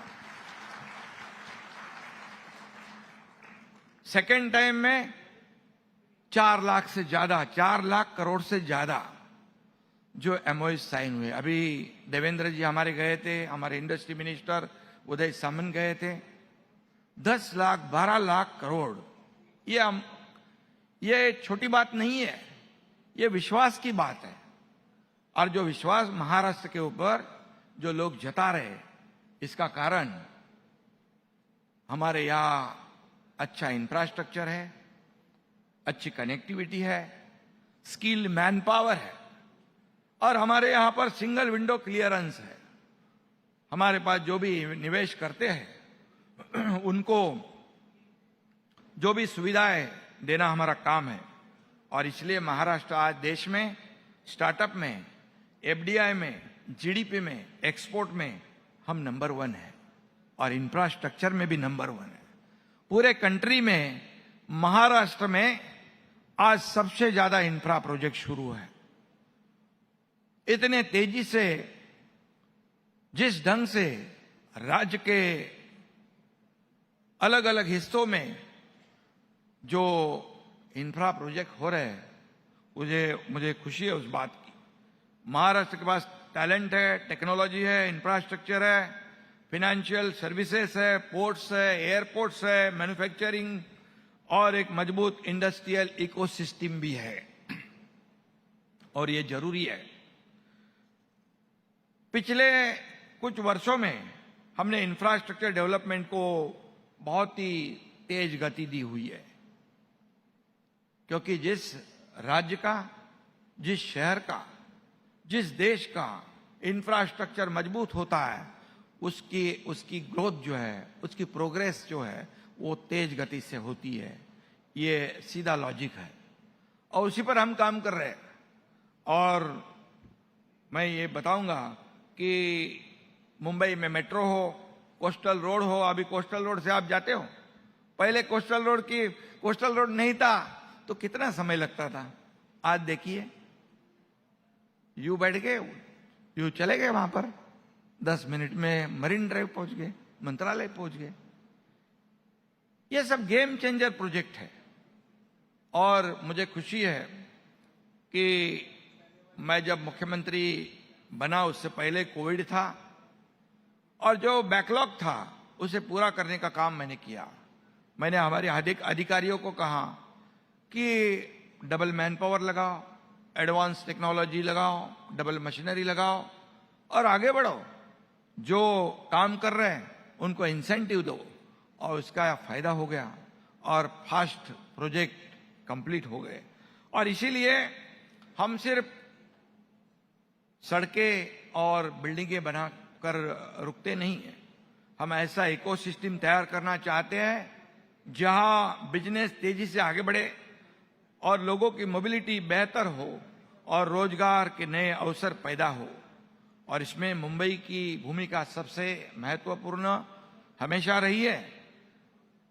हमारी कोशिश है सिर्फ मुंबई नहीं बल्कि राज्य के सभी tyre 2, tyre 3 cities financially strong हो, सभी को डेवलपमेंट के जो अपॉर्चुनिटीज है वो मिले। और इसलिए हमें पूरे महाराष्ट्र को ग्रोथ इंजन बनाना है। और नागपुर हो, पुणे हो, नासिक हो, छत्रपति संभाजीनगर हो, ठाणे हो, नवी मुंबई हो, विदर्भ, मराठवाड़ा हो, कोंकण और पश्चिम महाराष्ट्र, हर क्षेत्र में नए इन्वेस्टमेंट और नए इकोनॉमिक अपॉर्चुनिटी तैयार करने का हमारा प्रयास शुरू है। बिल्कुल हम वो करने की कोशिश कर रहे हैं। 2022 में महायुति सरकार आने के बाद हमने मुंबई और एमएमआर के लिए विशेष कदम उठाने का काम किया है। इससे पहले सरकार के बारे में मैं कुछ बोलना नहीं चाहता हूं, लेकिन हमने जो शुरू किया है वो आप देख रहे हैं, उसके साक्षीदार आप हैं, आप विटनेस हैं, आप भागीदार हैं। और इसलिए आज आप अगर मुंबई एमएमआर का बदलता हुआ स्वरूप देखेंगे तो आपको बिल्कुल फर्क जो है साफ नजर आएगा। इसलिए मुझे गर्व है, मुंबई के लिए सबसे ज्यादा काम करने का मौका हमारे सरकार को मिला है। जब मैं सीएम था, अभी कहा मैंने, एमएमआर को मजबूत बनाने के लिए हमारी महत्वपूर्ण बैठक नीति आयोग के साथ हुई। नीति आयोग ने एक हमें रोड मैप दिया और वही रोड मैप पर हम आगे बढ़ रहे हैं। आज देवेंद्र जी और हमारी टीम जो है रोड मैप पर आगे बढ़ रही है। नीति आयोग ने कहा था कि 1 ट्रिलियन क्या, तुम्हारे मुंबई और एमएमआर में ही इतना पोटेंशियल है कि मुंबई एमएमआर में एक नहीं 1.5 ट्रिलियन डॉलर इकोनॉमी का गोल जो है आप अचीव कर सकते हैं। महाराष्ट्र की तो बात अलग है और इसलिए ये खुशी की बात है। यहां पर नीति आयोग ने मुंबई का जीडीपी दुगना करने और मुंबई को इकोनॉमिक हब बनाने के लिए 7 जो रिकमेंडेशन दिए उस पर हम काम कर रहे हैं। और आज अकेले मुंबई एमएमआर जो है 1.5 ट्रिलियन डॉलर से आगे जाएगी, ये विश्वास मैं आपको दिलाना चाहता हूं। 2 साल पहले एमएमआरडी और वर्ल्ड इकोनॉमिक फोरम के बीच वर्ल्ड इकोनॉमी हब के लिए एमओयू साइन हुआ और इससे मुझे विश्वास है कि आने वाले समय में मुंबई ग्लोबल फिनटेक कैपिटल बनेगी।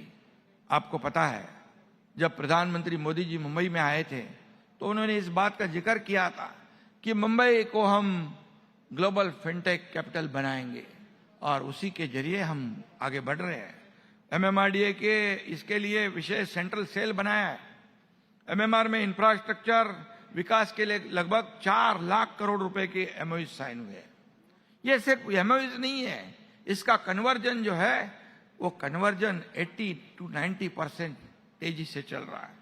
और इसलिए प्रधानमंत्री नरेंद्र मोदी जी के विकसित भारत 2047 के सपने को पूरा करने में मुंबई और एमएमआर सबसे बड़ी भूमिका निभाएगा, इस बात का पूरा भरोसा मुझे है। हम केवल प्रोजेक्ट नहीं बना रहे, हम आने वाले वर्षों में मुंबई को नेक्स्ट लेवल तक लेके जाना चाहते हैं। यह हर एक सुविधा हो। मैं आपको बताऊंगा, पहले आपको गड्ढों का सामना करना पड़ता था मुंबई में, कई लोगों के एक्सीडेंट भी हुए, मुंबई के गड्ढों पे गाने भी बन गए, लेकिन जब मैं मुख्यमंत्री बना, मैं और देवेंद्र जी ने मुंबई के कमिश्नर को बुलाया। मैंने कहा ये मुंबई के सारे रास्ते कंक्रीट के क्यों नहीं करते हैं? करने जरूरी है। पहला निर्णय हमने लिया, मुंबई पूरी तरह कंक्रीट के रोड से कंप्लीट होनी चाहिए। और आपको मैं बताऊंगा कि आने वाले 1 साल में Mumbai will be the pothole free, जरूर गड्ढों से मुक्त होगी मुंबई। और आज देख रहे हैं आप कि आज अभी गाने बनाने का कोई मौका नहीं है वहां पर, क्योंकि हमने तय कर लिया है। सीवरेज ट्रीटमेंट प्लांट मुंबई में नहीं थे इतने सालों में, अब समुद्र में जो पानी जाएगा सीवरेज का, वो ट्रीटमेंट हुआ पानी जाएगा। जैसे हम पोल्यूशन मुंबई का कम करना चाहते हैं, वैसे समुद्र का पोल्यूशन भी कम करना चाहते हैं। और इसलिए 7 सीवरेज ट्रीटमेंट प्लांट हमने शुरू कर दिए।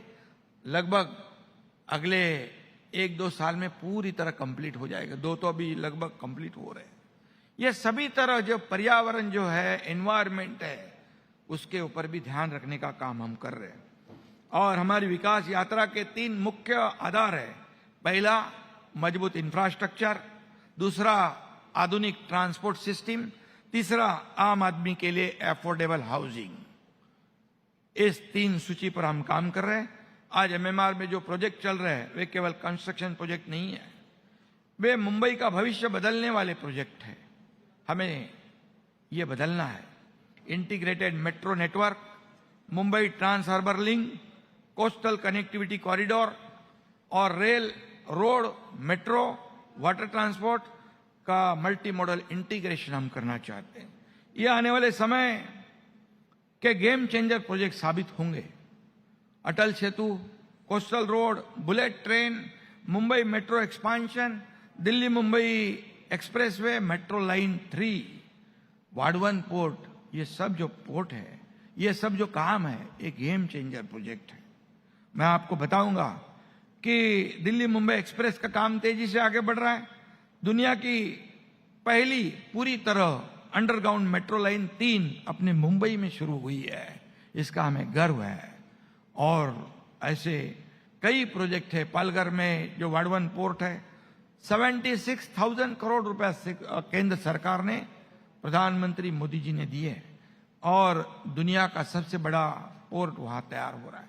वहां हम तीसरा एयरपोर्ट भी बना रहे हैं।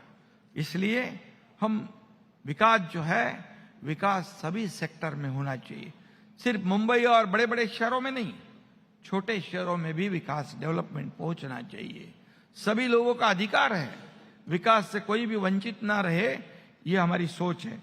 एमएमआर में 337 किलोमीटर का मेट्रो नेटवर्क विकसित हो रहा है। आगे बढ़कर 500 किलोमीटर हो जाएगा। Metro line 2B, metro 4, 5, 6, 7A, 9 और 12 अर्बन मोबिलिटी को हम बदल रहे हैं। यहाँ की ट्रैफिक जो है डिकंजेस्ट होगी। मेट्रो लास्ट माइल कनेक्टिविटी देने वाली मेट्रो है। जब सभी लाइनें शुरू हो जाएगी तो रोड की ट्रैफिक कम होगी, पोल्यूशन कम होगा, समय बचेगा, लोग ऑफिस में समय से पहुंच जाएंगे, घर पर जल्दी पहुंच जाएंगे, लोगों की एफिशिएंसी बढ़ेगी, उसका असर हमारे डेवलपमेंट पे जरूर होगा। वर्सोवा बांद्रा सीलिंग, अभी जो वेस्टर्न की ट्रैफिक आप देखते हैं, बम्पर टू बम्पर ट्रैफिक है। आज बांद्रा वर्सोवा सीलिंग हम कर रहे हैं, उसका काम शुरू है। अभी वर्सोवा से भाईंदर तक जाएंगे और भाईंदर से विरार तक जाएंगे। ये सीलिंग बड़ा आगे बढ़ रहा है। इससे वेस्टर्न हाईवे की ट्रैफिक कम हो जाएगी। ईस्टर्न एक्सप्रेस में जैसे फ्रीवे उतरता है, लैंड होता है, वहां छेड़ा नगर से हम एलिवेटेड रोड कर रहे हैं। एलिवेटेड रोड डायरेक्ट वहां से जाएगा, थाना होकर, घोड़बंदर होकर, सीधा फाउंटेन होटल जो अहमदाबाद को रोड जाता है, एक मीरा भाईंदर को जाता है, वहां तक जाएगा कोस्टल रोड, जिससे ईस्टर्न एक्सप्रेस पूरी तरह डिकंजेस्ट हो जाएगा। ये हमारे काम है। दूसरी बात है, गोरेगांव मुलुंड लिंक रोड कर रहे, टनल कर रहे, बोरीवली ठाणे बोरीवली टनल कर रहे। आज बहुत समय जाता है, 10-10, 12-12 मिनट में हम पहुंच जाएंगे बोरीवली से ठाणे, ठाणे से बोरीवली, मुलुंड से गोरेगांव, गोरेगांव से मुलुंड। ये कनेक्टिविटी बहुत इंपॉर्टेंट है। हम चाहते हैं कि मुंबई के किसी भी कोने से किसी भी कोने में जाओ तो 59 मिनट में पहुंचना चाहिए, 1 घंटा नहीं लगना चाहिए। ये हमारी कोशिश है। और महाराष्ट्र में 5000 किलोमीटर के एक्सेस कंट्रोल ग्रिड हम बना रहे हैं। कोई भी कोने से किसी भी कोने से जाओ, ईस्ट वेस्ट जाओ, नॉर्थ साउथ जाओ, कहीं भी जाओ, 7 से 8 घंटे से ज्यादा नहीं लगनी चाहिए। उसका सबूत है हमारे पास। नागपुर मुंबई एक्सेस कंट्रोल बनाया, समृद्धि महामार्ग, बाला साहेब ठाकरे समृद्धि महामार्ग बनाया। 20-20 घंटे 22-22 घंटे लगते थे, आज 6 से 7 घंटे में नागपुर से मुंबई, मुंबई से नागपुर। एक गेम चेंजर प्रोजेक्ट है। और ऐसे मुंबई पुणे एक्सेस कंट्रोल जब बना, गडकरी साहब ने बनाया, हमारे बाला साहब ठाकरे जी ने उन्हें कहा कि मुंबई पुणे को 8-8 घंटे लगते जाने के लिए, क्या है इसको जल्दी लोग पहुंचने चाहिए, डेली अप डाउन करना चाहिए। तो एक्सेस कंट्रोल रोड पहला देश का मुंबई पुणे बन गया। आज देखिए एक रोड बन गया। आज पुणे में मोबाइल आईटी सेक्टर बन गया, रियल एस्टेट बूम हो गई, सर्विस इंडस्ट्री आ गई, ऑटोमोबाइल हब बन गया। एक रोड से कितना फायदा होता है। और अभी हमने वहां पर मिसिंग लिंक बनाया, जो टनेल, अभी बारिश में थोड़ा पानी आया था उधर, लोग बोले मिसिंग लिंक गिर गया, मिसिंग लिंक गिर गया। अरे मिसिंग लिंक ऐसा गिरता है क्या? मिसिंग लिंक आज भी वहां पर लोगों को पुणे में जाने के लिए अब आधे घंटे से जो वक्त कम हो गया, 2 घंटे में पुणे पहुंच जाओ, पुणे से मुंबई आ जाओ। और एक इंजीनियरिंग मार्वल है, दुनिया का सबसे वाइडेस्ट टनल वो मिसिंग लिंक है पूना। और जो वायाडक्ट है वो देश से सबसे ऊंचा वायाडक्ट है। आज लोगों ने वहां कैसे काम किया, ये एक एक जो प्रोजेक्ट है हम देखेंगे। अटल सेतु, अटल सेतु जब बनाया तब लोगों ने कहा, कई एनजीओ, कई लोगों ने कहा यहां पर फ्लेमिंगो है, फ्लेमिंगो भाग जाएंगे। मैं उसका मिनिस्टर है, अटल सेतु मेरे पास था। मैंने हमारी टीम को कहा कि हमारे को प्रो एनवायरमेंट डेवलपमेंट चाहिए, एनवायरमेंट को खतरे में डालकर कोई डेवलपमेंट नहीं करनी है। तो वहां पर आपको बताऊंगा मैंने कहा कि एडवांस टेक्नोलॉजी लगाओ, जो भी करना है करो, लेकिन फ्लेमिंगो कम नहीं होनी चाहिए। आपको बताऊंगा मैं, हकीकत में आप उसका तपास कर सकते हैं। नॉइज बैरियर लगा के हमने काम किया, रिवर्स सर्कुलेशन ड्रिल का इस्तेमाल किया। आपको बताऊंगा, जिस एनजीओ ने रिपोर्ट बनाया था उसी को वापस बनाने को लगाया। एनजीओ कम नहीं हुए, एनजीओ बढ़ गए, अब फ्लेमिंगो बढ़ गए। यह हकीकत है, आप चेक कर लो। मैं कभी झूठ नहीं बोलता, जो होने वाला वही बोलता है, नहीं होने वाला नहीं बोलता। और ये सब जो है वहां पर हम अभी तीसरी मुंबई बना रहे हैं। वहां पर एजू सिटी है, मेडी सिटी है, एरो सिटी है, स्पोर्ट्स सिटी है। वहां पर हर प्रकार के लोग आएंगे, दुनिया भर के लोग। ये पूरी तरह गेम चेंजर वहां पर होगा। वहां हाईटेक सिटी बनेगी। 2032 तक छत्रपति शिवाजी महाराज जो हमारा इंटरनेशनल एयरपोर्ट है उसका भी विस्तार होगा, जिससे 6 करोड़ अतिरिक्त यात्रियों को उसका लाभ मिलेगा। अभी तो नवी मुंबई में एक एयरपोर्ट बना दिया हमने इसका लोड कम करने के लिए।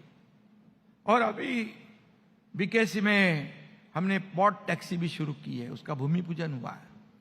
पॉट टैक्सी मीन्स ऊपर से चलने वाली। अभी last mile connectivity, and to end connectivity, उसका भी काम शुरू हुआ है। ये ट्रैफिक जैसे जैसे हम डीकंजेस्ट कर सकते हैं, इसका इस्तेमाल पॉट टैक्सी का सिर्फ बीकेसी में नहीं, हम पूरे मुंबई एमएमआर में करेंगे। उसका फायदा मुंबई वासियों को होगा और उनके जीवन में बदलाव होगा। और इसलिए बस रैपिड ट्रांजिट सिस्टम भी विकसित डेवलप कर रहे हैं हम। सैटेलाइट सिटीज को केवल रेसिडेंशियल एक्सटेंशन नहीं बनने देना है, हम उन्हें सेल्फ सस्टेन इकोनॉमिक सेंटर बनाना चाहते हैं। ये हमारा काम है। इसलिए industrial parks, IT zone, logistic hub, metro connectivity, employment cluster विकसित किए जा रहे हैं। पहले विकास केवल मुंबई तक सीमित था, लेकिन अभी पूरे मुंबई से बाहर, मुंबई के बाहर महाराष्ट्र में सब जगह पर ये मेट्रो का नेटवर्क फैल रहा है। मेट्रो से जो जिस शहर के, जिस राज्य के पब्लिक ट्रांसपोर्ट अच्छी होती है, उससे ट्रैफिक भी कम होती है, लोग आसानी से ट्रैवल कर सकते हैं। इसलिए पब्लिक ट्रांसपोर्ट को सुधारना ये हमारा प्राथमिकता है, प्रायोरिटी हमने दी है, और उसको जरूर आपको पता चलेगा।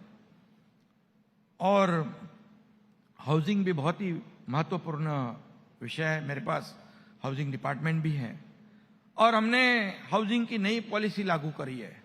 आज मुंबई में लगभग 12 लाख घरों की जरूरत है। पूरे एमएमआर में 20 लाख घरों की आवश्यकता है। 2030 तक 15 लाख अतिरिक्त घरों की जरूरत होगी। मैं आपको बताऊंगा कि क्लस्टर के माध्यम से हमने उस पर काम शुरू किया है। मुंबई को स्लम फ्री हमें करना है। मुंबई क्लस्टर के माध्यम से, क्लस्टर मीन्स क्या है? Cluster means rebuilt of city. जो आज city with in developed city, जो क्लस्टर इकट्ठा करेंगे, कई स्लम्स होंगे, कई डिलैपिडेटेड बिल्डिंग्स होगी, उनको इकट्ठा करके क्लस्टर होगा, एमिनिटी मिलेगी, बड़े स्पेस मिलेंगे, गार्डन मिलेगा, क्लब हाउस मिलेगा, सब एमिनिटी मिलेगी। और क्लस्टर के माध्यम से हमें इसको पूरा करना है। इसलिए हमने माय होम माय राइट का विजन लेकर नई पॉलिसी को अंजाम दिया है। आपको बताऊंगा कि हमारे बाला साहब ठाकरे जी कहते थे मुंबई में 40 लाख लोगों को मुफ्त में घर दो। तब लोग कहते थे कैसे होगा ये, लेकिन हमने उसको शुरुआत करी है। आप घाटकोपर में रमाबाई अंबेडकर नगर और बाजू में कामराज नगर, 17,000 लोगों का स्लम है। 17,000 लोगों का स्लम एसआरए और एमएमआरडीए कर रहा है। कहीं पर सिडको और एसआरए कर रहा है, कहीं पर एमएसआरडीसी और एसआरए कर रहा है। ये क्लस्टर के माध्यम से पूरी तरह यहां पर जितने घर हम बनाना चाहते हम बनाने की, और आइए आप भी आइए, साथ में आइए और ये क्लस्टर में, हाउसिंग में आप हाथ बढ़ाइए और हम साथ साथ मिलकर आगे बढ़ेंगे। हमारी 2030 तक ईडब्ल्यूएस और लो इनकम ग्रुप के लिए 35 लाख घर बनाने का लक्ष्य है। इसमें senior citizen, working woman, students, industrial worker, journalist, disabled citizen और एक्स सर्विसमैन के भी हमने ध्यान रखा है, क्योंकि इनको भी घर चाहिए। सभी वर्ग को घर चाहिए, अफोर्डेबल हाउसिंग चाहिए। मुंबई में अगर ऐसा नहीं करेंगे तो लोगों को असुविधा होगी। और एनवायरनमेंट जो है, इसका तो दुनिया का सबसे बड़ा विषय है, ग्लोबल वार्मिंग, क्लाइमेट चेंज, उसे हम फेस कर रहे हैं और इसलिए उस पर भी हमको ध्यान रखना है। मुंबई को स्लम फ्री बनाने के लिए हम एक बड़ा अभियान चला रहे हैं, नागरिक लोक कल्याण अभियान। उससे जरूर स्लम रीडेवलपमेंट को हम गति दे रहे हैं। दूसरी तरफ नेत्रम टेक्नोलॉजी के जरिए नई झोपड़पट्टी ना हो, इस पर भी ध्यान रख रहे हैं। एक बार स्लम रीडेवलपमेंट हो गया तो दोबारा स्लम नहीं बनना चाहिए, इसके लिए हम काम कर रहे हैं। और इसलिए इंफ्रास्ट्रक्चर डेवलपमेंट करने के लिए एनवायरनमेंट को भी हम ध्यान रख रहे हैं। और इसलिए मैं यही कहूंगा कि एनवायरनमेंट को, जैसे अभी पिछले हफ्ते में जूहू बीच में बहुत ही मीडिया में न्यूज आई थी, सब वहां पर जूहू बीच में सब समुद्र का कचरा बाहर आया था। मैंने एमपीसीबी के चेयरमैन सिद्धेश कदम को कहा, भैया एमपीसीबी का काम है ये पर्यावरण को ठीक करना, सब बीच क्लीन करने का काम शुरू करो। अभी उन्होंने शुरू किया है बीच क्लीनिंग करने का। पानी जो है समुद्र का, वो भी हमारा ट्रीटमेंट होकर जाना चाहिए। इसलिए मैंने कहा कि एसटीपी हम बना रहे। हमारी सोच एकदम साफ है, डेवलपमेंट प्रो एनवायरनमेंट होनी चाहिए, उसमें हम कोई कॉम्प्रोमाइज नहीं करने वाले। इसलिए एनवायरमेंटल क्लियरेंसेस साइंटिफिक और स्ट्रिक्ट होनी चाहिए, लेकिन डेवलपमेंट को भी कई लोग कुछ कारण रोकना चाहते, उसे हमें रोकना नहीं चाहिए। डेवलपमेंट होना ही चाहिए, लोगों को सुविधा देनी चाहिए। आज दुनिया कहाँ जा रही है, कंपटीशन है सब जगह। ऐसे समय पर हम नए नए तकनीक, नए नए टेक्नोलॉजी का इस्तेमाल करना चाहिए। और ये आप ही लोग जो है, आप लोग जाते हैं, विदेश जाते हैं, सब जगह जाते हैं, वहाँ की टेक्नोलॉजी, वहाँ के इंफ्रास्ट्रक्चर भी देखते हैं, और इसलिए उसको हमें तवज्जो देना चाहिए, हमें प्रायोरिटी देना चाहिए। और मैं बहुत ही साफ शब्दों में आपको कहना चाहता हूँ कि ऐसे जो कॉन्क्लेव है, ये कॉन्क्लेव जरूरी है, और ऐसे कॉन्क्लेव की वजह से सब लोग एक प्लेटफॉर्म पे आते हैं। प्लेटफॉर्म पे आने के बाद यहाँ पर हमारे एक दूसरे के विचार हम एक दूसरे को शेयर करते हैं, नई नई आइडियाज हम एक दूसरे को दे सकते हैं, और इसलिए डेवलपमेंट के लिए बहुत ही जरूरी है। मैं इतना ही कहूंगा कि ग्लोबल इन्वेस्टर्स के लिए हमें सोचना चाहिए, उन्हें संदेश देना चाहिए, come to Maharashtra, invest in Maharashtra, grow with Maharashtra, ये हमें करना चाहिए। ये बहुत, महाराष्ट्र एक जो है इंडस्ट्री फ्रेंडली स्टेट है, या निवेश करने के कितनी पोटेंशियल है, ये आप लोगों ने अपने अपने सेक्टर में अपने अपने जो भी लोग हैं उनको बताने की आवश्यकता है। और महाराष्ट्र के युवाओं के लिए भी हमारा संदेश उतना ही स्पष्ट है कि यहाँ पर मैं आपको बताऊंगा कि स्किल डेवलपमेंट सेंटर हमने कई शुरू किए हैं, स्टार्टअप शुरू किए हैं युवाओं के लिए। मैं गढ़चिरौली जहाँ नक्सलवाद वहां पर था, अब नक्सलवाद खत्म हो चुका है, वहां का मैं जब गार्जियन मिनिस्टर था तो टाटा टेक्नोलॉजी ने, टाटा कंपनी जो है ग्रुप ने वहां पर इन्वेंशन, इंक्यूबेशन और इनोवेशन सेंटर शुरू किया। हर साल 5000 युवाओं को ट्रेनिंग देते, ट्रेंड करते और प्लेसमेंट भी मिलता है। खुद की इंडस्ट्री भी छोटी मोटी शुरू करते हैं। तो ऐसे लोग भी आगे साथ में आ रहे हैं, हर जिले में वो कर रहे हैं, हर डिस्ट्रिक्ट में कर रहे हैं। इससे युवाओं को भी रोजगार मिलेगा, और यूथ सेंट्रिक भी काम हमें करना चाहिए, वो भी हम कर रहे हैं। इसलिए ये जरूरी है कि सभी जो लोग हैं यहाँ पर आए साथ में। और जैसे टाइम्स नेटवर्क ने जो आज यहाँ पर जो कॉन्क्लेव आयोजित किया है, मैं बहुत बहुत धन्यवाद आपको देना चाहता हूँ। आने वाली पीढ़ी जो है आपको बहुत बहुत धन्यवाद देगी। और यहाँ मुंबई महाराष्ट्र जो है, एक हमें सब लोगों को मिलकर, हम तो कहते हैं गेम चेंजर हो गया, गेम चेंजर प्रोजेक्ट है।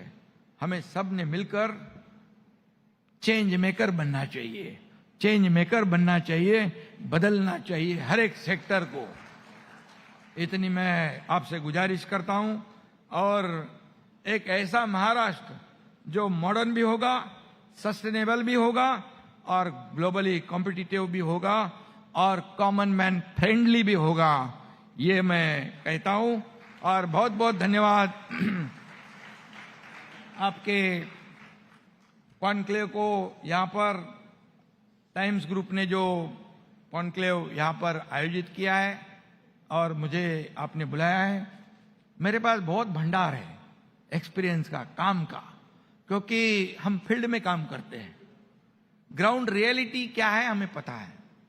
और इसलिए आपने ये जो कॉन्क्लेव का आयोजन किया है, मैं आप सभी लोगों को बहुत बहुत धन्यवाद दूंगा।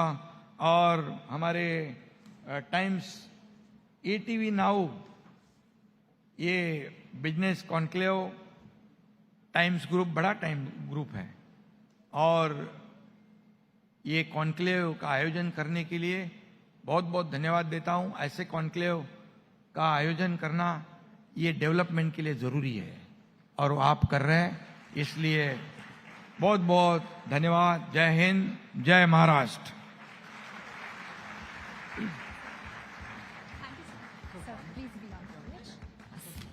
I request Mr. Rohit Gopakumar also to please join sir on stage as we will be starting with the award segment.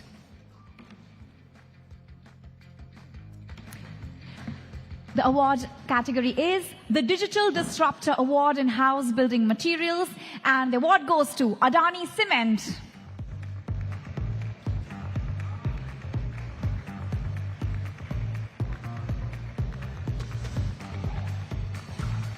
I request all the awardees to quickly walk on stage.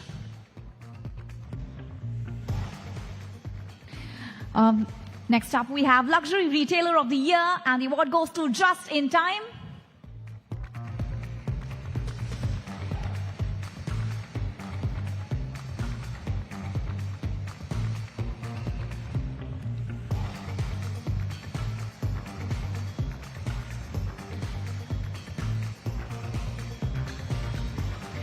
Next up, we have Apex Developer of the Year, and the award goes to Silicon Life Spaces.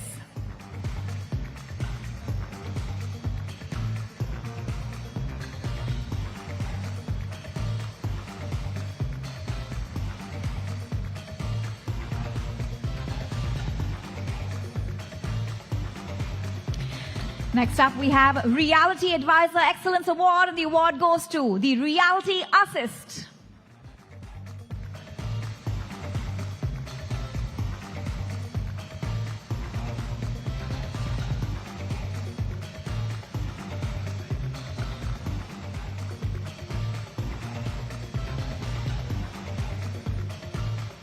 Reality Assist, I request you to please come on stage.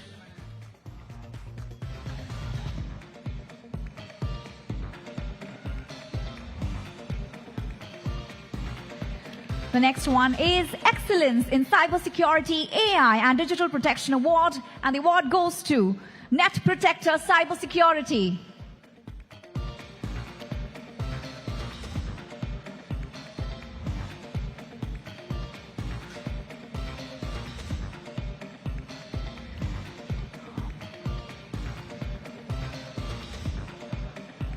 Most Innovative Upcoming Real Estate Project of the Year award goes to Della Racecourse and International Polo Club, Della Townships.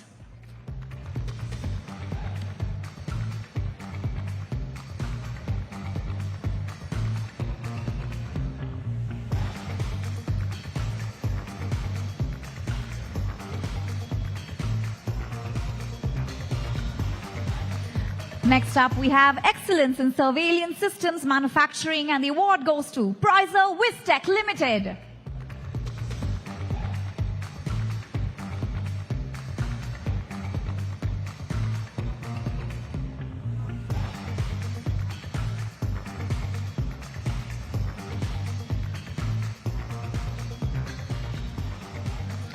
Next up, we have Excellence in Out-of-Home OOH Advertising, and the award goes to Simca Advertising Limited.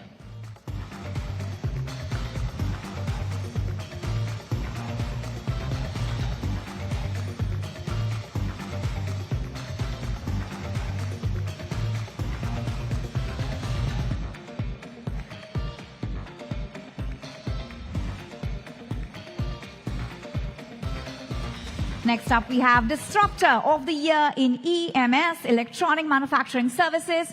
Let's give it up for Rapidize Technology.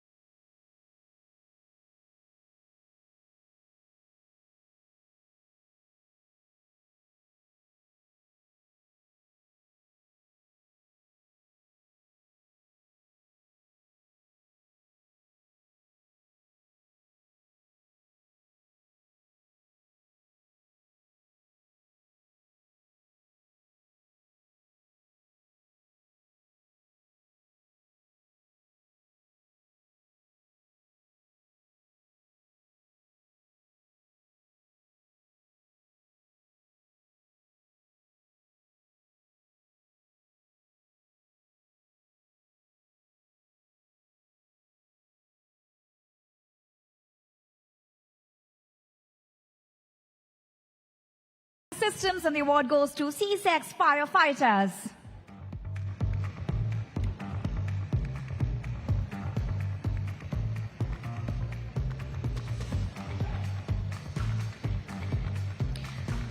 Next up, we have AI and Deep Tech Entrepreneur of the Year, and the award goes to Anvish Tiwari.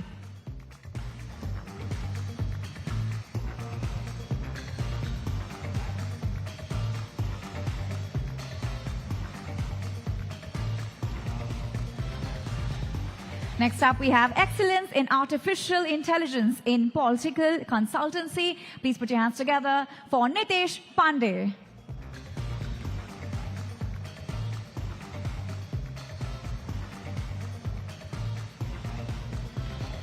Next, we have Visionary Entrepreneur, Wellness and Sustainable Mobility, and the award goes to Abhinandan Bhansali.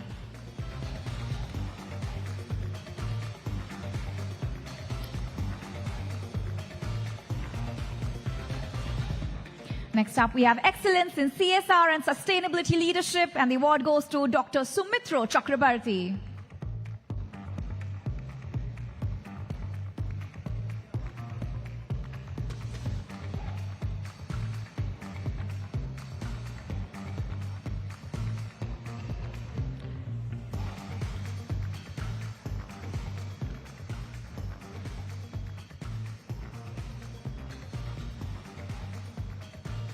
I request, in the interest of time, yes, please.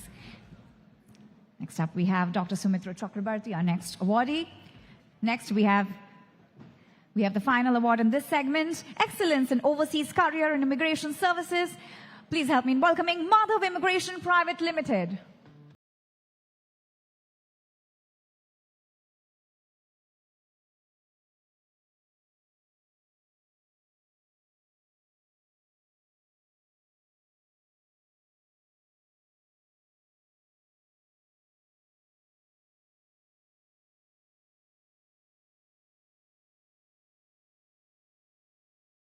Present token of appreciation to Sri Ekanath Shinde, sir. So we are truly, truly honored that you could give your precious time to us. Aapka bahut bahut abhinandan. Inke liye zordar taaliyan ho jaye. It's not every day we see leaders like this in this country, in our wonderful state of Maharashtra. We're so, so grateful, sir, you could join us here and truly make this event so very special. Thank you. Thank you so much. Thank you. I request everyone to please settle down and please maintain a decorum as a protocol.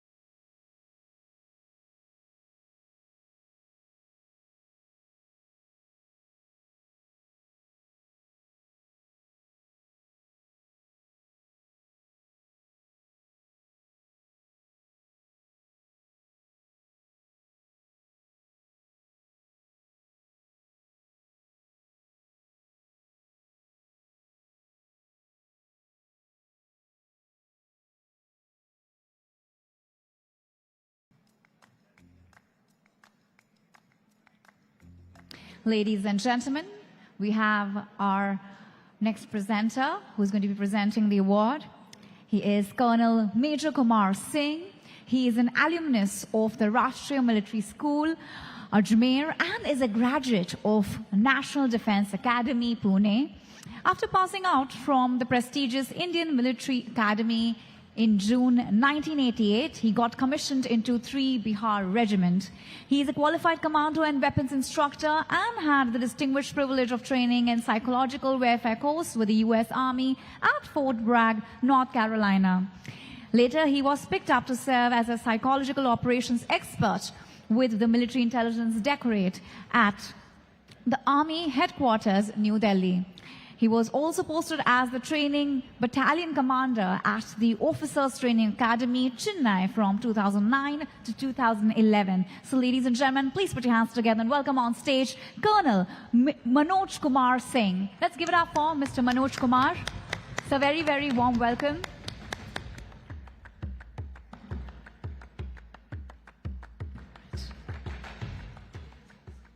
With that, we'll be moving forward. The award category is Change Maker in Education. And please help me in welcoming Ms. Rajlakshmi Vijay Patil from D.Y. Patil University, Navi Mumbai.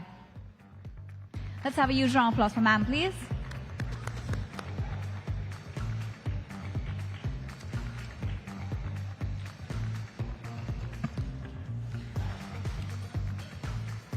Next up, we have Excellence in Lab Testing Solutions for QC and R&D. Please help me in welcoming Khushbu Scientific Private Limited.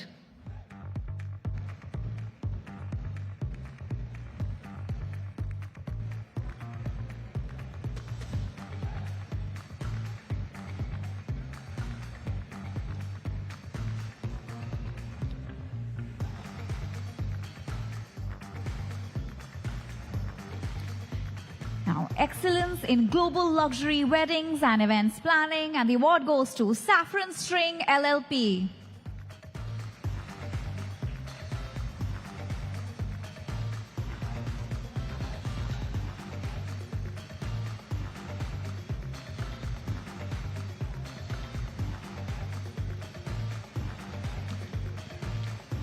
Next up, we have National Excellence in Naturopathy and Preventive Wellness Award, which goes to Nirvana Naturopathy and Retreat.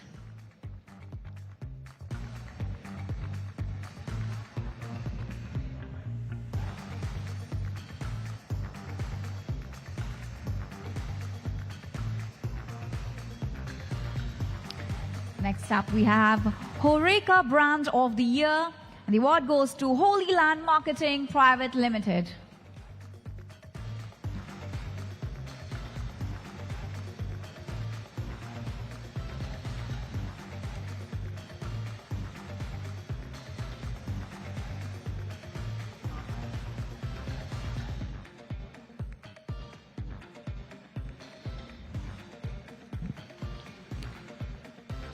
Next up, we have Excellence in Automotive Materials Innovation and Localization, and the award goes to Mirai GDC Auto Private Limited.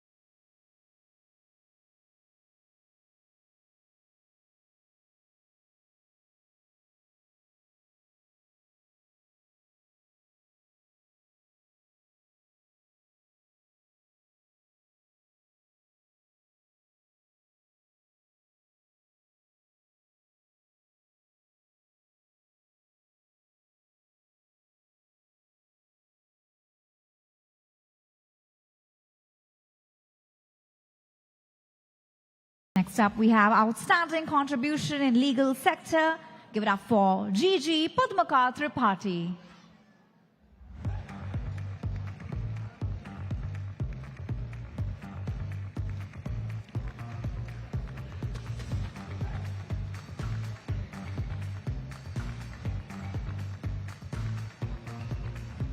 Next up, we have excellence in global mineral supply chain and exports. And the winner is Ambalia Mineralogy Private Limited.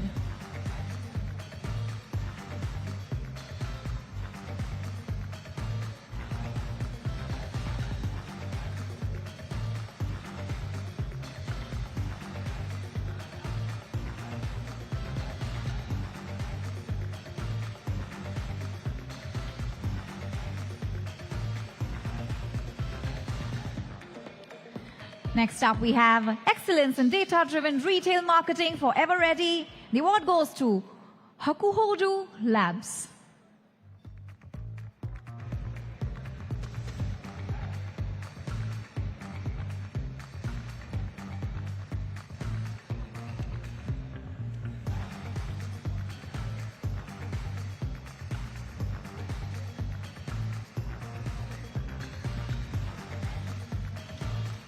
Next up, we have excellence in technology-driven financial services, and the award goes to Kisht.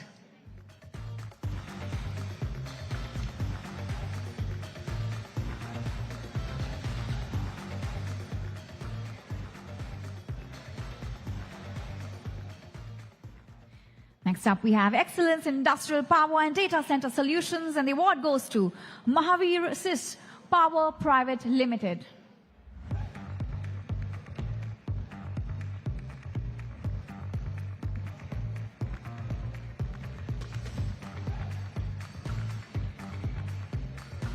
Next up, we have excellence in curated luxury travel experiences, and the award goes to Elevated World Private Limited.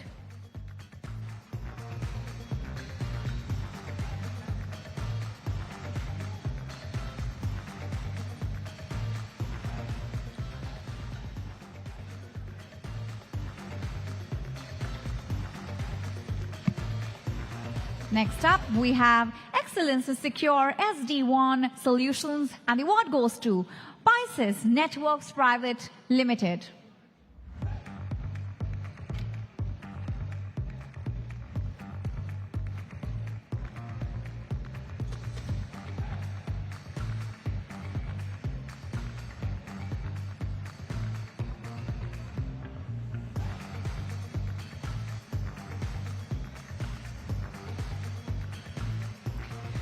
Next up, we have excellence in proactive cyber defense, and the award goes to Sangvi Infotech Private Limited, SIPL.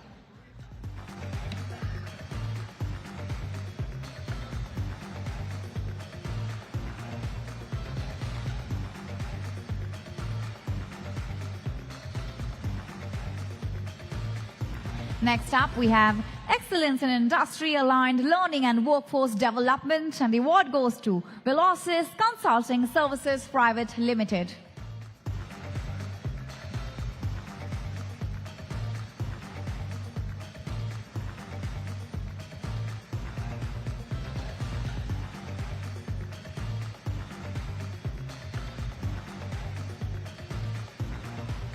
Next up, we have Emerging Leader in Financial Marketing, and the award goes to Anand Rati Investment Services.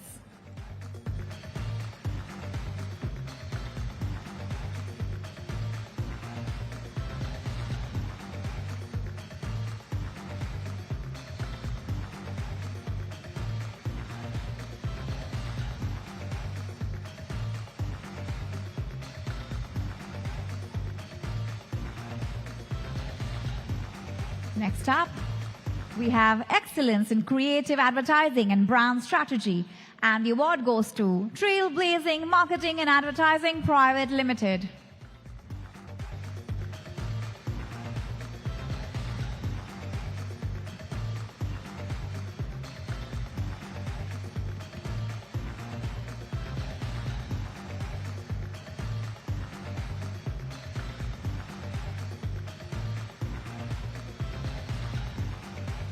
Next up, we have Young Visionary Investor, and the award goes to Viren Sanjay Punjabi.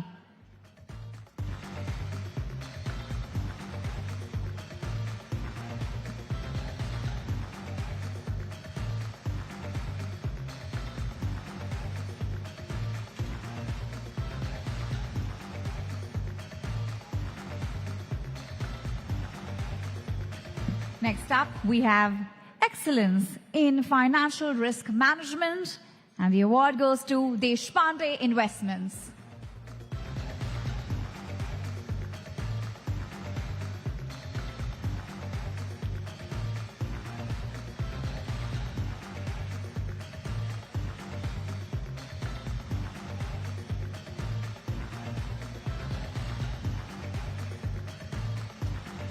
Next up, we have Excellence in Diversified Business Leadership, and the award goes to Aspect Global Ventures.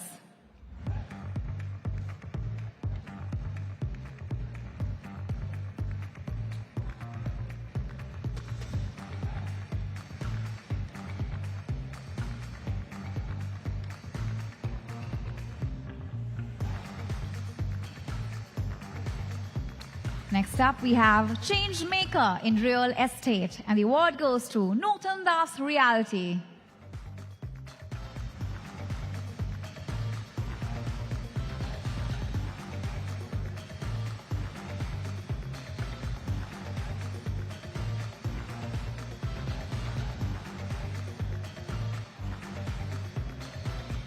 Next up, we have Business Excellence in Science and Strategic Communications, and the award goes to Pakhi Dikshit.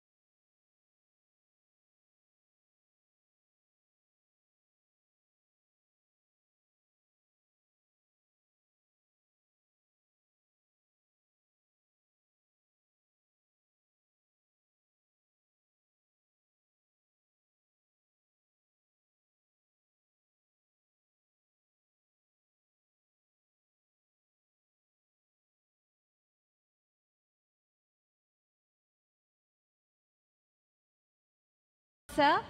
Thank you, Mr. Singh, for doing the honors. Thank you so much.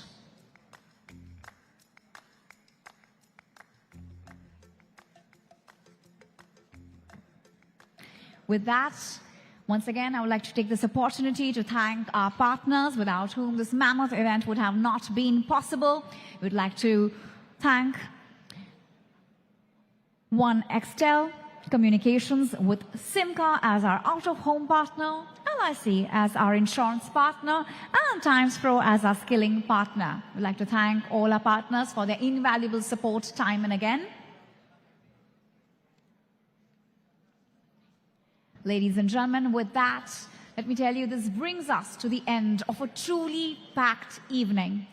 One that took us from boardrooms of BFSI to the corridors of policy, from ambitions of startups to the vision of a $5 trillion Maharashtra.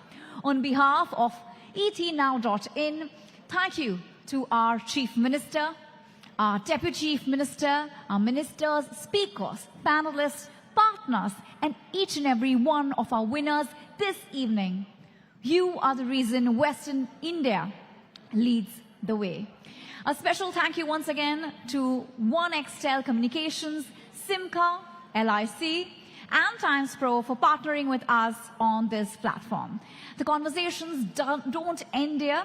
Please join us outside for a networking dinner. Thank you and have a great evening ahead. Thank you, Mumbai.